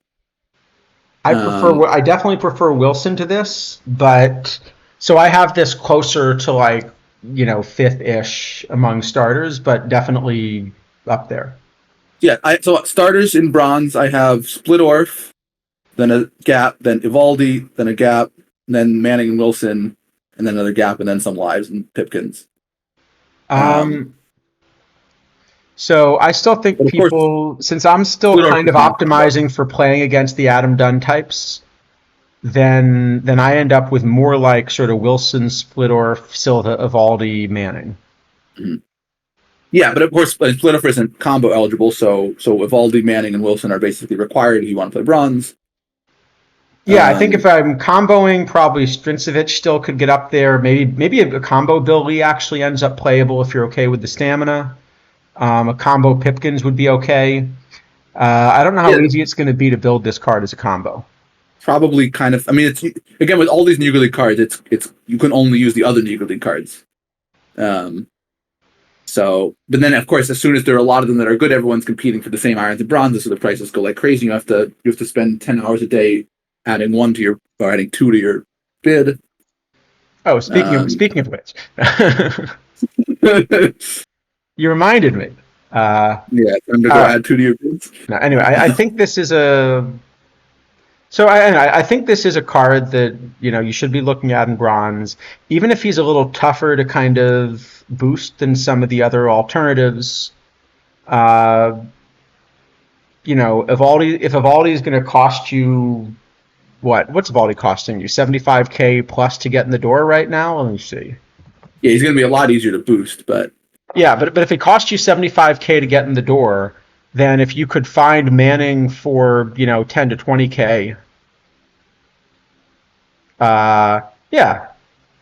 Yeah, I guess the other thing which is worth noting, Manning's bat is kind of decent. In non-DH formats, he will get a little bump from it. You're probably not using him as a two-way ever, but it's a semi-real bat. Yeah. G-Tech says he likes to add one, just introduce some randomness. But it's not random though. It's whoever put the bid in first. Yeah. Yeah, I'm playing Dallas Skyline Sluggers in the Silver Cap Finals. I need to win this because then I get to stop playing Silver this cycle. And if I lose, I still have to play one more Silver tournament. Man, so awful punishment having to play Silver. I'm not optimized. The thing is, I invested in this whole gold team, and I should be able to just like grab gold packs, but I still want to qualify, and so. Yep. Why is this Casual Friday cap not firing? By the way, that also feels like a tournament that should be, Yeah, pretty much everyone should be able to construct a sensible roster for it. So I don't know why it's taking forever, but Scotty's has finished second 8 times this week in daily caps. Yeah. Well, baseball's a game with 9s. I think you should go for 9 in a row, and we can call it some kind of baseball-related feat. It's a good idea. And that would work for both of us. How are we? All right, this is not looking good. No. All right, we're gonna have to pull out some trick here. What are we gonna do? What sort of evil micro can I do while he's not looking? It's a cap, so there really aren't so many tricks to pull to begin with. No. Okay, and I deserve to lose this because I have a Ryerson Combinator and I somehow left him off the roster. So I deserve to lose this for the little bit of chemistry I lost. Yes, that was just a grievous error. I like that the Iron Daily still having slots when it's 20 hours from firing is like the sky is falling. It's good. No, but it's true. Those things used to fill in 10 minutes. So. Yeah. Yeah, I think I'm in a little bit of trouble here. I may have to sign up for another Silver. But well done to Dallas. There's still time for you to keep your streak alive, though, if you were to try really hard. Hint, hint. Just saying. You know? True. I'm just saying it. You could keep. I mean, that's a special streak to lose. Yeah. Okay. As for Max Manning, so I'd probably have him somewhere like a B. What do you think? I mean. Yeah, I think I'd probably give them both a B, but it sounds like you're going to give Wilson. You're going to want to give Wilson a bit better than that. I've got Wilson higher than Manning. Yeah. And so Manning, we agree on a B. Yeah. And then Wilson, I do have Wilson a little bit higher. And the reason I have Wilson a bit higher is basically because I'm kind of thinking you're playing against a lot of Adam Dunn type shapes. Yes. And so this is a better card against Adam Dunn. Manning is probably a little bit better card against like a random Ron's bat. Yeah. So I don't know. What do you want to give Wilson? Like, I have him more like an A, but you think that's too high? No, I mean we can give him like an A- or something. All right. I mean, I have him basically the same, and if you think Wilson's better, I think Wilson probably is slightly better against. Yeah, I mean against kind of what looks like a late tournament setup. I think I have Wilson actually just as the top starter. Yeah, certainly. I'm certain. Given that Splitter isn't combo eligible, but Evaldi's also I think quite good. But yeah, it doesn't seem like I'm generally preferring stuff a lot more than. Welcome to our first time chatter. Let's see. No, there's a lot. There's Camille. There's like the Soleil that people are playing. There's the Jones is even kind of that shape. VL the Choi's a little bit of that shape. Not quite. Yeah, I mean you can't play all of these guys, of course, but there are a number of cards that look. I mean, there's the Rob Deere people are playing a little bit. Nobody would play Rob Deere. I mean, come on. You would have to be the world's biggest Rob Deere fan. Wait, we have one of those? Apparently. Oh. All right. That's fair then. Right. All right. Should we go on to the next one? Sure. Um, this card's decent. Really? Who would have guessed that when you give a bat to a card with 100 range and make it a bronze, it's good? Okay, so we're playing. This is the best. I mean, I have this like 3 wins clear of the field at both second and short and bronze. Let me see how I haven't even checked how much he's clear by, but I'm just gonna go with yes. I have him like close to playable in gold. And Um, if you get his combo, he's definitely playing in gold. let me see where I'm just gonna check where I have him in gold. Let me run gold real quick and see, but he's definitely on the board somewhere. You No, I know, mean I have him like similar to the areas we talked about last week in gold. looking.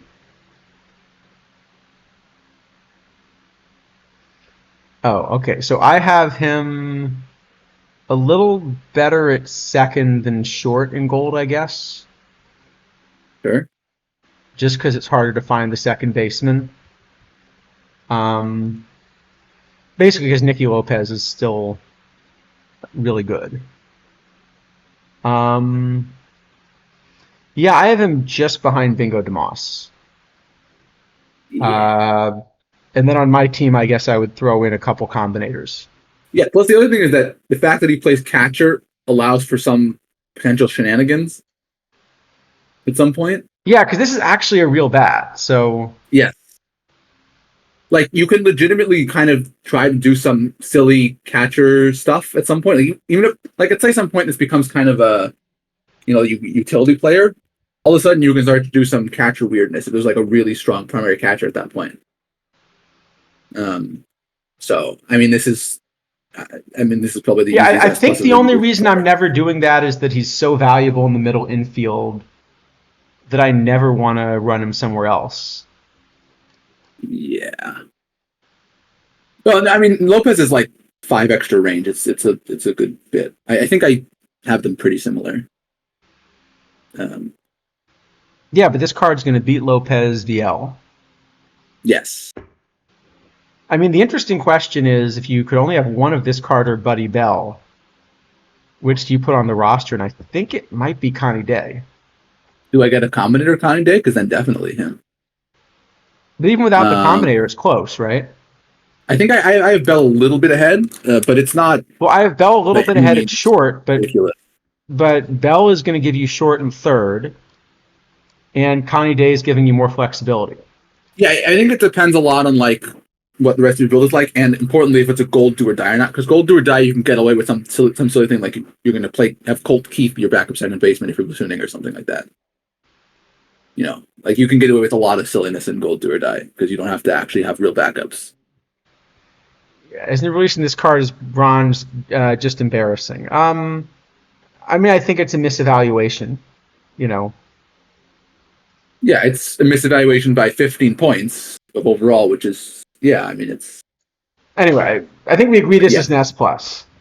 yeah. I think this is the easiest S plus we've given of the year, right? This is just Yeah, like this is probably the strongest card got of the one. cycle. With maybe Foley is stronger, but this is just a ridiculous card. Foley's up there.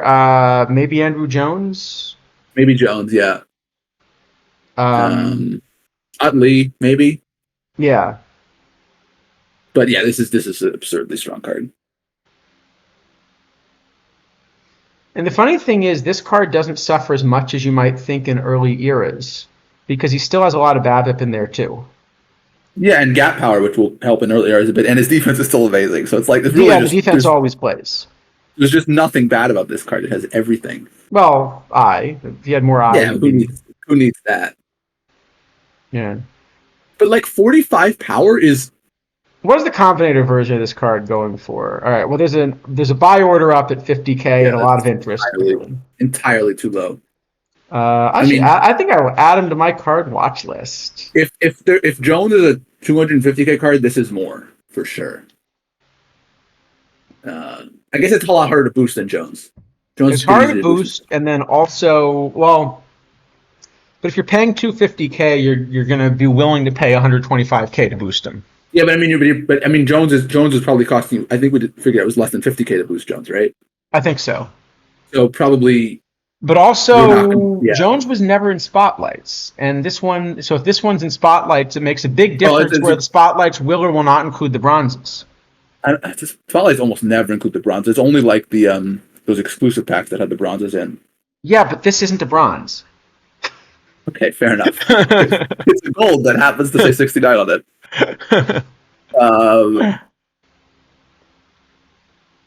Right. Now, Yeah. spotlights have never had bronzes, but this isn't a bronze. So probably this is a. I guess the base combo is probably worth very slightly less than a base Jones combo once you factor in the boosting cost. Maybe, yeah. Because like if you're going to be 125K to boost a day, and so let's say a level 5 combo Jones costs 300K, you're probably going to want to pay what 350 for this. So then cost like 200 to 25 for a day, something like that. Yeah, something like that. And then this card will play a while. Which one of us just bid 75K? Not me, as you can see. Not me either. I have to say I did add to my watch list yesterday. He's on my watch. No, okay, there are two bids in here actually. Yeah, he's up to seven. He's up to 7 bids in 75K. So 2 new bids since we put him on. Some of those are at the minimum, which seem unlikely to be filled. No, it's just another way of putting him on a watch list, sort of. Yeah, basically. Because the watch list doesn't seem to transfer to OOTP Go. It does not. It also doesn't translate to tournaments. No, it does. Sorry. Every tournament has its own watch list, but it's durable within that tournament. Yeah, which is great. Just how you'd want it. Yes. Well, maybe that's why it doesn't work in the roster builder. Nothing. Okay. Yeah. Positive stream. It's yeah. I'll put the reminder in.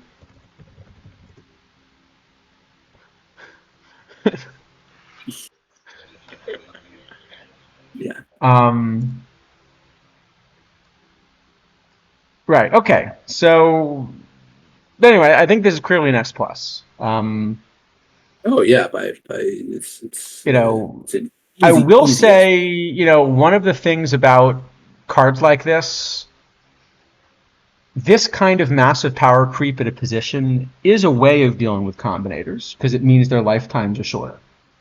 Like if I had invested in, say, an Eric Young combinator at second. Now, a high-level Eric Young is still better than a base Kanye, but the lifetime of my card is now quite a bit shorter. Yeah, but the lifetime of Connie Day's combinator is like 6 months. So could be, yeah. Especially with the multiple positions, right? Eric Young is easier to counterfeit because it's the one position. Yeah. I mean, the thing is, I can check. I'm pretty sure I had Day as the best third baseman, even though I don't really care what defense third. Yeah, he's so ridiculous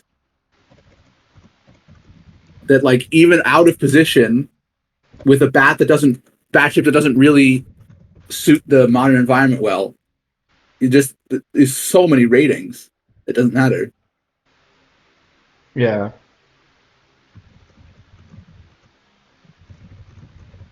So I don't know. Let's not talk more about Connie Day. It's a bit depressing.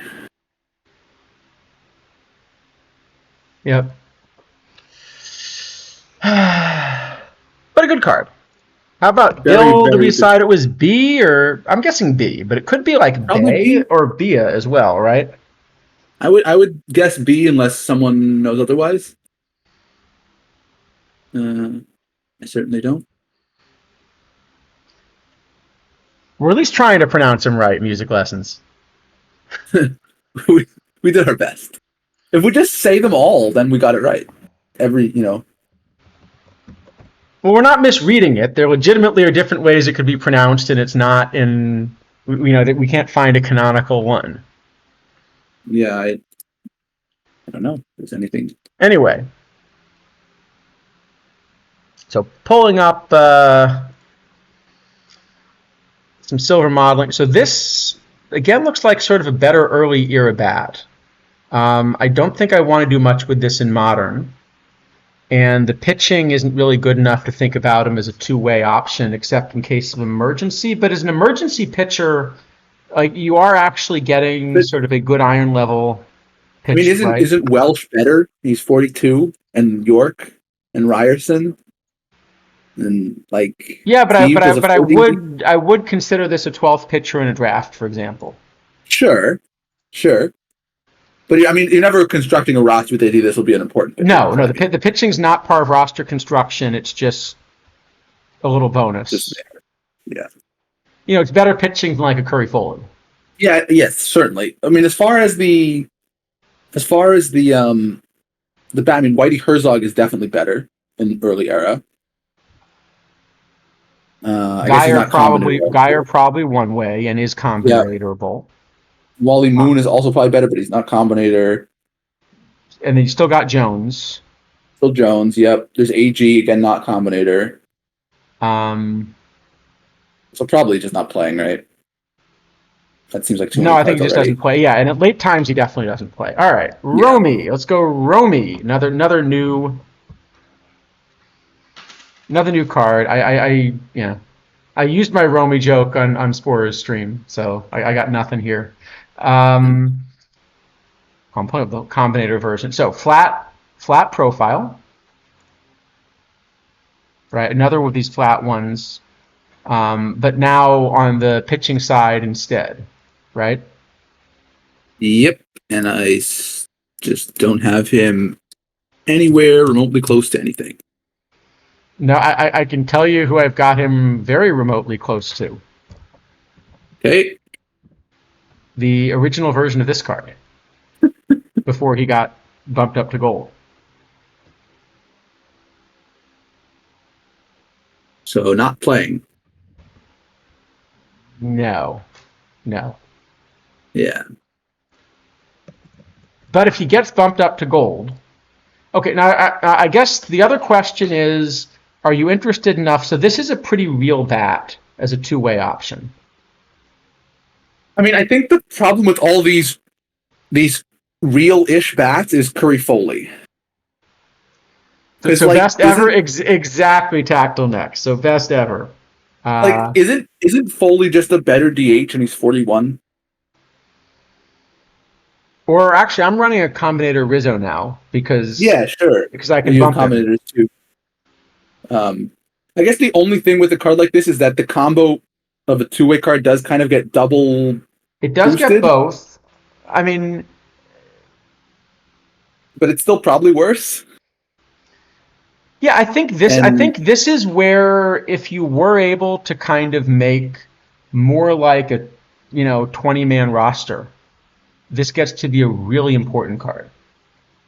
I would love to see that as an upgrade to tournaments. I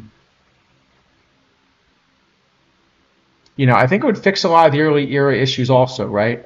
Because instead of an early era deciding do you want to invent a bullpen, you're kind of making these other decisions. Yeah, I mean, I guess the other thing with this card is as soon as you said it's a two-way, the AI is going to put it at second base sometimes, and you'll be very sad. Yes, and you can't position lock him if you two-way him. Yeah. Also, it doesn't always reflect that even if you do it. So there's just no tournament format where you want to do this. Yeah, it's the kind of card where, like, again, with these flat shapes, it just, if it doesn't have the ratings, it doesn't have the ratings. You'll never get it to play. Right. But for the Ranger Suarez, the live Ranger Suarez's silver is the best card in the game, lovers. You want this card because it's the same card. Yeah, I mean, there is this, Swindell and Sabathia and whatnot that have been released since then that, maybe slightly better. No. If you're a real Yeah. I know he kind of All got right. blown Well, I up in got his some last bad start. news, which is we picked up one pack, so I'm guessing that means Dallas knocked us out. That does mean that, and I can report from the quick that I was defeated by the California Halos in semifinals, but T-Chuck is indeed through to the finals. All right. So congrats to T-Chuck. We are 0-1 versus chat in our challenges. Indeed. Um, I guess it's possible I could have picked it out. I'll check if I picked it up from that tournament. Maybe I picked it up from something else. Unlikely. No. All right. I am going to be doomed to play one more silver tournament. Uh, I think. I mean, that's 53, terrible. 53 points might be enough, but the problem is I lose any tiebreaker because I've only played a few tournaments. Because tiebreakers are definitely the right way around. Yeah. Yep. So I think I'm going to have to play more tournaments. On the other hand, I have a Diamond Historical pack, so when everyone wants to watch us rip packs, we got a thing to do. I'm just surprised you've gone all stream. You've bought a number of cards. You haven't hit the card limit once. I mean, that's like I No, can't no, buy no. more than. You have to remember that I started by doing a combinator. Oh, that's true. I forgot about that. I did forget about that. Okay. Well, So then that that does it. used up a bunch of Because Rocky I don't. Ellis for 58,000. Is this card worth 58,000? Let's look at some gold. We have to. I really don't want to look at the golds. Can we not look at the golds? But you don't. All right. Well, while we Can we decide whether to please look look at at the the golds? golds, uh, ooh, I'll enter a gold. How is it that we somehow got a bronze? We got 4 golds and we got a bronze, which is we got 2 silvers and 2 golds and a bronze, which is better than all 4 of them. Like not just better for its rating, just better. Um, we did, didn't we? And honestly, Charlie Wilson and Max Manning might. No, Rocky Ellis is probably better than them, but it's not so far. Yeah, you have a point here. I gotta say. Gotta play another silver now. I just played silver cap. Yeah, I did well on it today. Why not? You can put your correct Ryerson in. Oh, I don't know. Is that might be overpowering. Well, it could mess up like your team's chemistry, right? You know what? Actually, hold on. Still need to qualify for the Open too. That's the other one. Maybe I should play this OTP era, except that there's like it's just not an interesting format, right? There really isn't an interesting format left at this point, in all honesty. So I've been paying attention that bit longer. I just enter the next thing. It's so depressing. Is it more Okay. interesting to play that or the Open low cap? I guess is the question. Open low cap is just like a do you have the low combinators check. Oh, I do have some low combinators. Check. Okay, yeah, then play that. When you put it that way, I mean, actually, probably the thing I should do is help this Casual Friday cap fill. But That's gonna be open for another I 3 think I hours. think I'll I think I'll be able to join that tomorrow, right? Yeah, GSG 0 for 2 if you include the roast. well, that's fair. Wait, hold on. No. I beat the team that we roasted. We didn't roast him very well, but I beat the team we roasted. No. All right, we have to talk about Rocky Ellis finally. I was I gonna don't play wanna some do Rocky it. music or something, but I think it's probably yeah. It's a bit much for this card. Yeah. Well, because we'd start going all Eye of the Tiger, and then we'd run into a problem because if you have some eye, then this why didn't that load? Tried to click into something so I could. I mean, I'd almost rather not put the card on the screen. Yeah, but trying to figure out why I can't load anything. I don't know. Cade Horton at shortstop feels like a really, really good way to run down the fatigue of your starting pitchers. Plus, Hunts exists. Horton seems reasonable to put in your roster, but shortstop feels a bit questionable to me. Yeah, I is one of the things that would do pretty well against this Rocky Ellis. So this just feels like it's way behind some comparable. Just doesn't have anywhere near enough rating points, and you don't get to count as a two-way player when you have 20 BABIP and 30 power.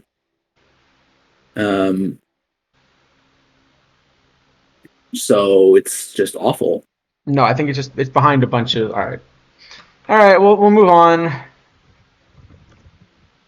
Robert Hudspeth. Well, this bat looks not that dissimilar to Connie Day. This is, however, a first baseman and a full gold. Yes. So we're comparing our excellent defensive bronze shortstop to a gold first baseman, and we're unsure which is better at hitting. Hudspeth has a little more power. Okay, so I actually have Hudspeth something like, 8th or 9th as a two-way first baseman, but way behind anything platoonable. I don't even have him that high. He's a little better. I have a little better two-way just because so many of the first base options are pretty splitty. Oh, I would rather play some of the splitty options two-way. Like, I'd rather play Berkman as a two-way than this. Because he's just so good the one way that it's okay. Yeah, I'd also just rather play Judge or Judge, Chance, sure, or any number of cards, or Grimes, or Lesko. All right. Yeah, it's just. You know what? Terrible. Let's see if we can find some diamonds instead. I know there's at least one diamond in there that is definitely worth a good look. So. Yeah, exactly. He does look like Day, except he. Except he's 15 points higher overall and lost 50 range and the ability to play the two most useful positions that they can play. That's good, right? Details. Minor details. All right. Are we playing Pepper? No? All right. Well, I guess the first question is, does he stick at catcher? Because if he sticks at catcher, it's at least a little bit of an interesting bat. I mean, the problem is Posey, right? I think there are a few. I'm not sure. I think Bill Raridan might turn out to be a better bat. Yeah, but I mean, Posey is just crushing this. I mean, yeah, it's really not close, right? It's Frank Duncan also probably. Yeah, Frank Duncan or Mauer the other way, and yeah, it's not close. But I did like the rocking chair story, so I think it was fun to get the story. Yeah, always good to have fun stories. Fortunately, I mean, there is technically a pitcher there, but it's not a useful one. No, I think the pitcher's not gonna. Yeah. Yeah. All right. This one, however, this is also a little bit imbalanced, but maybe the other way. Now, it's interesting. Before we talk about anything about the card, so last year, when Torriente had catcher ratings but not the ability to play catcher, he now can play catcher. So he's finally learned after 1 year, he can use his ratings at catcher. Not that you want him to, but he can. Yeah.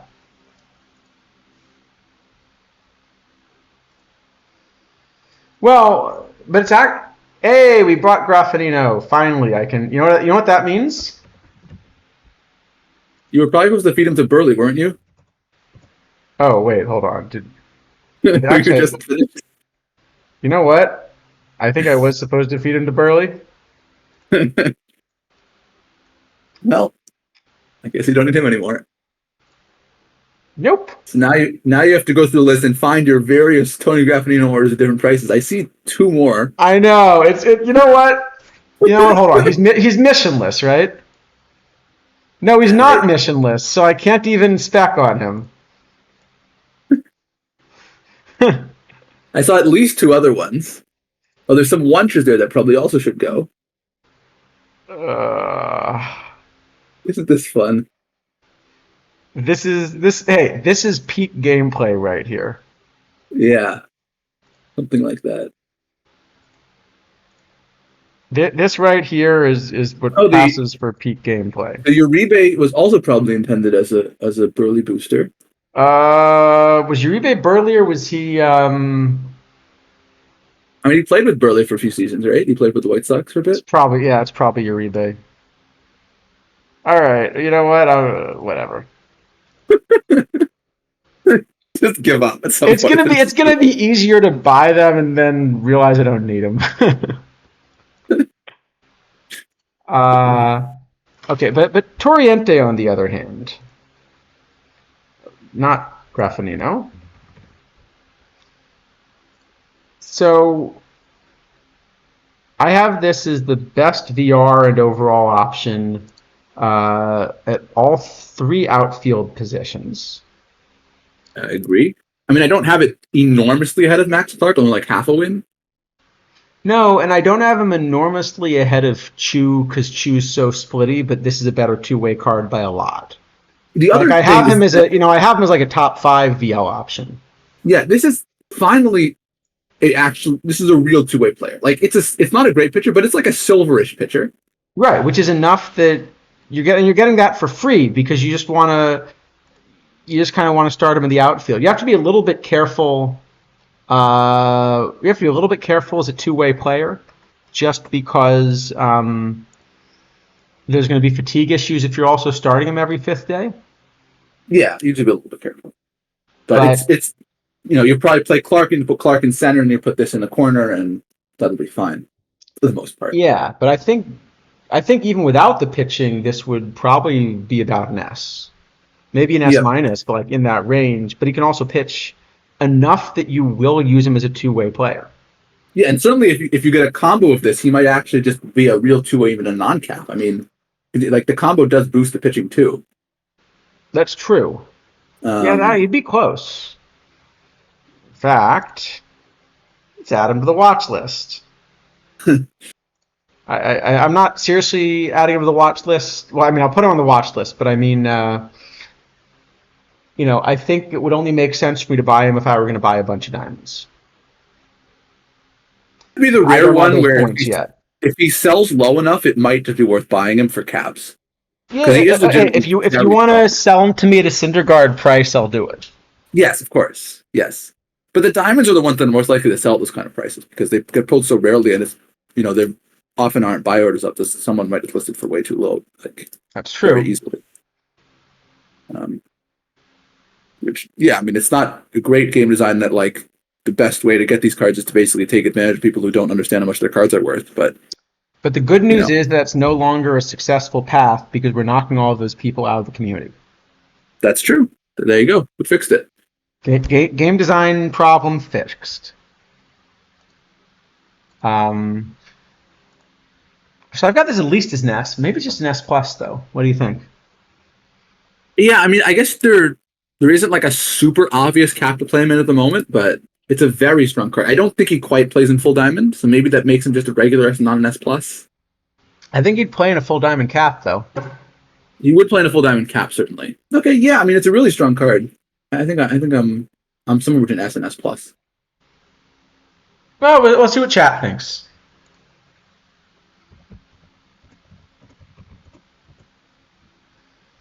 What do we think?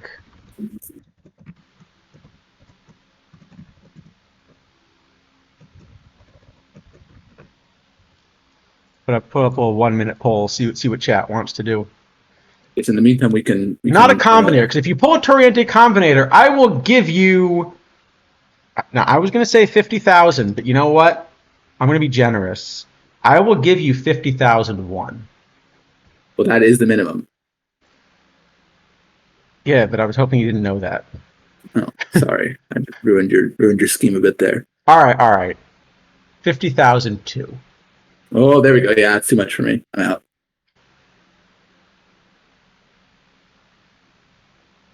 See how generous I can be. Yeah. Yeah, I think the problem, Beetle Boys, there isn't a really obvious format to use the two-way in right now. Like there isn't a low diamond cap, I don't believe. Um, so yeah, there isn't one. So If there was a who's low diamond, asking who's your better full diamond center fielder? oh, I can check. I assume it's going to be, um, well, probably Evan Carter is going to be better at a minimum, but well, Carter, I'd rather run a corner though. Cobb is better. Yeah, actually, I guess that's true. I'll just stick Cobb's bat in center because the bat is so good. But I mean, I think I prefer DiMaggio also. I think. Um, I think DiMaggio is a little splitty. I like him VL, of course, he's very splitty. He's very splitty. but I don't think there are few enough righties to want to do that. Um, I've got him as a two-way center fielder. I've got him second behind Cobb. I also have him second behind Cobb VR, but VL I have him behind DiMaggio, Kaline, Shane Mack, AG even actually barely, but it's close. Yeah, I have him. And my model says Ichiro, but I can't possibly believe I can have Ichiro up there. Hold on. So that must be a bug. I didn't have Ichiro, so that's surprising. Yeah, I don't. I have, somehow I like Ichiro less than you do. That's amazing. How did that happen? All right. Anyway, the vote said S plus, so I think we're giving him an S plus.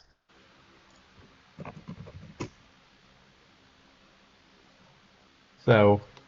Yeah, I mean, if you need 13, then yeah, Beetleborg, you could do that, but it's like that kind of use really, you're not getting value out of it. You're almost never getting value out of it because it's only a case of like your bullpen actually running out of pitchers, which is if you build your team correctly, should happen pretty infrequently. So yeah, I mean it's something, but it's not like great unless it's in a cap. All right, now here's a card I'm pretty sure we're going to disagree sharply on. Yeah, I really like this card. You're going to tell me this card's great because he beats up on all of the weak pitching that you're going to see in the early rounds of Diamond tournaments. And I'm going to tell you, but in the late round of Diamond tournaments, you're basically going to see people that, are running high home run prevention because, you're going to see, Syndergaard, you're going to see Logan Webb, and, that kind of thing. People are playing Logan Webb and Low Diamond. How can you play a live gold and Low Diamond? That's crazy. Well, in the late rounds, you might see one or two. Yeah, fair enough. So I'm going to have him a lot lower than you do, is my guess. Yeah, I mean, I have him as the best third baseman by quite a lot in Low Diamond. So yeah, I just want to play him. It just seems tremendously good to me. And I just want to play A-Rod.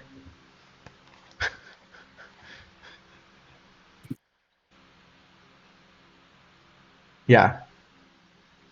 I just want to play some that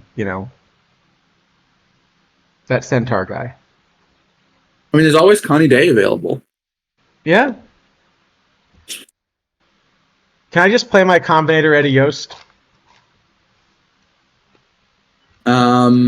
No, that seems ridiculous. No, probably is good. No, I probably I want to play that A-Rod card, I think. Well, no, I'm saying Low Diamond. Full Diamond, I don't want to play this.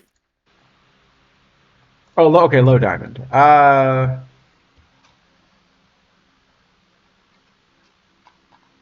Yeah, Low Diamond, it's closer, actually. The one thing that's a little tricky is he's better versus lefties, and I'm still sticking Cintron there, because the bat is somehow even better than this versus lefties, and third base is the easiest place to stick him. I think I have this bat better than Cintron's, actually. Low Diamond. The other way, I kind of want to stick Termar Johnson there, or Bingo, but I don't have him that far behind. Yeah, I mean, as always, I'm much more willing to have little defense at third base. I will say it's a bit weird because Candy Jim Taylor in the past has always been like a BABIP defense guy, and now all of a sudden he gets this like massive power card without defense. There's a Which little is bit a of little, defense, right? I mean, yeah, a little bit. that 91 arm at third is giving you something. But he's certainly in the past been a BABIP driven card, and now he's suddenly a power driven card. So I'm not quite sure why that happened. If there was some new statistics discovered, or I'm not entirely sure, but interesting, I Could guess. just be a different part of his career too. I can look up. Yeah, I don't remember which year it was last cycle. Um, I mean, usually it's the same year for these Negro League guys because they just pick the best season of their career all the time. No, but he had a really long career. He did. Yeah, he played from 1920 to. Okay, that's actually ridiculous. So he broke in at age 36 in 1920, and he played until Wow. 1942. When he was 58, when he played one game. No, but still, you know. No, but I mean, at age 47, he played 22 games. At age 46, he played 22 games. At age 43, he played 34 games at a 164 OPS plus. That's amazing. And Okay, but actually you can see it's a completely different profile. So like at age 43 that season, he had no home runs, but still 164 OPS plus. But then the 1923 version has 20 homers in 61 games and has this power profile. Yeah, it's possible that's just they haven't picked 1923 before. That could be the case. So my guess is they must have picked something later in his career before. Yeah. Um, Can you play Candy and High Diamond? I think you're just playing A-Rod. I don't see this moving A-Rod. So I think it's like for me at least like an A low diamond. It's really good low diamond, but you're not playing it up ever. I have him a bit lower, just because as I was saying, I kind of want the little bit different defense profile, but I mean, I think I would say even if you don't want defense, I don't think this is an unreasonable DH either. Like it's probably not, like yeah, and it's a DH that's going to back up a bunch of positions, which is also helpful. Yeah, I mean, it's certainly a card which is at the very least in consideration for the roster, and I think does improve the low diamond rosters in general. So where does that leave him? Yeah, I think I'd give him an A still. I mean, I got generally if I want to play the card two ways at a tier, it's an A for me. That's kind of my idea. I would have been a bit lower. How about we give an A minus? We'll go sort of more with your rating. That's fair. All right. And we are on to full diamond. We've got another Bobby Dorr. Love the card art. Like that's cool for Memorial Day. I think the weakness here is this is a single position second baseman, and there's another single position second baseman in full diamond that just beats it. No, I mean, I think to me this is one of the most like one of the saddest releases of the cycle in a lot of ways. Where it's like this is a card. I got this as the number 2 second baseman. Me too. I would be interested in playing it. We haven't had a playable Bobby Dorr in a while. He was a really good player who should get playable cards. And we get this really cool card with the nice card art and celebrating his career, and it just gets clobbered by Utley and is therefore useless. Yeah, and I think because Utley's a single position, because if Utley had a second position, you could make this Utley's backup. But sure. I just don't think you can run both of them on the same team because they're just two single position second basemen, and it's just too hard to construct anything. No, I mean, I think this door just needed to get printed in low diamond. You need to tone it down slightly and print it in low diamond. And then it would have a very good life, and it would have a lot of use. And instead, it will never, ever see a roster. Low diamond, actually, it's a bit of a hole, because like right now, I would have been running Frankie Frisch still one way, and that's not a great card. It's just the best thing I see. And you can play there at shortstop, but like I actually don't think you had to tone it that far down to bring it down to a 94 because there's already like a good platoon option between Frisch and the Mission Edition Nap. Sure. Yeah, And I then you would make probably this put a it little down. better. I'd probably put it down a tiny bit, but yeah, I don't think it needs to be hugely toned down. Just slightly tuned a little. But it just will never play because Utley is better and cheaper, and Yeah, it's so just I guess it's just an F is printed, even just an though F. it's a pretty I mean, card. I like it. It's a good story, but it's an F. Yeah. yeah. No, it's a very sad F because it's an F that did not need to be an F. This is a very much a self-inflicted wound. Like, Yeah.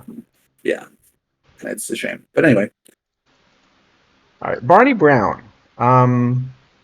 So we have another lefty starter.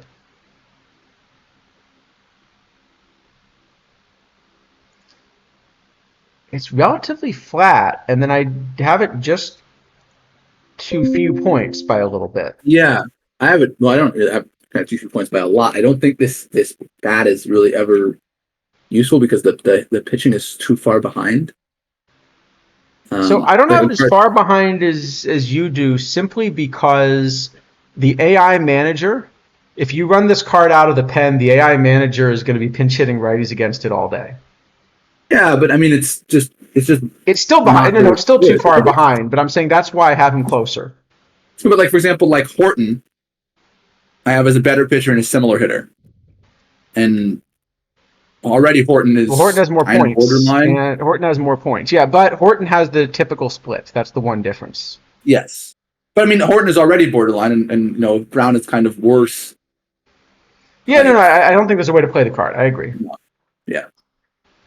Even as a two-way card, as we always sort of tell people, if you're a two-way card but you're worse than the otherwise worst pitcher and worse than the otherwise worst hitter, you're not a two-way card. You're a zero-way card. Yep. All right, Hoskins, I do have much more in the frame. I suspect that we might disagree about this one. Yeah, I was gonna say this seems like the kind of shape card that I'm gonna like more than you. Yeah, because I'm not really interested in this as a pitcher. No, so I think for me, I am interested in him as a pitcher. I have him somewhere between 5th and 8th as a starter, depending on things like, are you willing to run Chris Medlin? Sure.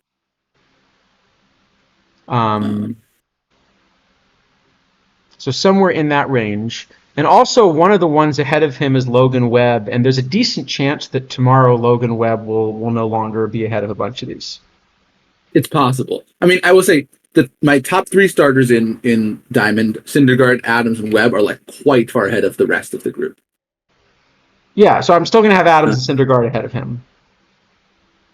So, but the thing is that this bat finally, I'm interested in this as a 2-8. Even though the pitching I think is a little bit behind, this is a much better bat than. Yeah, so I have the pitching fringy enough that I'm at least going to run him out of the pen probably, and then it's a real bat, that I can kind of use for roster construction. No, like I have this as a basically an average bat in Diamond. I wish he had more eye, but yeah. Which is like, if you're going to use this in a cap, very reasonable. Yeah, so I think this is at least a cap card. I don't think it's a must-have card, but I think it's a useful card. Yeah, I think I'd give it something like a C probably. Yeah, I was thinking the same thing. I think C, and to be clear, by the way, because like I said, I know there was this confusion about like, we're giving Fs, it means we hate everything. For me, B and C are actually the ratings I like the best. Yeah, I think this is a really well-designed card, the Hoskins. I'm very happy with it. What I want are cards where I have to put some thought into, do I want this card? What am I willing to pay for it? And how would I use it? This is a card which is at a power level where I have to make those decisions. And this is probably the card of the set which will benefit the most from being a combinator as well. Because you get both sides, and you're helping the eye, and you're helping the stuff in the P-BABIP especially. Yeah, so a combinator version of Hoskins is probably very strong.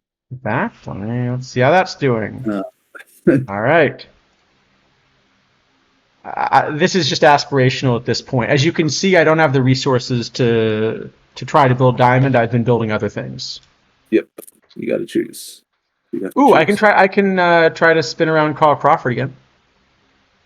Well, let's finish the cards.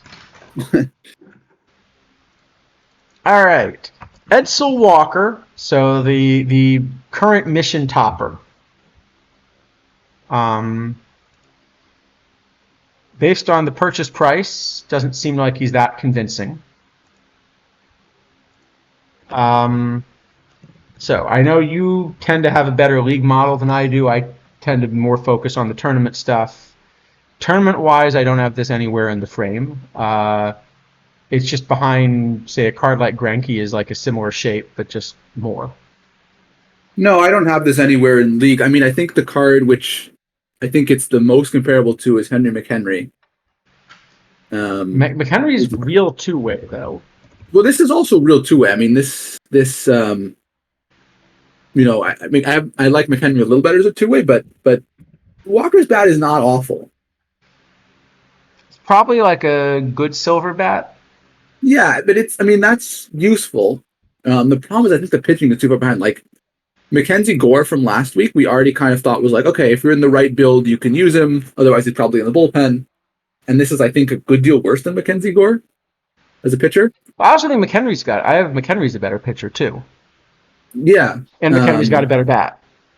Yeah, and Nip Winters, I think, even is like a same set. So, yeah, and we haven't talked to Red Ryan yet, who's also much better. Yeah, Red Ryan's the card I'm really interested in here as a pitcher. So, yeah, as Scott Slugger says, he's a lefty, but the problem is, like, I don't care what hand you throw with if you're not good enough to get in the roster to begin with. So, yeah, I just don't really see it. I think even in the right build, he's behind stuff. You know, maybe there's a cap for him at some point, like a super tight cap. It's also the case that at least today, there are a couple of lefties you can look at. You know, like Fromber's probably going down. Fried probably is not, right? Well, I mean, I have Fried and Fromber very similar to this as pitchers in league. But I also think Ken Holtzman would do about as well. I don't know if Holtzman is good in league. The one in tournaments, which I would, yeah. Oh, tournaments, sure. The one which I would take in league is the Kyle Harrison. If I was really looking for another lefty that was cheap or cheap-ish. I guess he's not cheap anymore because he's in those missions. So maybe he's not a good option at this point. Actually, yeah, a cheap lefty option's Atlee Hammaker for tournaments, at least. Yeah, I mean, okay. Until Valdez and Fried lose points, you're just going to do them. But am I supposed to sell my Valdez on Sunday night? I guess I am, right? No, you can always buy him back the day after if he stays. I mean, I'm not going to sell, like, you know, Judd has had some absurd month, so you don't have to sell him, but anyone who's... Fromber, I thought, especially looked vulnerable. Yeah, but, like, I was... Jordan Alvarez, I thought, was very likely to go down last month, but I was like, okay, I'll just sell the card, because why not? And then he went down 3 points somehow, which I was really surprised by. Thought at most he'd go down 1. So... Yeah, it's always good to just sell the guy. He doesn't hurt you any, basically, unless he's like in a roster in a tournament you're playing when the update hits, but probably not the case, really. Right. Yeah, that makes sense. So, I don't know. I think maybe Walker's like a D because he has some potential for a future cap where you like want it's super tight and you want like all 5 of your starters to be cap, you know, to be position players. I'm having trouble finding any use case for this. The other couple I'm more interested in. Yeah, I don't think there's a current use case for Walker. I think there's maybe a tournament you could design where he plays and is important. And it may be a tournament that we're told about on Monday. Yes, it is worth noting, by the way, for anyone who is not looked too carefully at the missions, you don't have to do all 6 for Walker. You only have to do 5 of the 6 New League missions. The funny thing is, the one I think I most want to skip is the bronze. It might be. I mean, the thing is that some of the expensive bronzes I actually want to own. Right, so, but not all of them. Not all of them, yeah. It's tough. I mean, I considered finishing Edsel and then selling Edsel, but I don't think I'm going to get anything for him. Well, I mean, 100K is probably already too much. Right, but I think it's going to cost me a little over 100K to finish the mission. Yeah, and what you get the pack rewards are really not great. There's one I think perfect pack for locking a perfect, and then yeah. yeah, but I mean, you probably really only want to do that if you're going to pay for Stearns and Ryan. Those are like 400K cards that you're really not interested in locking, I guess. Because like otherwise you're just paying what 80K for Heavy Johnson to get a 40K pack. Like that seems bad. Jackie Robinson's kind of useless now because of Tinker. Yeah, I mean, so I pulled a heavy actually, so I could just lock him. He's my best pull of the cycle, if you can believe it. That's yeah, not great. So I still have not had a pull in the 6 digits. Yeah. It was funny because D-Block was mentioning, I think it was on his stream, that he'd pulled something like 15 straight live perfects. And I was sitting there thinking, I don't think I haven't pulled 15 perfects this cycle. At the new odds, that's quite bad. 15 straight. It is really bad. But I haven't pulled that. I haven't pulled 15. In fact, it's been over 500 packs since I pulled a perfect from a non-perfect pack. Wow. Actually, Heavy is getting very close to a 6-figure card. He's 98K now. He's gone up a little bit since the mission. So you almost did it. You just need to get some people to buy him. All right. You know what? Because I had listed him, I think, higher than this 139. I am undercutting that. Absolutely, I am undercutting that right now.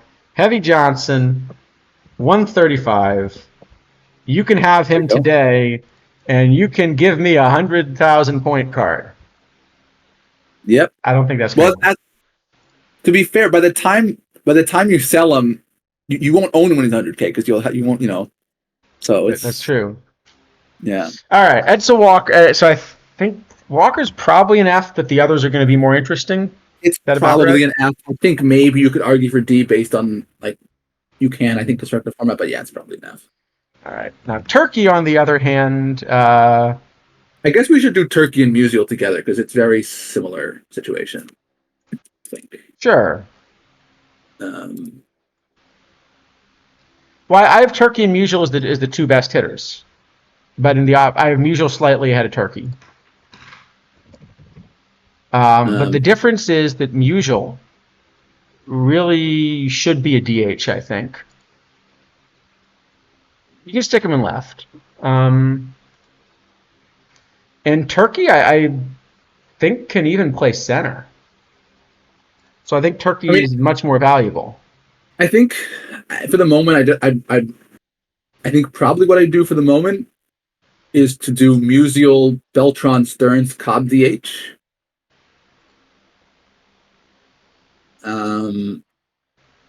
Yeah, if you have all of them, I could see that. I mean, Cobb's also fairly expensive himself, so... Yes, it's not a cheap, but I'm saying it's like a kind of a full meta type of deal. I think that's but the problem is, I think what I'd rather do is run Turkey and right. I still want to run Beltron.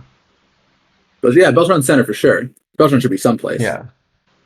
And then Musial, Musial can go in left. I guess what else is going in left? Left is kind of a weak position, so probably we are just doing this. If you have everything, we are probably doing this Musial, Beltron, Stearns, Cobb deal. Yeah, I mean, Carter could run there, but I'd rather run Musial's bat.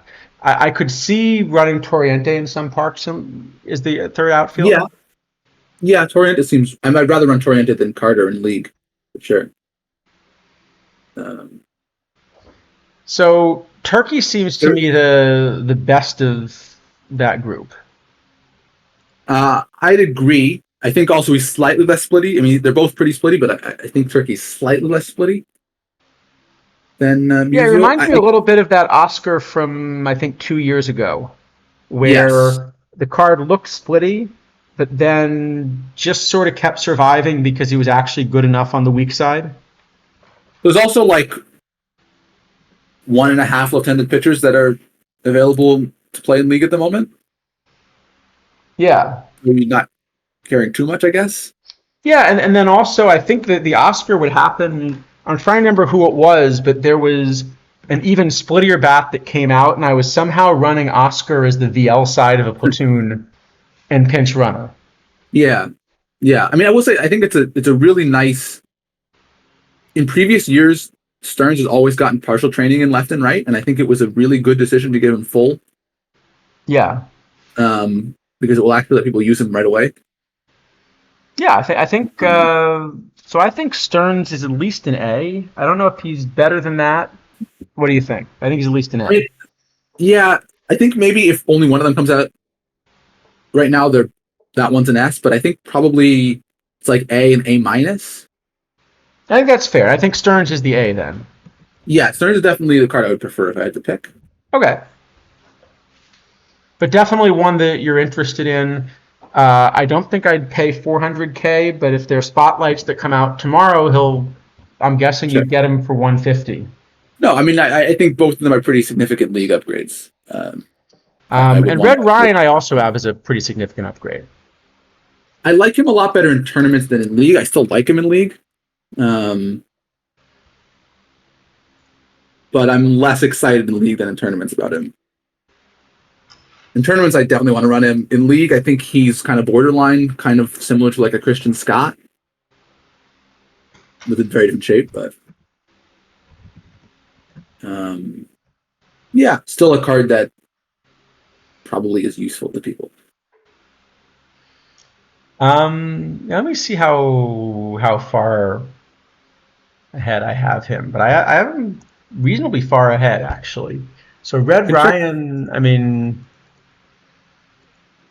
okay, so for tournaments, I think he's about the number 3 overall starter. Even I think he's just up there. It's a pretty tight pack, but he's in that pack. Um, So tournaments, I've got Bieber first by a mile, then Grove, then Ryan, and then a decent sized gap. Well, Nolan Ryan, I'm sorry, then a decent sized gap, and then Red Ryan. and I still don't have Nolan Ryan kind of anywhere there. Um, League, I have. Let's see, 1 second. League, I have Bieber, Grove, Nolan Ryan, Skeens, small gap Painter, Job, small gap Scott Ryan. okay. And I've got sort of a top group that includes Bieber, Red Ryan, McHenry, Greinke, Maddox, Skeens, sort of for tournaments. Mm-hmm. Yeah, I mean, I definitely prefer this to Greinke, which means this 200K price is probably pretty good price. If Greinke's like 150, I think that's what I was saying earlier. So this is probably the card you're supposed to buy if you want to do the Negro League perfect mission. Probably, yeah. I mean, I think I would prefer to own a Stearns if I had to pick one, but I'm not. I don't prefer Stearns by 200K. Yeah, so I think especially at this price, I think I kind of have this one as an A or a B, but maybe closer to an A. Where do you have? Yeah, I think I do prefer Stearns slightly. I think so. I'll probably give him another A minus. How about an A minus? All right. Okay, and then finally we got Kimbrel. Was that the last one? I thought there was another one. Oh no, yeah, that's the last one. Oh, sorry. I realized I'm scrolling out of the thing. Let's try that. Last one. Here we Okay. go. Last one. Kimbrel. Well, so we've got an LE25. Okay, I do have this as the second best reliever behind the live Class A right now for tournaments. And probably better in league if I had to guess, but I should pull out a league model and check. I have this thing just a million miles ahead of everyone. Just because the stuff you think plays up enough in league. Quarter win in tournaments, quarter run in tournaments, half run in league. I have him way ahead of everyone but Class A, but I have Class A slightly better with all the home run prevention. Yeah. I will say the timing of release of this one was interesting. The last Killebrew was pulled, and this was released the next day. Maybe it's a coincidence. We'll find out, yeah. We will find out.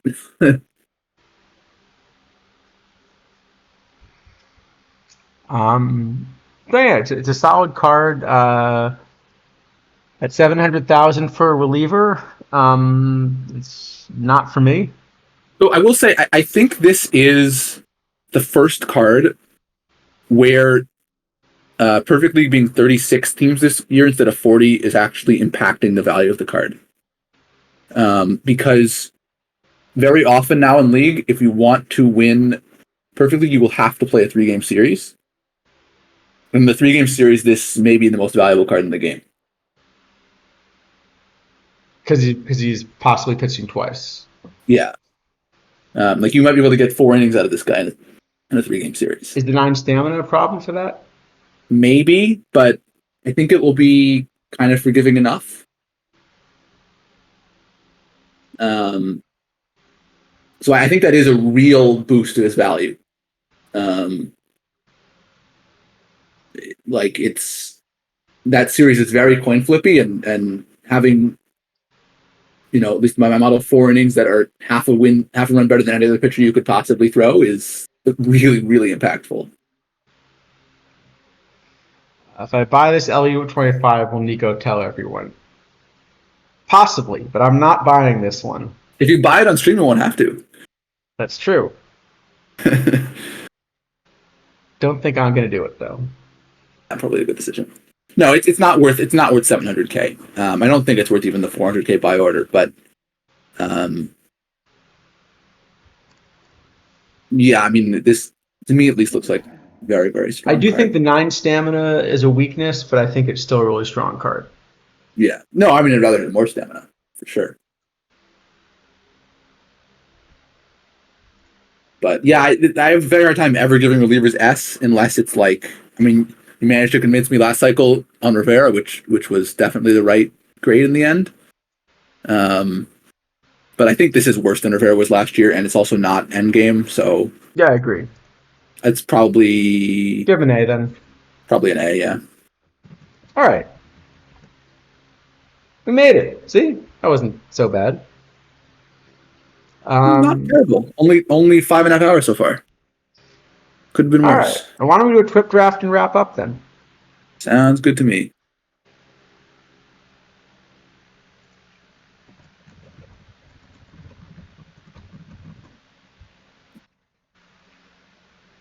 All right.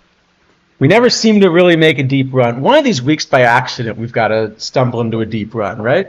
You would think that. I mean, it would be a very reasonable thing to think. Oh, here we go. As usual, we're still in 2023 Comerica. Still a very right-handed thing. And here we go. Well, I think we are taking Jackie. We have to take 2 of these. Yeah, maybe it's Larry Walker. Maybe even Broxton. I mean, the outs are bad outfielders. Yeah, Walker is okay one way, but it doesn't. Relatively good environment for Broxton and format. All right, you know what? We never win this thing. Let's try Broxton. We'll go differently today. I think we found the park in which we can take Albert Bell. Yeah, it should be great here. Well, here we go. We could pair Broxton with Braxton, who somehow... Wait, is this really a 1927 reliever? I guess. I think we're taking... I gotta look this up. No, I just want to look this up on Baseball Reference, because that's... Okay. Wow. He really was a relief pitcher in that era. Wow, yeah. 58 games, 2 starts, 155 innings. Yeah. That sounds like a real reliever to me. Wow.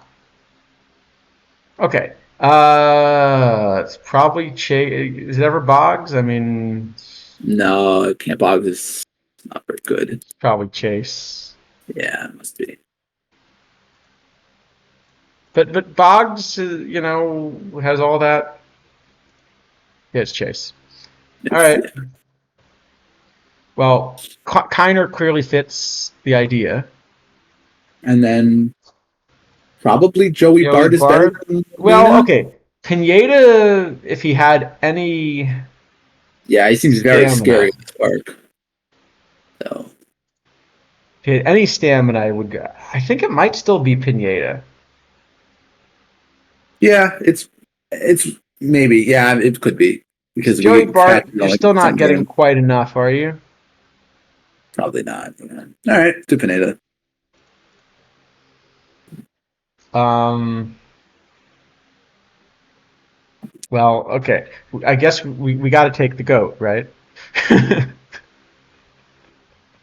we pass? No. I think I just want to pass the whole round. I don't want to take any of these I cards. sort of do too, but no. I think We got it's a strip simulation. No, I don't approach it differently. You know, except that maybe our fourth or fifth starter never matters. But if the goal is to win the tournament, you still have to.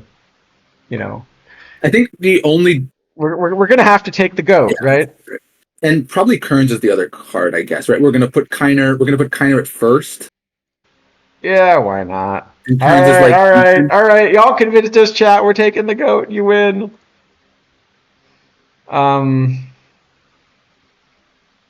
well, Stalker and Wizenhunt might be the only two decent well, Stalker cards. doesn't have a place to play because Jackie's shortstop only and Stalker shortstop only. Yeah. Spire. Well, no. Harry Stovey is actually good as a center fielder. Like he's really not that bad. I like how quickly you went from he's actually good to okay, it's not that bad.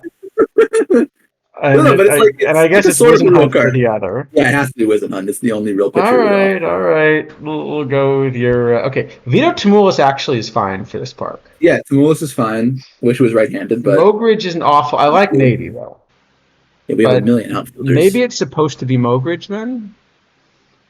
Oh my god, that's so scary in this park. Nady actually really Oh, what can is good in DeLauder this play third? park. If DeLauder can play third, this is okay. You can play Right, because first. Kiner's at first. DeLauder plays first. So I think Kiner's at first. Bell's our DH. DeLauder's in left. Actually, no. Bella has a little bit of Stovey. outfield range. I think actually the Oh, DH DeLauder's is DH. DeLauder. So Stovey's in center, probably. Or Yeah. Kearns, I'm not sure which. So maybe Nady. Just doesn't really have a home then. Because he plays defense too, so I feel like there's got to be somewhere to. I think at that point I'd rather take Euclid and play him at third. Do you think it's just Mogridge? No, Euclid. I think. Maybe. Yeah, but he only hits. He only really only hits lefties. Well, that's all right. He'll be fine. Here you go, Muncie. He's got power. I actually was going to suggest Muncie. But he doesn't fit the park as well as Euclid. I think Euclid is probably better. Okay, Lorenzen actually sort of fits the park. Yeah, but he's the same problem. Like, we're going to take Nady, right? Unless we're going to pitch him. Because Nady's just better. And What if we put Nady in center? No, Stovey's there. yeah, we just have too many outfielders. I think we either have to take Mogridge. Maybe Joe Ryan. How's Joe Ryan? I'm getting desperate. Not as good as Mogridge. I'm really trying to avoid taking Mogridge because he's terrible, but I think it's probably the right thing to do. It's either Mogridge or Nady, I think. It's probably Mogridge then. All right. Well, here we go. We're just getting. Don't feel to play Nady. You realize we've managed to draft 4 lefties in our rotation in a righty masher park? I do indeed. Also, only like 2 pitchers have real home run. And also, we're probably going to be replacing Pineda with Jim Abbott. Let's just go 5 lefties. Why not? And I think it still hurts. Herzog is. We don't know place to put him though. It's the same issue. But I guess at this point, He just backs up everything, and he's just so good for his overall. are we ever playing DeRosa at third? I don't Bobby think Avila? so. I don't think so. Avila just is such a bad shape for the park. Yeah. Okay. Yeah. He's just bad for everything. Well, speaking of bad, Kelly Wunsch is available. Yeah. Let's not take Kelly Munch. Um, so Nelson Cruz, I mean, he'd be our 5th outfielder, but it's good for really. Yeah, I kind of want to take Cease. I think.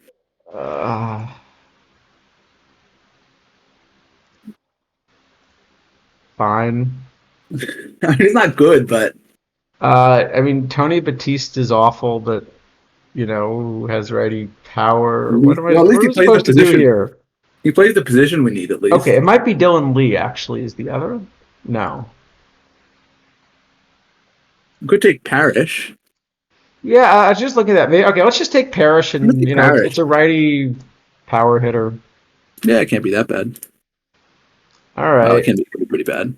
Um, you say it can't be that bad, and we just got offered a Ryan Kirkering. Well, it's better than last year's. But we did All get right. offered Billy Okay, we're Grabarkowitz, definitely who taking Grabarkowitz. plays the position we want. Um, Then maybe this Mark Lee. Rose is not awful, actually, just as an extra bat.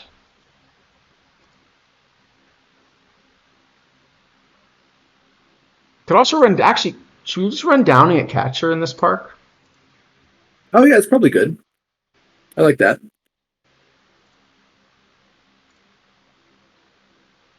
I do have a quick report from our silver draft. Oh yeah. T. Chuck managed to convince everyone to come play silver with him, and then won the thing. So All right. Congrats to T Chuck. congratulations. Next week, though, we're getting our revenge because hopefully someone's going to pick something other than silver. Yes, But congrats to T Chuck. very much so. Well done. I mean, I like Brago Roth. I just don't Okay, know back where we'd to ever this. put him. So Garver, I think we always want, right? Yeah, okay. We need our second catcher, and then probably just throw a pitcher in. But I like Darren Brago Holmes. Roth a lot. Darren Holmes is reasonable. I I thought. also kind of want to put Tony on the roster. Yeah, I do too. I again, it's we have so many outfielders and first basemen and stuff. It's a big bat. I want my big bat. Oh, I can answer the question, Mr. Wrestling. So, from level 0 to 1, you should always do 500 points. At level 1 to 2, it's slightly more efficient to do 500 points, but it takes ages. So it's up to you if you were willing to wait for it to It's happen. something like 15% more efficient. Yeah, but it takes like 5 tries on average. So I still if you're tend to willing do to it the just 5 because tries, then yeah. no. Darren Holmes is a real pitcher. Darren Holmes is actually real. He does fit the park. But Tony is so good here. We got to take Tony, don't we? Yeah, it's probably correct. It's probably correct. All right. Well, that's true. If we clicked really fast, maybe we could have taken all of them. All right. I think we need what? 4 more pitchers and a couple So we need infielders. Brendan White. We're taking for sure. Is he the good shape? Oh yeah, he's fine. Because Maldonado has a decent shape for some parks, just not. He doesn't fit this park, but he's at least got points. It's not this one.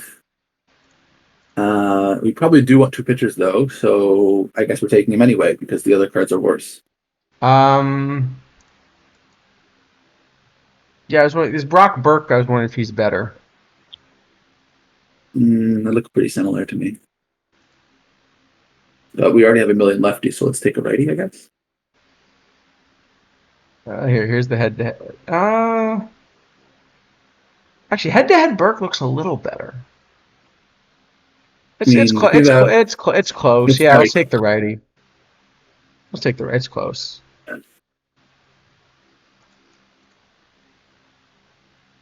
Bob Lacey's actually close too. Yeah, he doesn't look terrible either. Yeah, maybe it's Lacey because at least when he gives up the home runs, he doesn't walk people first. Okay. No, hold on. I didn't see Winkowski. Oh yeah, he's much better. For some reason I thought he had a lot. He had very little P home run, but It's just because you've been watching him. I'm watching him. I just misremembered which card he was. All right. Mule Watson, I think this might be okay even with the home run prevention because he has enough of everything else. And then we're taking Arias because we need an infielder, and Arias is because we desperately need an infielder. Yes. Yeah. Although, yeah, that's fine because I realize we're getting several. All right, so we want a pitcher and infielder here, ideally. Rodney Scott is actually really good. Yeah, Rodney Scott looks great, and we have one pitcher. I think we should take this one. So we should take it. Oh, no, we No, have hold on, Steven Cruz. wait. We have two, so we actually have to Two. look. Liriano is awful. Oh, they're both awful. They're both really awful. Oh, wow, that's a. It's Liriano, I but guess it's Liriano. He has slightly more points. They're exactly the same shape. yeah. All right, are we Okay, gonna try well- this for real, or should we? Yeah, it's probably good enough, but clearly, we've got to put the goat first because we've got to, Yes. You know, as you do. definitely we shouldn't put Tamulis first, but with the one actual pitcher we managed to draft. You don't think we should go with the goat? I think we got it. We just for the views, No, we should go with the goat. We got to go. We got to go with the goat. We have to. And the other way, Garver's is a little splitty, right? Want to run him versus lefties. Yeah, they're both the catchers are relatively splitty, but Kiner just runs both ways. yeah, Well, Kiner's Herzog good. backs up first. I forgot about that. Okay, hold on. I think it's probably- Parrish and Grabarkowitz is. Barkwood's second. One. Yeah, I agree. And then actually, Solita probably should back up first. Yes, Yeah, maybe instead of Herzog, because Herzog is. Well, Herzog should be at least a DH backup VR, I guess. This was VL, but I mean, actually, he's not that. He's probably splitty. better. Yeah. I think it's the same thing both ways. Something like Actually, this. Solita probably should also be put at backup DH, like in Parrish's spot this way. Because Solita's not so bad. Yeah, really. no, but you pretty much never get to number I know, three. Well, we do yeah. have Herzog backed up 4 positions, so it's possible we'll get to him. All right. But yeah, I think we did about as well as we can do with this. yeah, it's not. We've had worse. Definitely had worse. We have. That reminds me though, with the Cling Fest, have you ever tried to draft on Go with the spotty internet connection? It's fun. Well, I think my favorite was I was doing the 5-minute speed whatever, and Mhm. had my OTP crash on me twice. So that was a fun run. No, last year in Go, I managed to get a perfect draft where I had, I think, 56 cards. Yeah, and it's always tough to figure out which ones you've really taken. Yes, very tough. Also, some rounds I was getting 2 cards offers, some rounds I was getting 4 cards offers, some rounds I was getting 6 cards offers. Oh, it was great. Yeah. That was fun. I drafted the same card a few times. That was exciting. Well, here we go. We have swept the first round of our best of 9. Look at that skill. It was not much of a contest. Well, Hey, you can only play the schedule they put in front of you. Fair enough. Just saying. All right. Anything else before we wrap up? Because I got to go raid the auction house and pick up another 200 bronzes, before I go to sleep. Right. Well, you got to come to clear some space. You only combinated 100 cards away, so. It's true. But I did find a combinator-based trick to get over 10,000 cards on my Well, thing. congratulations. So that's the Fortunately, real I'm victory. assuming it did not allow you to continue to exceed the 10,000 once you acquired more things. It would take more work. Yeah. All right. This is a good point to wrap up then. Let's see who we want to raid into. Who is running here? Tsuiji Seawit. Seawit is people. streaming. Yeah, let's go see what he's been doing. Some interesting streams on bronze with some data that we don't do. So, if you want data, that's a good place. Data, what is that? Actually, occasionally useful.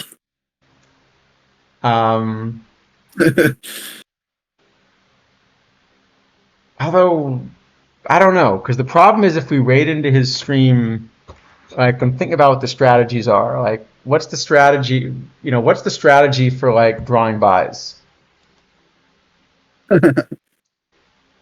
Yeah, I don't know. I don't know. It's All right, I wish let's put a little poll up. We'll see who I learned people about want to it. rate into. Uh,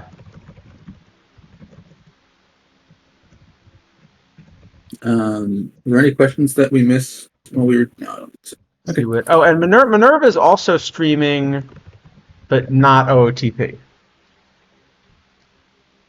He's clearly insufficiently positive about OOTP, so we can't condone that. So let's just put a little poll up and see what people want to do.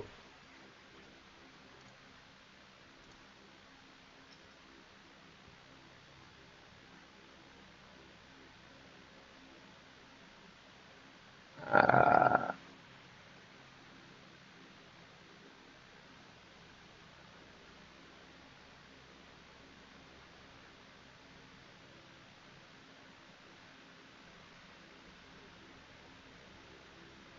Now, what do we do if it's a tie?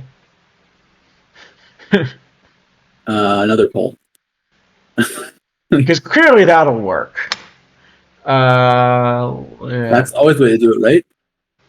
You just keep voting until that seems to be the dominant system in many political. Yes. All right. We got a winner. Oh, rioting. Yeah, rioting is also good. We could riot. Rioting is never has gone wrong ever for anyone. And just raid into Storm Chaser. That's true. We should have found a marble streamer to try to. Oh, I should have had him. Yeah. Oh, then they totally would have won the poll. Yeah, that's true. Marbles is the best game, as everyone knows. That's good. I think Sea Witch kind of just getting started streaming, so it's kind of nice to. Yeah, and like we said, we don't show any data, and he does, so that's something different, at least. Yeah, sounds like a plan. Good. Then everyone say hi to Sea Witch for us, and we will catch you likely next week. Yep. Goodbye for now.